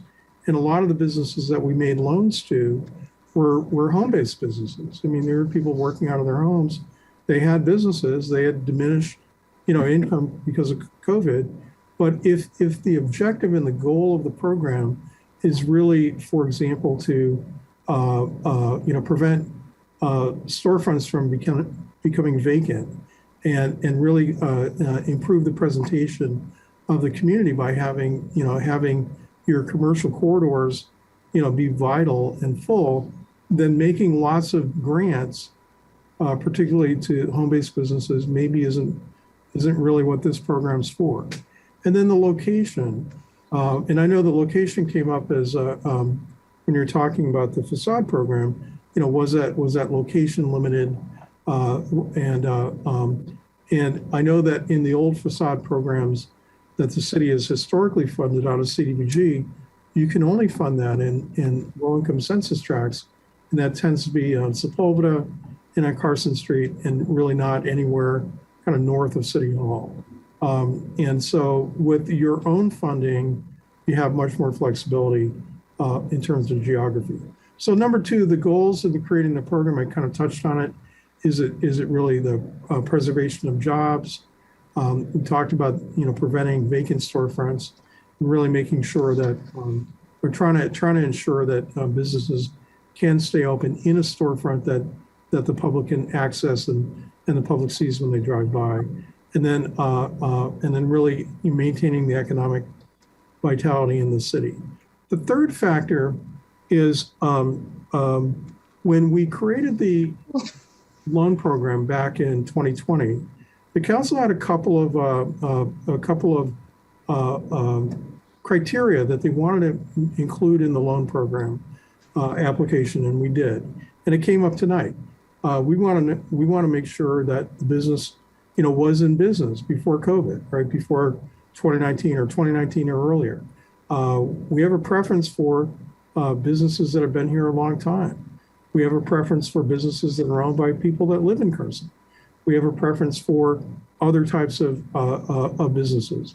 But when you have factors like that, those are useful when you have an application pool, and you can kind of measure, you can score them, and you can measure them one against the other. The way the loan program ended up being, just because of the kind of the deal flow, is we were just sort of taking applications in and processing them as they came in.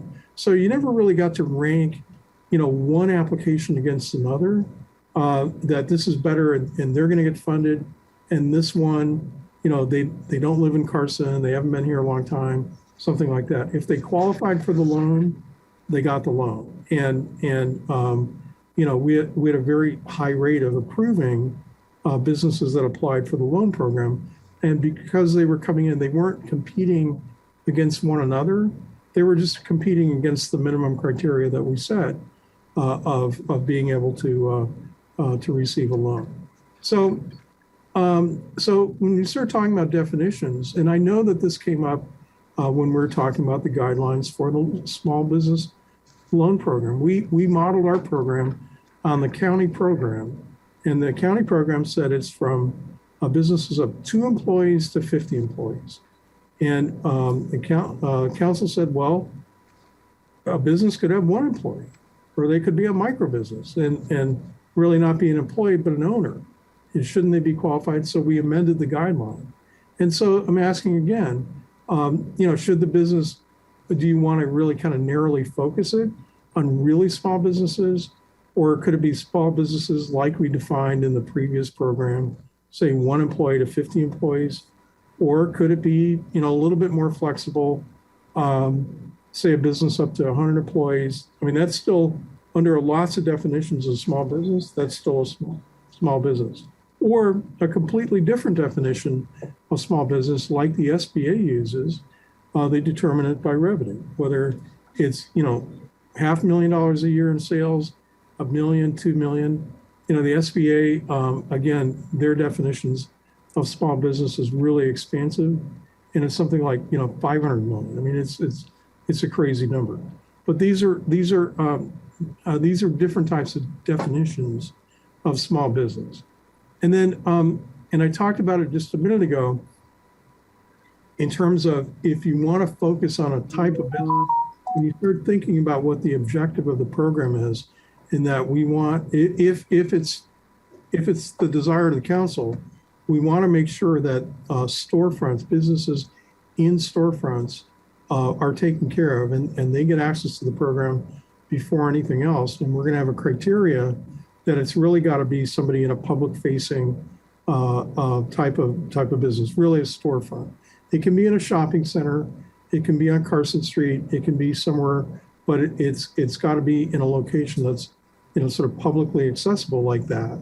And then if you want to exclude businesses like home-based businesses or other businesses, we had some wholesale businesses that were in industrial industrial parks and kind of in off, out of the way locations. And again, I'm just stressing that this is an important objective. If really at the end of the day, what you want to do is reduce vacancies, and you want to make sure that the businesses that the public sees when they drive through Carson are open, and they're not looking at a lot of storefronts. This would be an important, this is an important factor to really consider. And then the geography. Again, going back to the traditional, the old facade improvement program, where using CDBG funds, we were only able to do facade improvements, down on the south end of the city where it's income qualified, like Yellow Basket at 223rd and Avalon, or other businesses on Carson Street. You could use these funds anywhere in the city, but if you want to restrict it to storefronts, you've really got a handful of streets. You've got Avalon, you've got Carson Street, you got Main Street, Sepulveda, 223rd, and maybe a little bit elsewhere, maybe on Victoria.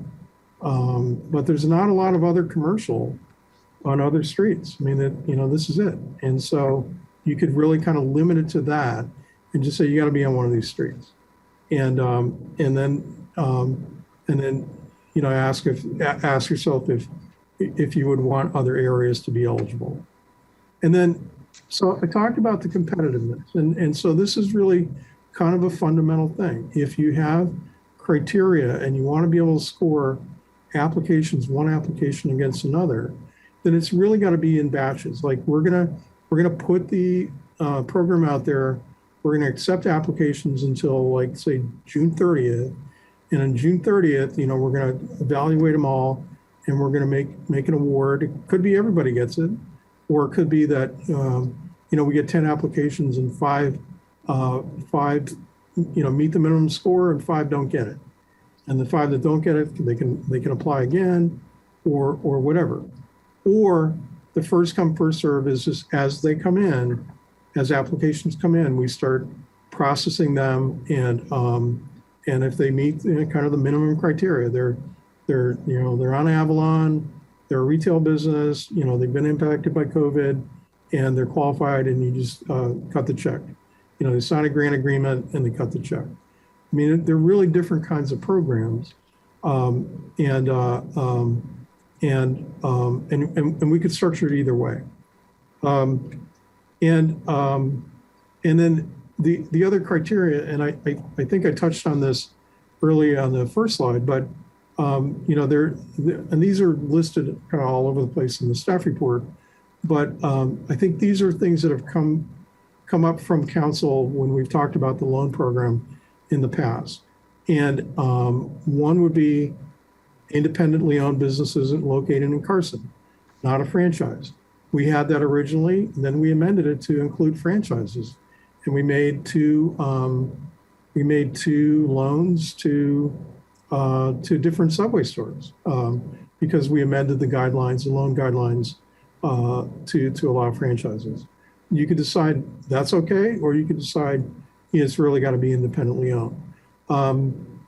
Should there be criteria that you need to belong to an underserved business group, women, minorities, veteran-owned businesses, that at least 51% of the business is owned by somebody of one of those groups. I think Councilman Deere mentioned this earlier in the previous conversation on the budget. Is there a business that did not participate in the previous loan or grant programs? And I know he was talking about the federal programs, but you might want to give preference to businesses that did not participate in your own program, so that you can spread the wealth a little bit, and particularly if we're going to come back and you're going to end up forgiving loans to businesses that were in the last round, and then have those businesses again be eligible for a grant, you might want to open it up or give a priority or preference to somebody that did not get assistance from you the last time. And I know these last two were factors that the council brought up, and I think we included in the guidelines in the previous program. Does a business owner also live in Carson? I think there was a kind of a strong preference to have that be a preference and have that be a factor that would give them an edge. And then how long is there kind of a ranking or scoring if a business has been here really a long time, and you want to assist and preserve and help your longtime businesses. And so how long has a business been operating in Carson? And then just getting on to the administrator side, I think this may be the last slide, but yeah, 9 of 9.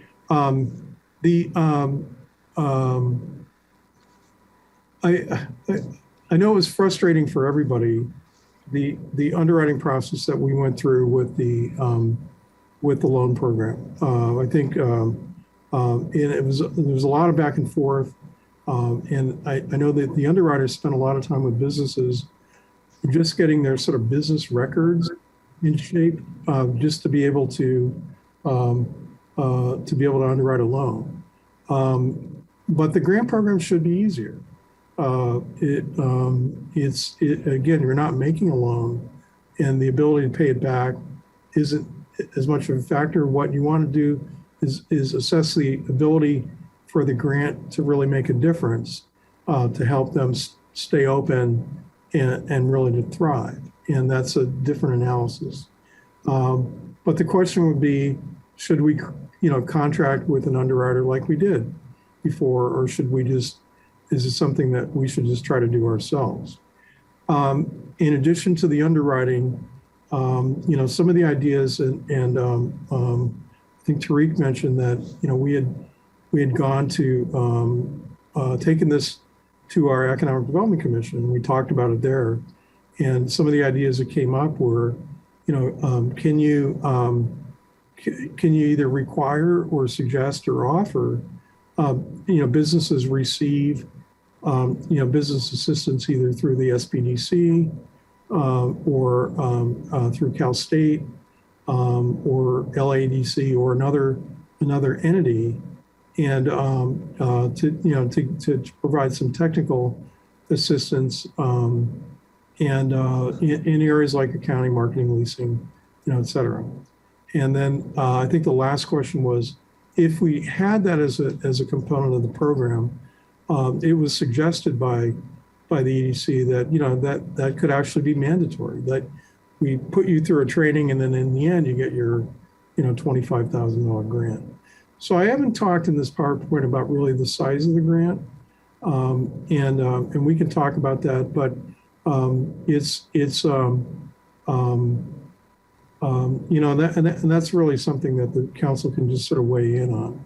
A lot of the grants of this type, seem to be somewhere in the $10,000 range up to maybe about $25,000, and it can vary perhaps, based on the size of the business or some sort of demonstrated need in the underwriting.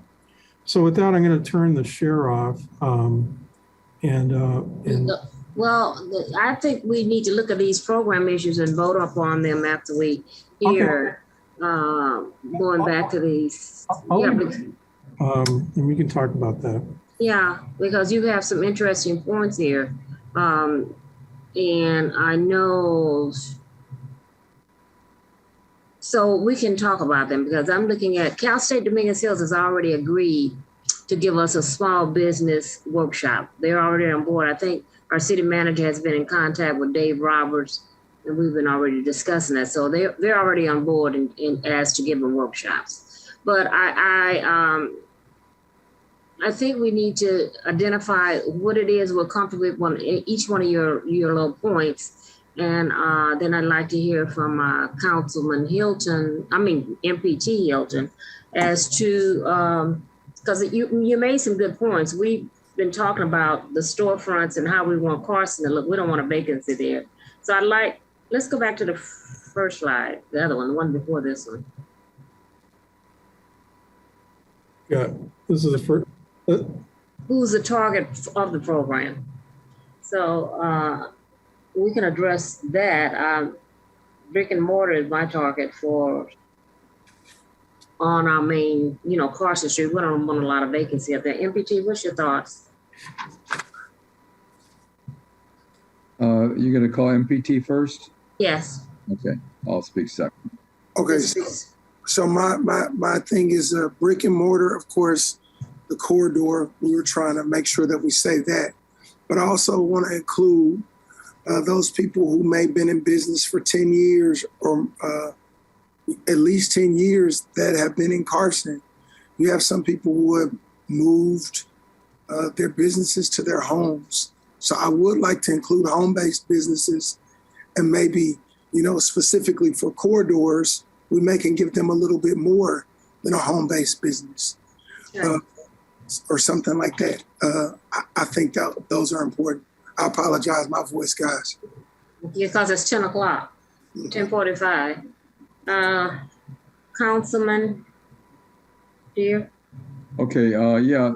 The reason I came up with this idea of doing this program was to reach out to the businesses that did not get previous loans or grants. So I believe those are the businesses that we want to protect. And if we look at this grant program questions on this slide on the screen, what is the city's goal in creating the program? Well, here's the goal. Preventing vacant storefronts. That's or should be number one. Preserving jobs. Businesses that employ people. Maintaining economic vitality in the city is the goal. So I would think if someone has a brick and mortar, like the mayor said, we want to prevent a vacant storefront from happening, and that's really what we should focus on. If we try to focus on everything, because Mr. Raymond outlined a lot of different options. In other words, Mr. Raymond asked us a lot of questions tonight, and we cannot do everything. So I came up with this idea because I see businesses in Carson that are going to shut their doors, and then it's going to make our city look ugly to have vacant storefronts. And if we can save those businesses, and the criteria of being in business, certainly before the pandemic, but maybe you can say for 10 years. Now, maybe if it's a new owner, but it's, the business has been there before the new owner, they would still qualify. There's a lot of, the devil's in the details. And there's a lot of reasons some people missed out on getting benefit the first time. So I really think, we should focus on what are the goals of the program. And if you look at that number 2, if we focus on those goals, then we will have the criteria that we need for the businesses. I don't think that we should be hiring a consultant or requiring them to do, these workshops. Most of these people, they know how to run a business. They've just been impacted by the COVID-19 pandemic. And in some cases, they have enough customers, so they don't have enough employees because people don't want to work. But that's another issue affecting the pending disaster of vacant storefronts throughout the city of Carson. So we should do that. Let's focus on that we would love to give money to everyone, but that's not going to work. We have to focus. Go ahead. I'll come back. Yeah, I want to march through this. So our number 1 focus should be on brick and mortar, target those businesses. That's our number 1. So you're talking about stores on the main corridor that we don't want to see any vacant storefronts if we can help. Okay. They don't have to be a main corridor, MOC. They could be like Central Avenue and Godbar Central. That's not a main corridor for us necessarily, but it is an eyesore. Yeah, we don't want vacancies there either. In other words, I think this program should be open to any business in Carson in a commercial zone. What do you think of that? If they're in a commercial zone property, not industrial, not residential, commercial zone, because that's where the storefronts are. Yeah. Okay. Comments. We got that. It's brick and mortar to me, but okay, are we all in favor of that? I didn't hear from Hilton. I didn't hear from Marlene on this. I want to march through each one of these. You mean Hicks? You heard from me. Hicks. I haven't heard from Hicks. Yeah, you haven't heard from Hicks yet. Yeah, I said I hadn't heard from Hicks. Yeah, you said Hilton. That's okay. I didn't say Hilton. We know what you meant. It's okay. It's 10:45 nap time.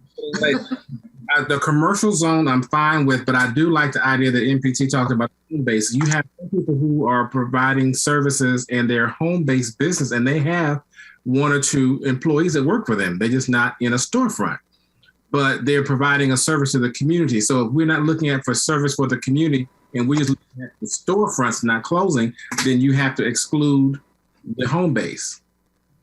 But the pot of money, can that pot of money been bifurcated to give a certain amount of money? Maybe those type of grants is only $5,000 versus a $10,000, and you do only no more than 15, and it's first come first serve.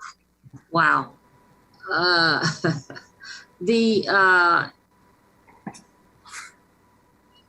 think we go back to what is our purpose. Okay. What is the goal of the city creating the program? Preserving jobs, preventing vacant storefronts, maintaining economic vitality in the city of Carson. I think we need to focus on that. Is that what we want to do? That's consensus. I say yes, absolutely. Okay, that's what we want to do. So everybody's in agreement on that.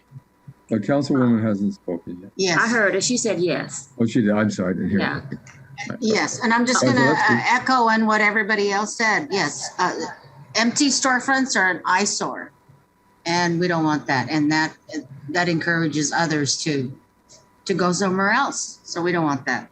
And also and I agree with what my colleagues MPT has said in Hilton, but we need to do tiers. Tier 1 is we're going to focus on what this targets and what is our target, business size type location. You're talking about storefronts. We're talking about everything in number 2. That's tier number 1. Can we say tier number 1 is that, and then we go to the next level? Sure. Okay.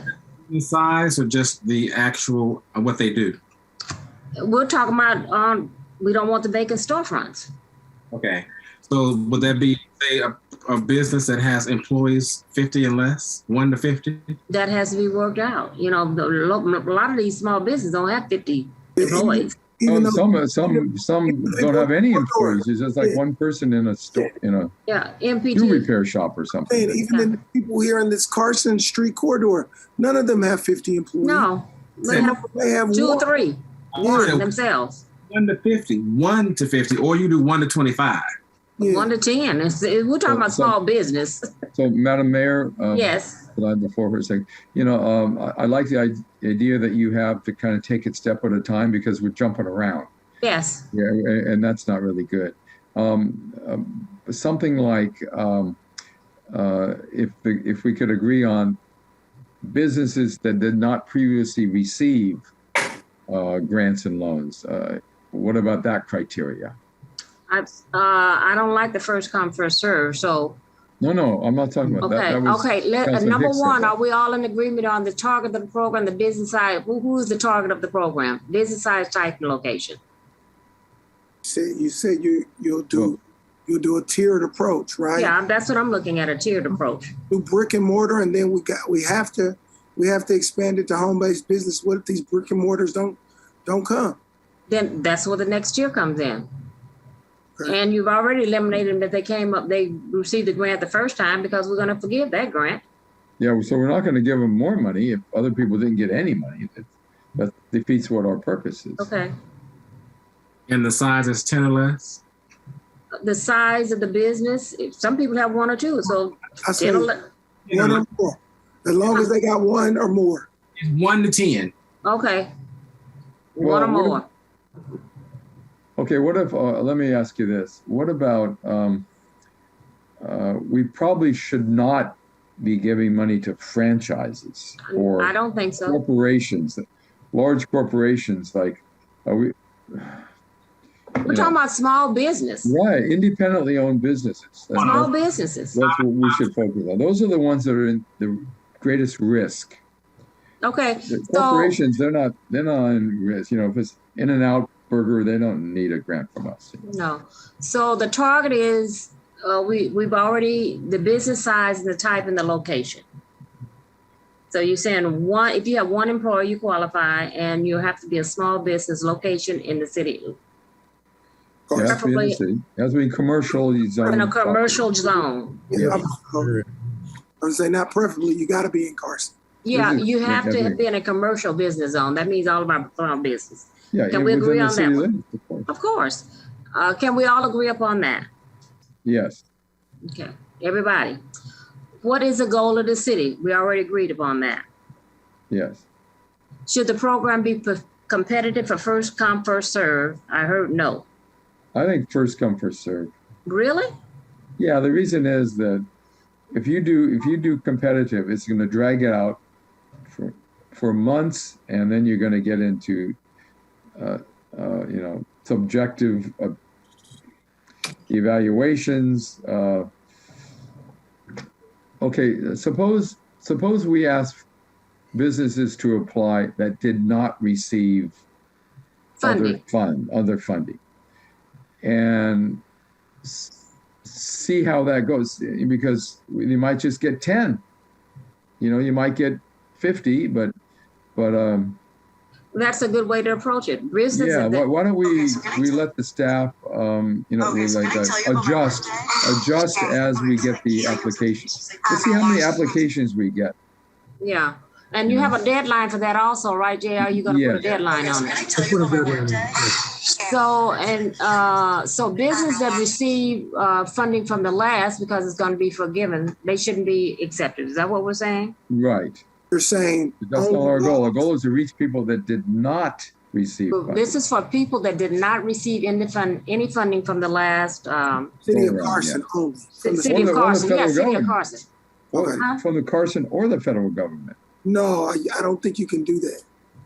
Because there's some people who got money, but they still need more money.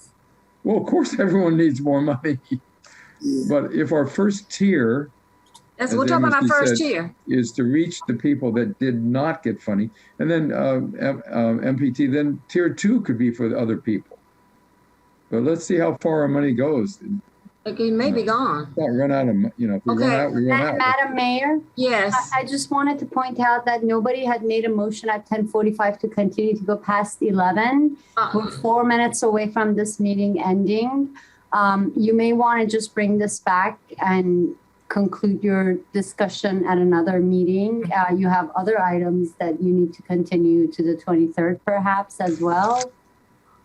Okay, Madam Mayor, and that being the case, I would like to make a motion that we approve what we all agreed to on this particular item. Just that amount that we've all come a consensus on. So at least we're getting something accomplished on this tonight. I'll second that. Okay. You have it in writing. Now you better go to somebody a vote. was taking notes. Better go to a vote. I am. I'm just making sure our city clerk has everything that we discussed. It's these items that are here, and we still have not, well, we'll come back to that. So, but items one and two, we definitely agreed upon. 3, we're still discussing. Okay. I thought it was going to be first come, first serve. I'm with that. I'll make that part of the motion. Okay. So 1, 2, and 3. Yes. There's been a motion and a second. Who seconded? You did. You did. Oh, okay. It's 11 o'clock. All in favor, signify by saying aye. Okay, signify by saying aye. Aye. Aye. Okay. And this meeting cannot go past 11 o'clock, and I have 2 minutes. We're going to skip appointments and go to memorial adjournments. Well, we have a second reading of an ordinance. Item number, quickly, 33. Come on, Jim. Well, hold on. Let me get my glasses. That's the hazardous material ordinance. Yeah, let's move that one. Madam Mayor, can we, I'd like to make a motion then that we conduct, I'm sorry.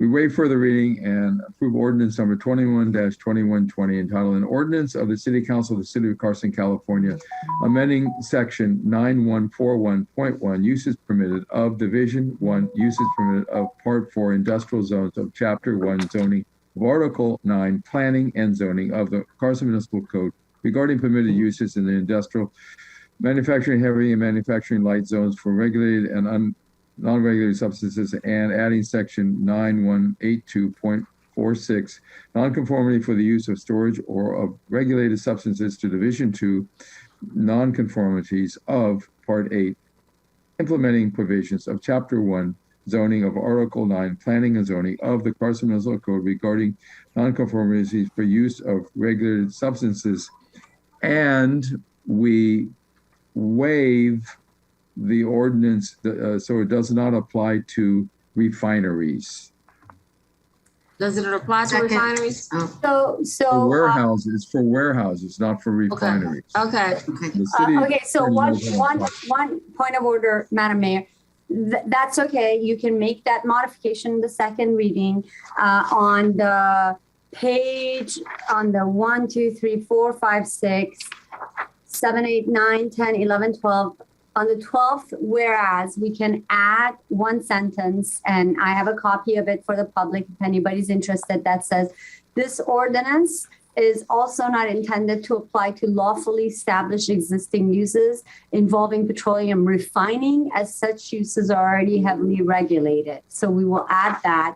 And then on the charts where we're dealing with the uses, and that's section 3 of the ordinance, I will provide the copy that we have for public view to staff for the second reading, where it specifically exempts the refineries. Okay. Okay, thank you. Sunny explained it very clearly and legally, and then that's the motion. You have about 30 seconds to vote on it. Vote quickly. All in favor signify by saying aye. Aye. Aye. Motion passes. Item number will be continued. The ARPA funding, you want to bring it back on the 23rd? Yes. I'll bring it back on the 23rd. Actually, you know what, Madam Mayor, you have to just adjourn the meeting right now. Otherwise, you're breaking. Is it 11 o'clock? Yes. I have a Naval Observatory time on my It is clock. 11. Yeah. So you can adjourn the rest of this meeting to the 23rd if you like, Madam I'll Mayor. adjourn the rest of the meeting till the 23rd. Good night, everyone. Bye-bye. Good night. Thank you. Wow.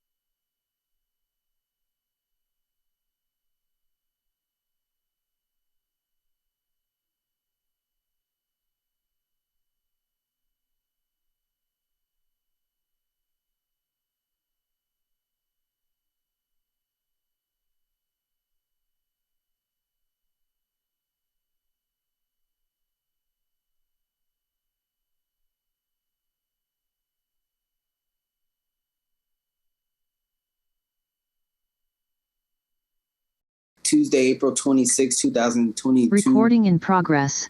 Planning Commission meeting to order. Roll call, please. Vice Chair Palmer. Present. Commissioner Diaz. Present. Commissioner Guerra. Present. Commissioner Huff. Present. Commissioner Monteclaro, excused absence. Commissioner Diane Thomas. Here. Commissioner Rashad. Absent. Commissioner Hernandez. Yes. Commissioner Dr. Seal. Present. Commissioner Mfume. Present. Commissioner Wilson. Present.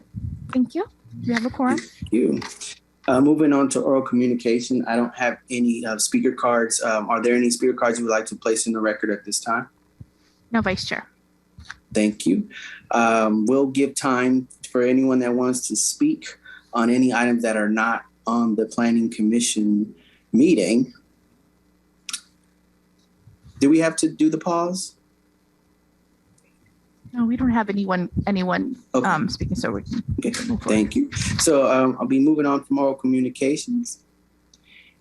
I'd like to move to item 4, the consent calendar. The item is the April 12th and April 18th minutes. Mr. Vice Chair, I make a motion that we approve the minutes.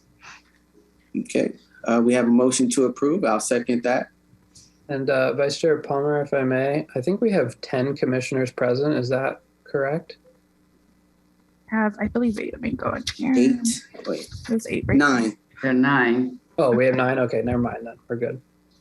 This meeting is being recorded. Okay, I'm hearing that. Commissioner Wilson, if you don't mind, thank you. Oh, sorry. Okay. Thank you. One audio system, either your phone or your computer. So with that, call for the vote. Vice Chair Palmer. Yes. Commissioner Diaz. The Levi abstained for one. I wasn't present, but I have read all the material and yes. Thank you. Commissioner Guerra. Yes. Commissioner Huff. Yes. Commissioner Thomas. Yes. Commissioner Hernandez. Yes. Commissioner Dr. Seal.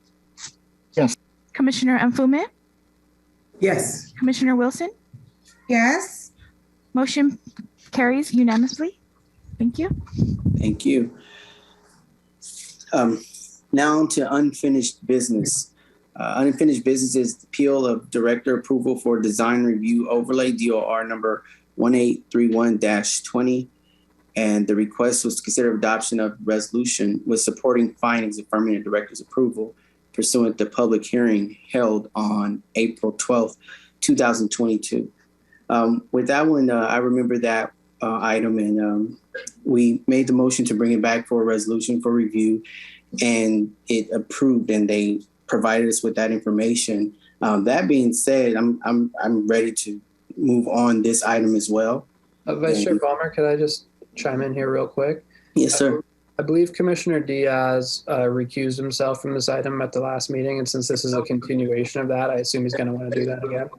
Thank you. Yes, that's correct. I just reflecting on my notes, and you're correct. I will recuse myself.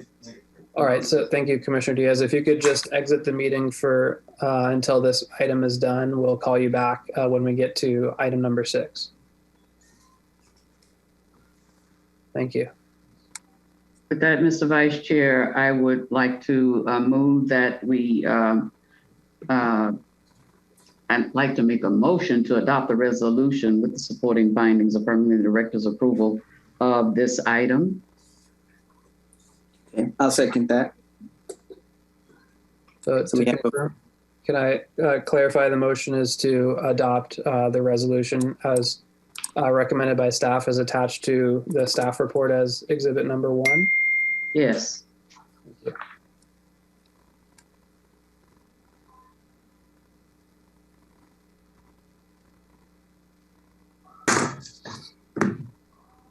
So we can have discussion, or we can go to a vote if there's no discussion. Okay. So with that, we have a first and a second. And if there's no discussion, I'll call for the question. Question. I move that we vote. Yeah. Okay. Okay. Vice Chair Palmer? Yes. Commissioner Guerra? Yes. Commissioner Huff? Yes. Commissioner Diane Thomas? Yes. Commissioner Hernandez? Yes. Commissioner Dr. Seal? Yes. Commissioner Mfume? Yes. Commissioner Wilson? Yes. With an 8-0 vote, motion carries. Thank you very much. At this time, I would like for someone to contact Louis Diaz and get him back in this meeting. I'm a fast learner. Perfect.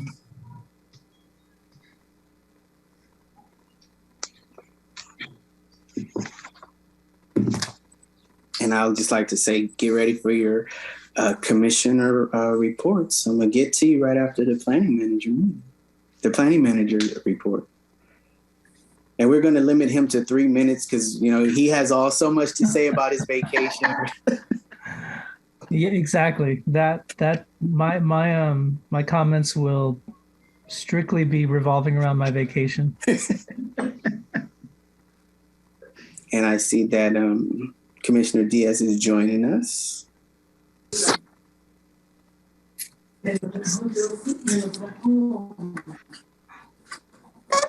I'm back on. Thank you very much. Welcome back. At this time, I would like to move to item 6, Planning Manager's Report. Planning Manager Betancourt. Thank you, Vice Chair Palmer. I would like to thank both Ben and Lucille for organizing this meeting.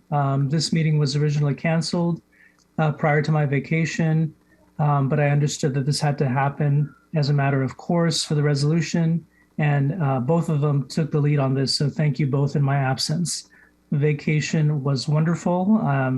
If you'd like to know how to get around the 5 boroughs in New York City, please drop me an email because we did it flawlessly and with 2 little kids, and visited everything that you could possibly imagine, from the Bronx to Coney Island, from Queens to Midtown to Harlem to Central Park, and had a wonderful time.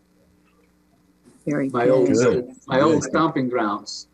And ate very well at each of these locations, specifically looking for folks and restaurants that were doing unique things in these very unique parts of the 5 boroughs. So had an absolutely wonderful time. Good to be back, though. Welcome back. Thank you. Welcome. We ask questions about your vacation, sir. We're all glad to see you back safe and sound. Thank you. Appreciate it. It's good to be back. Thank you, Vice Chair. I'm done. Thank you. Thank you. And I understand this is a public forum, so you can't tell us everything. But thank you for your report. And I would like to give this opportunity to my fellow commissioners. And I will start with Commissioner Guerra. Yeah, I was just wondering if he had the opportunity to try out the New York pizzas before I go into something I need to mention. Just kind of curious, did he find it a lot tastier than our California pizza? Pizza. So we did, we had pizza just once in Brooklyn. The location is called Speedy Romeo. And what got us there was that it's not Michelin star rated, but it's Michelin Guide acknowledged. So they have as you may know, Michelin star has 1 and 2, 3-star system, but they also have something before they offer a star, kind of like an honorable mention, if you will. And so we kind of found our way there because of this. And if I can give you an example, if Yelp takes you to the most popular places, just by virtue of volume, you'll get to certain restaurants that are just very, very busy. Michelin will try to get you to places that are offering a little bit more elevated kind of attempt at a particular type of cuisine, but it may not be for the masses. So thankfully, we did that. There are plenty of other places, very popular places, wonderful places, but we purposely didn't go to them. We really wanted to try something different. And it was, Commissioner Guerra, it was very unique, very different. very delicious, small corner restaurant in the middle of a residential Brooklyn neighborhood, where you have chefs coming in from kind of tours of duty in larger restaurants doing their own thing.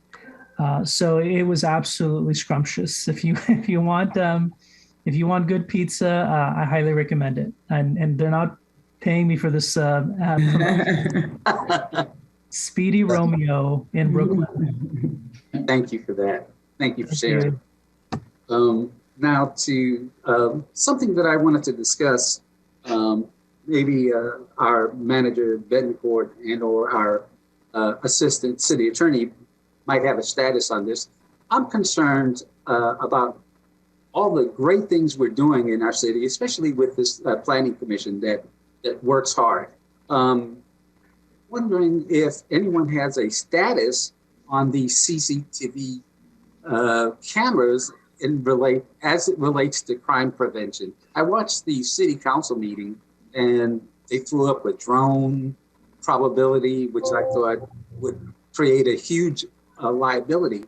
And of course, additional expenses, because then we would need a drone pilot, probably increase our insurance, etc. So I was wondering if anyone here on staff knows anything about how we are progressing with the CCTV security cameras for the city. It's been discussed several times at the council meetings, but not implemented.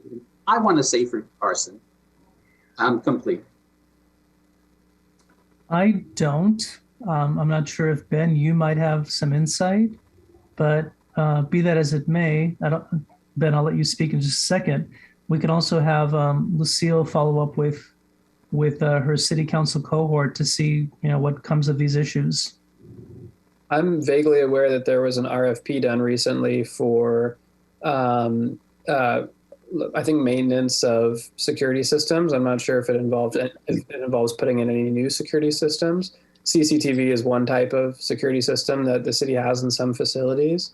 So I think there may have been that RFP may have, applied to maintenance of certain CCTV systems, and I'm not sure if it would have provided for any new ones, but that RFP would, be going to selection of a vendor and preparation of a contract soon, I believe.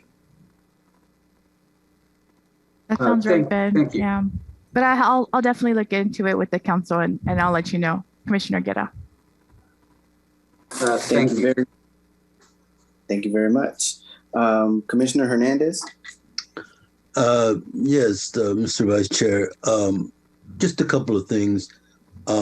There was a time that I mentioned during the commission that I was concerned about the intersection of Carson Street and Avalon and the two left turning lanes going in each direction.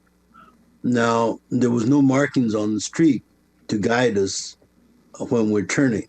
Now there is, and I don't know who's responsible for that, but it helps now when we're turning that the two inside lanes, they don't run into each other because it was real close. There's two lanes turning left in each direction, and I appreciate that.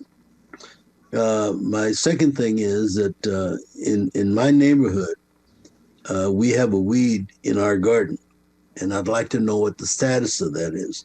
And it's the old gas station on the corner of 223rd and Main on the southwest corner. I don't know who I should approach on that, but it's been like that with the weeds growing all over it. And, at least they should knock down the building and clean up the area a little bit because it looks pretty blight there. But other than that, Mr. Vice Chair, I'm complete. Thank you. Commissioner Hernandez, this is the southwest corner across the street from Carson High School? Right. Okay. I will follow up. I know that representatives from ownership have reached out at least a couple of times in the last year interested in redeveloping the site. But it appears that they are sitting on it, at least in the meantime, but that doesn't preclude them from having to maintain the property, clean the property, and keep it in a good or orderly and clean manner. So I'll follow up with that for you. That's my concern. It's just it looks pretty bad, and it shouldn't maintain itself like that, because people visiting us from other cities see that and wonder how we're maintaining things, and that's my concern also. So thank you for that. I'll make sure to circle back with code enforcement. Lucille, if you could please make a note of that and forward that to me along with that other note, and we'll handle those. Problem. Other than that, I'm complete. Mr. Vice Chair, thank you. Thank you very much. Commissioner Huff? This is quite a fast moving meeting. Just to say good evening to everyone. I'm not complaining at all. I am quite happy about that. It's just good to really see everybody. And for Albie, I have one question. Did you ride the horse-drawn carriages around Central Park? That's such a good thing to do. Did you enjoy that at all? We did not see horses. My wife actually commented on that. What we saw were bicyclists with a carriage in the back. Oh. I'm not sure what the correct term is, but it's basically a big tricycle where you have seating for you three. Have those, yeah.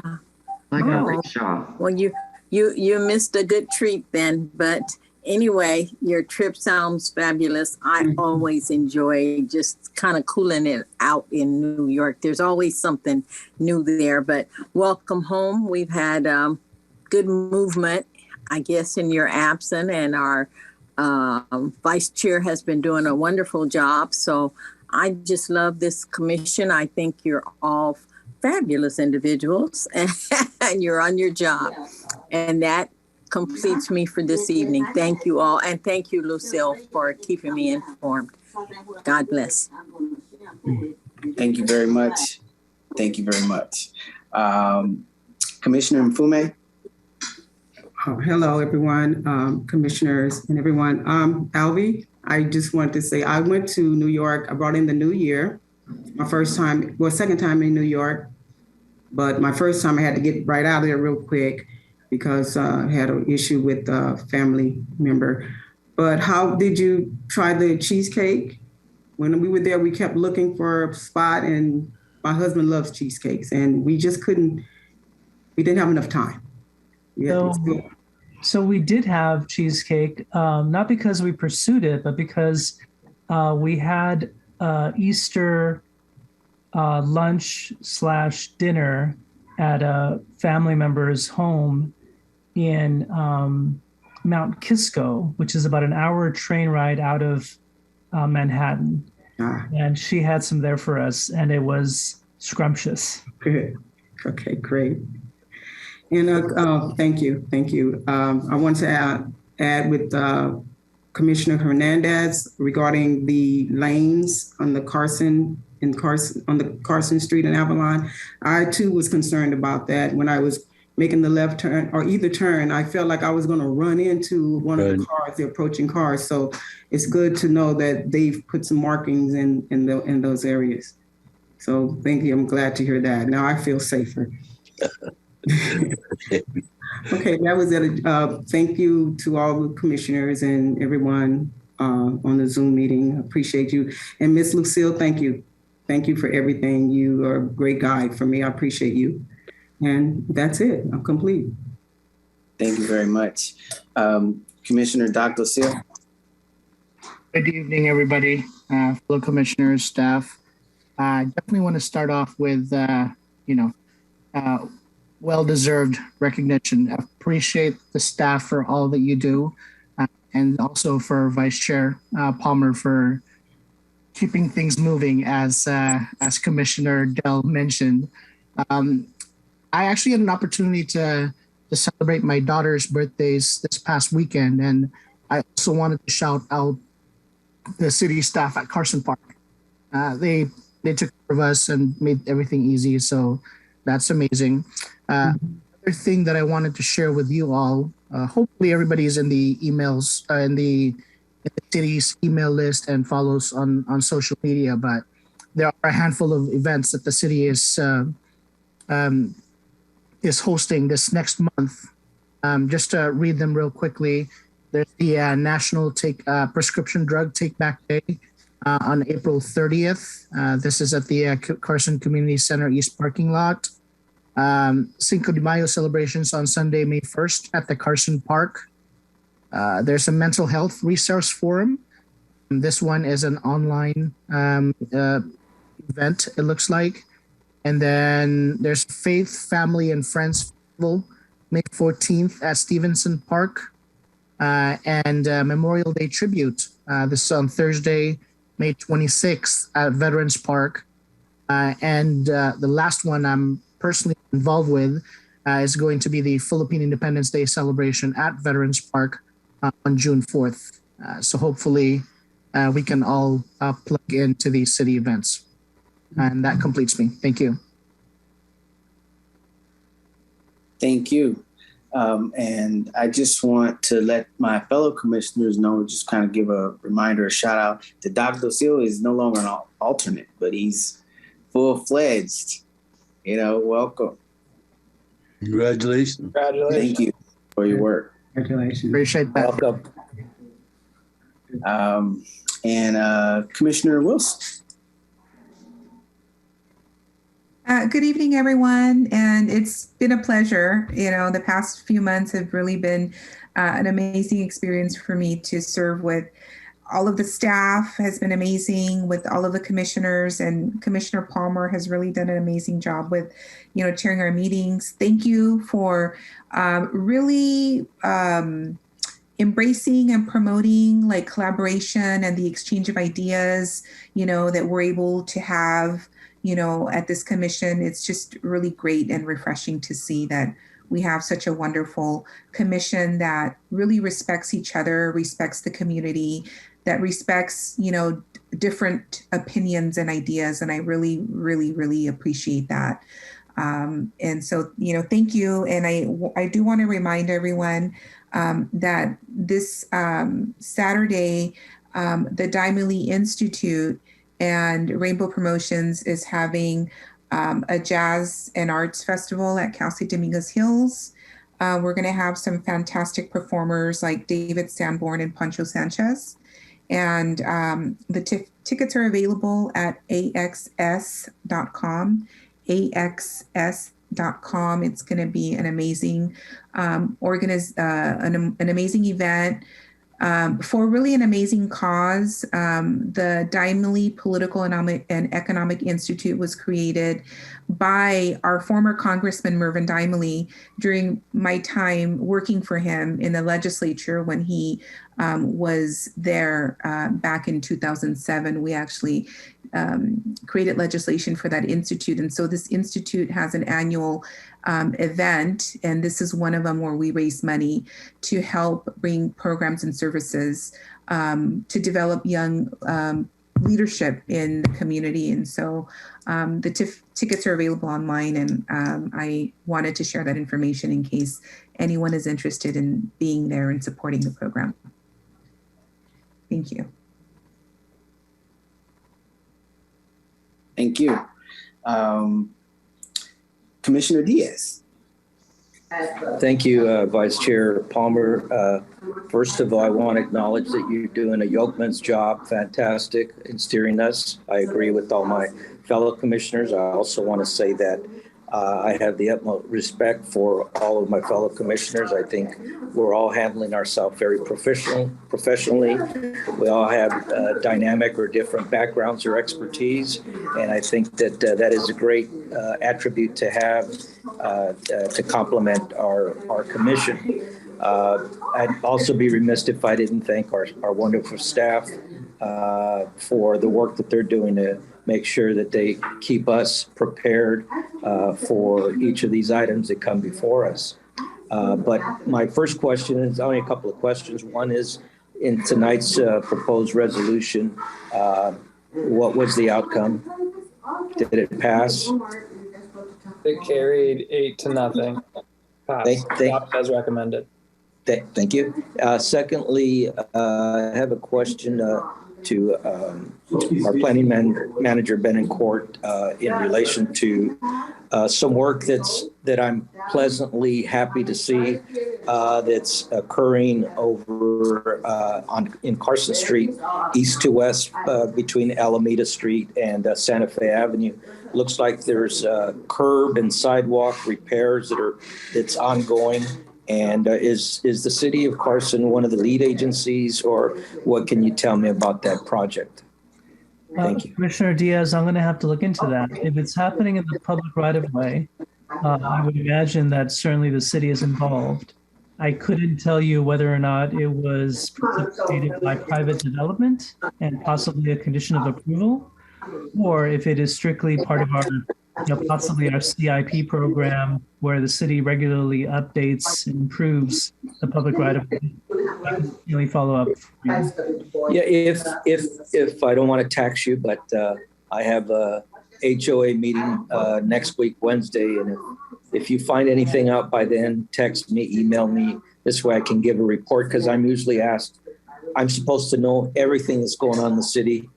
Because I'm a planning commissioner and I don't know. So if you would please, but again, thank you all, and I appreciate everybody's efforts and time, and I am complete. Thank you. Commissioner Thomas. Yes, thank you. So I will echo the sentiments of all the other commissioners in showing gratitude to the staff. Welcome back, Alvin. We missed you, but you look so relaxed and de-stressed. I don't think I've ever seen you smile as much. That's awesome. Just a note, when we get our Carson Report magazine that goes to all of our homes, as a block captain, there's on about the third page where the sheriff department has that page, they have a manual that the city has actually put out, and it's called Emergency Preparedness for the city of Carson. And there's information there letting you know how you can get this manual. I take time to get your latest Carson report and just look at it.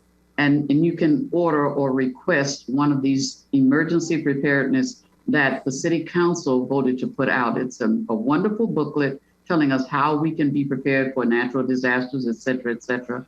As a block captain, I took the liberty of actually contacting the sheriff's department and getting 30 of them, because in my block club, there are 30 homes, including mine.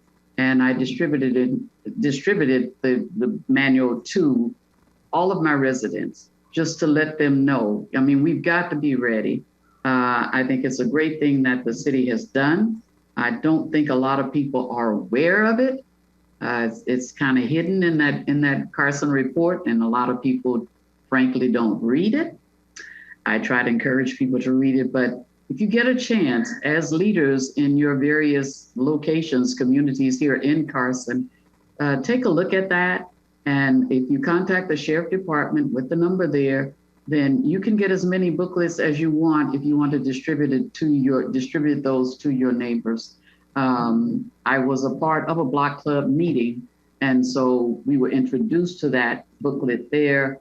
As block club captains, we got a copy of the booklet, and then I took the liberty of getting enough for all of the people on my street. I think it's very important. The city has gone through the expense of doing this. It's being distributed through the sheriff department. So again, if you get a minute, look at your Carson report. You'll see that it is in there, and then take advantage of that opportunity. With that, Mr. Vice Chair, I am complete. Thank you. Commissioner Diaz, would you like a remix? Yeah, just to piggyback to Commissioner Diane Thomas. She's always a step ahead of me. She went to the sheriff's department, got 30 copies. I went to public safety down in the basement. They couldn't find them. When they did get some, they mailed me 2, and I need to get my hands on more. So now I know where to go. But it is valuable information.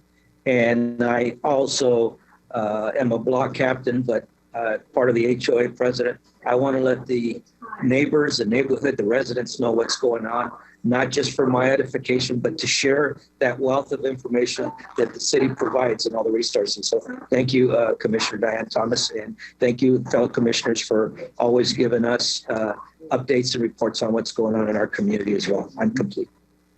And may I just say, just to piggyback off that, I took the liberty as a block captain. I generally do a little newsletter on my block. That's my dog. But anyway, just put a little cover letter on them and let the people know why you're putting it out there. And I think that will introduce the book to your neighbors as you pass them out. That's it. I'm done. I'm going on. Thank you very much.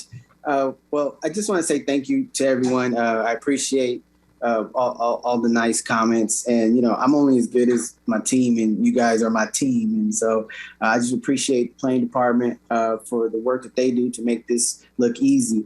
But it's definitely not easy, and the commitment that this takes is completely underrated. And I just want to say that you guys are stand-up champs for enduring what we endure and going through what we go through just to serve the city. So yeah, the contribution is tremendous. So thank you for what you do. Thank you for making this, not like work for me, and keep up the good work. And with that, I'd like to adjourn the meeting at 7:06 p.m. I second. Yay.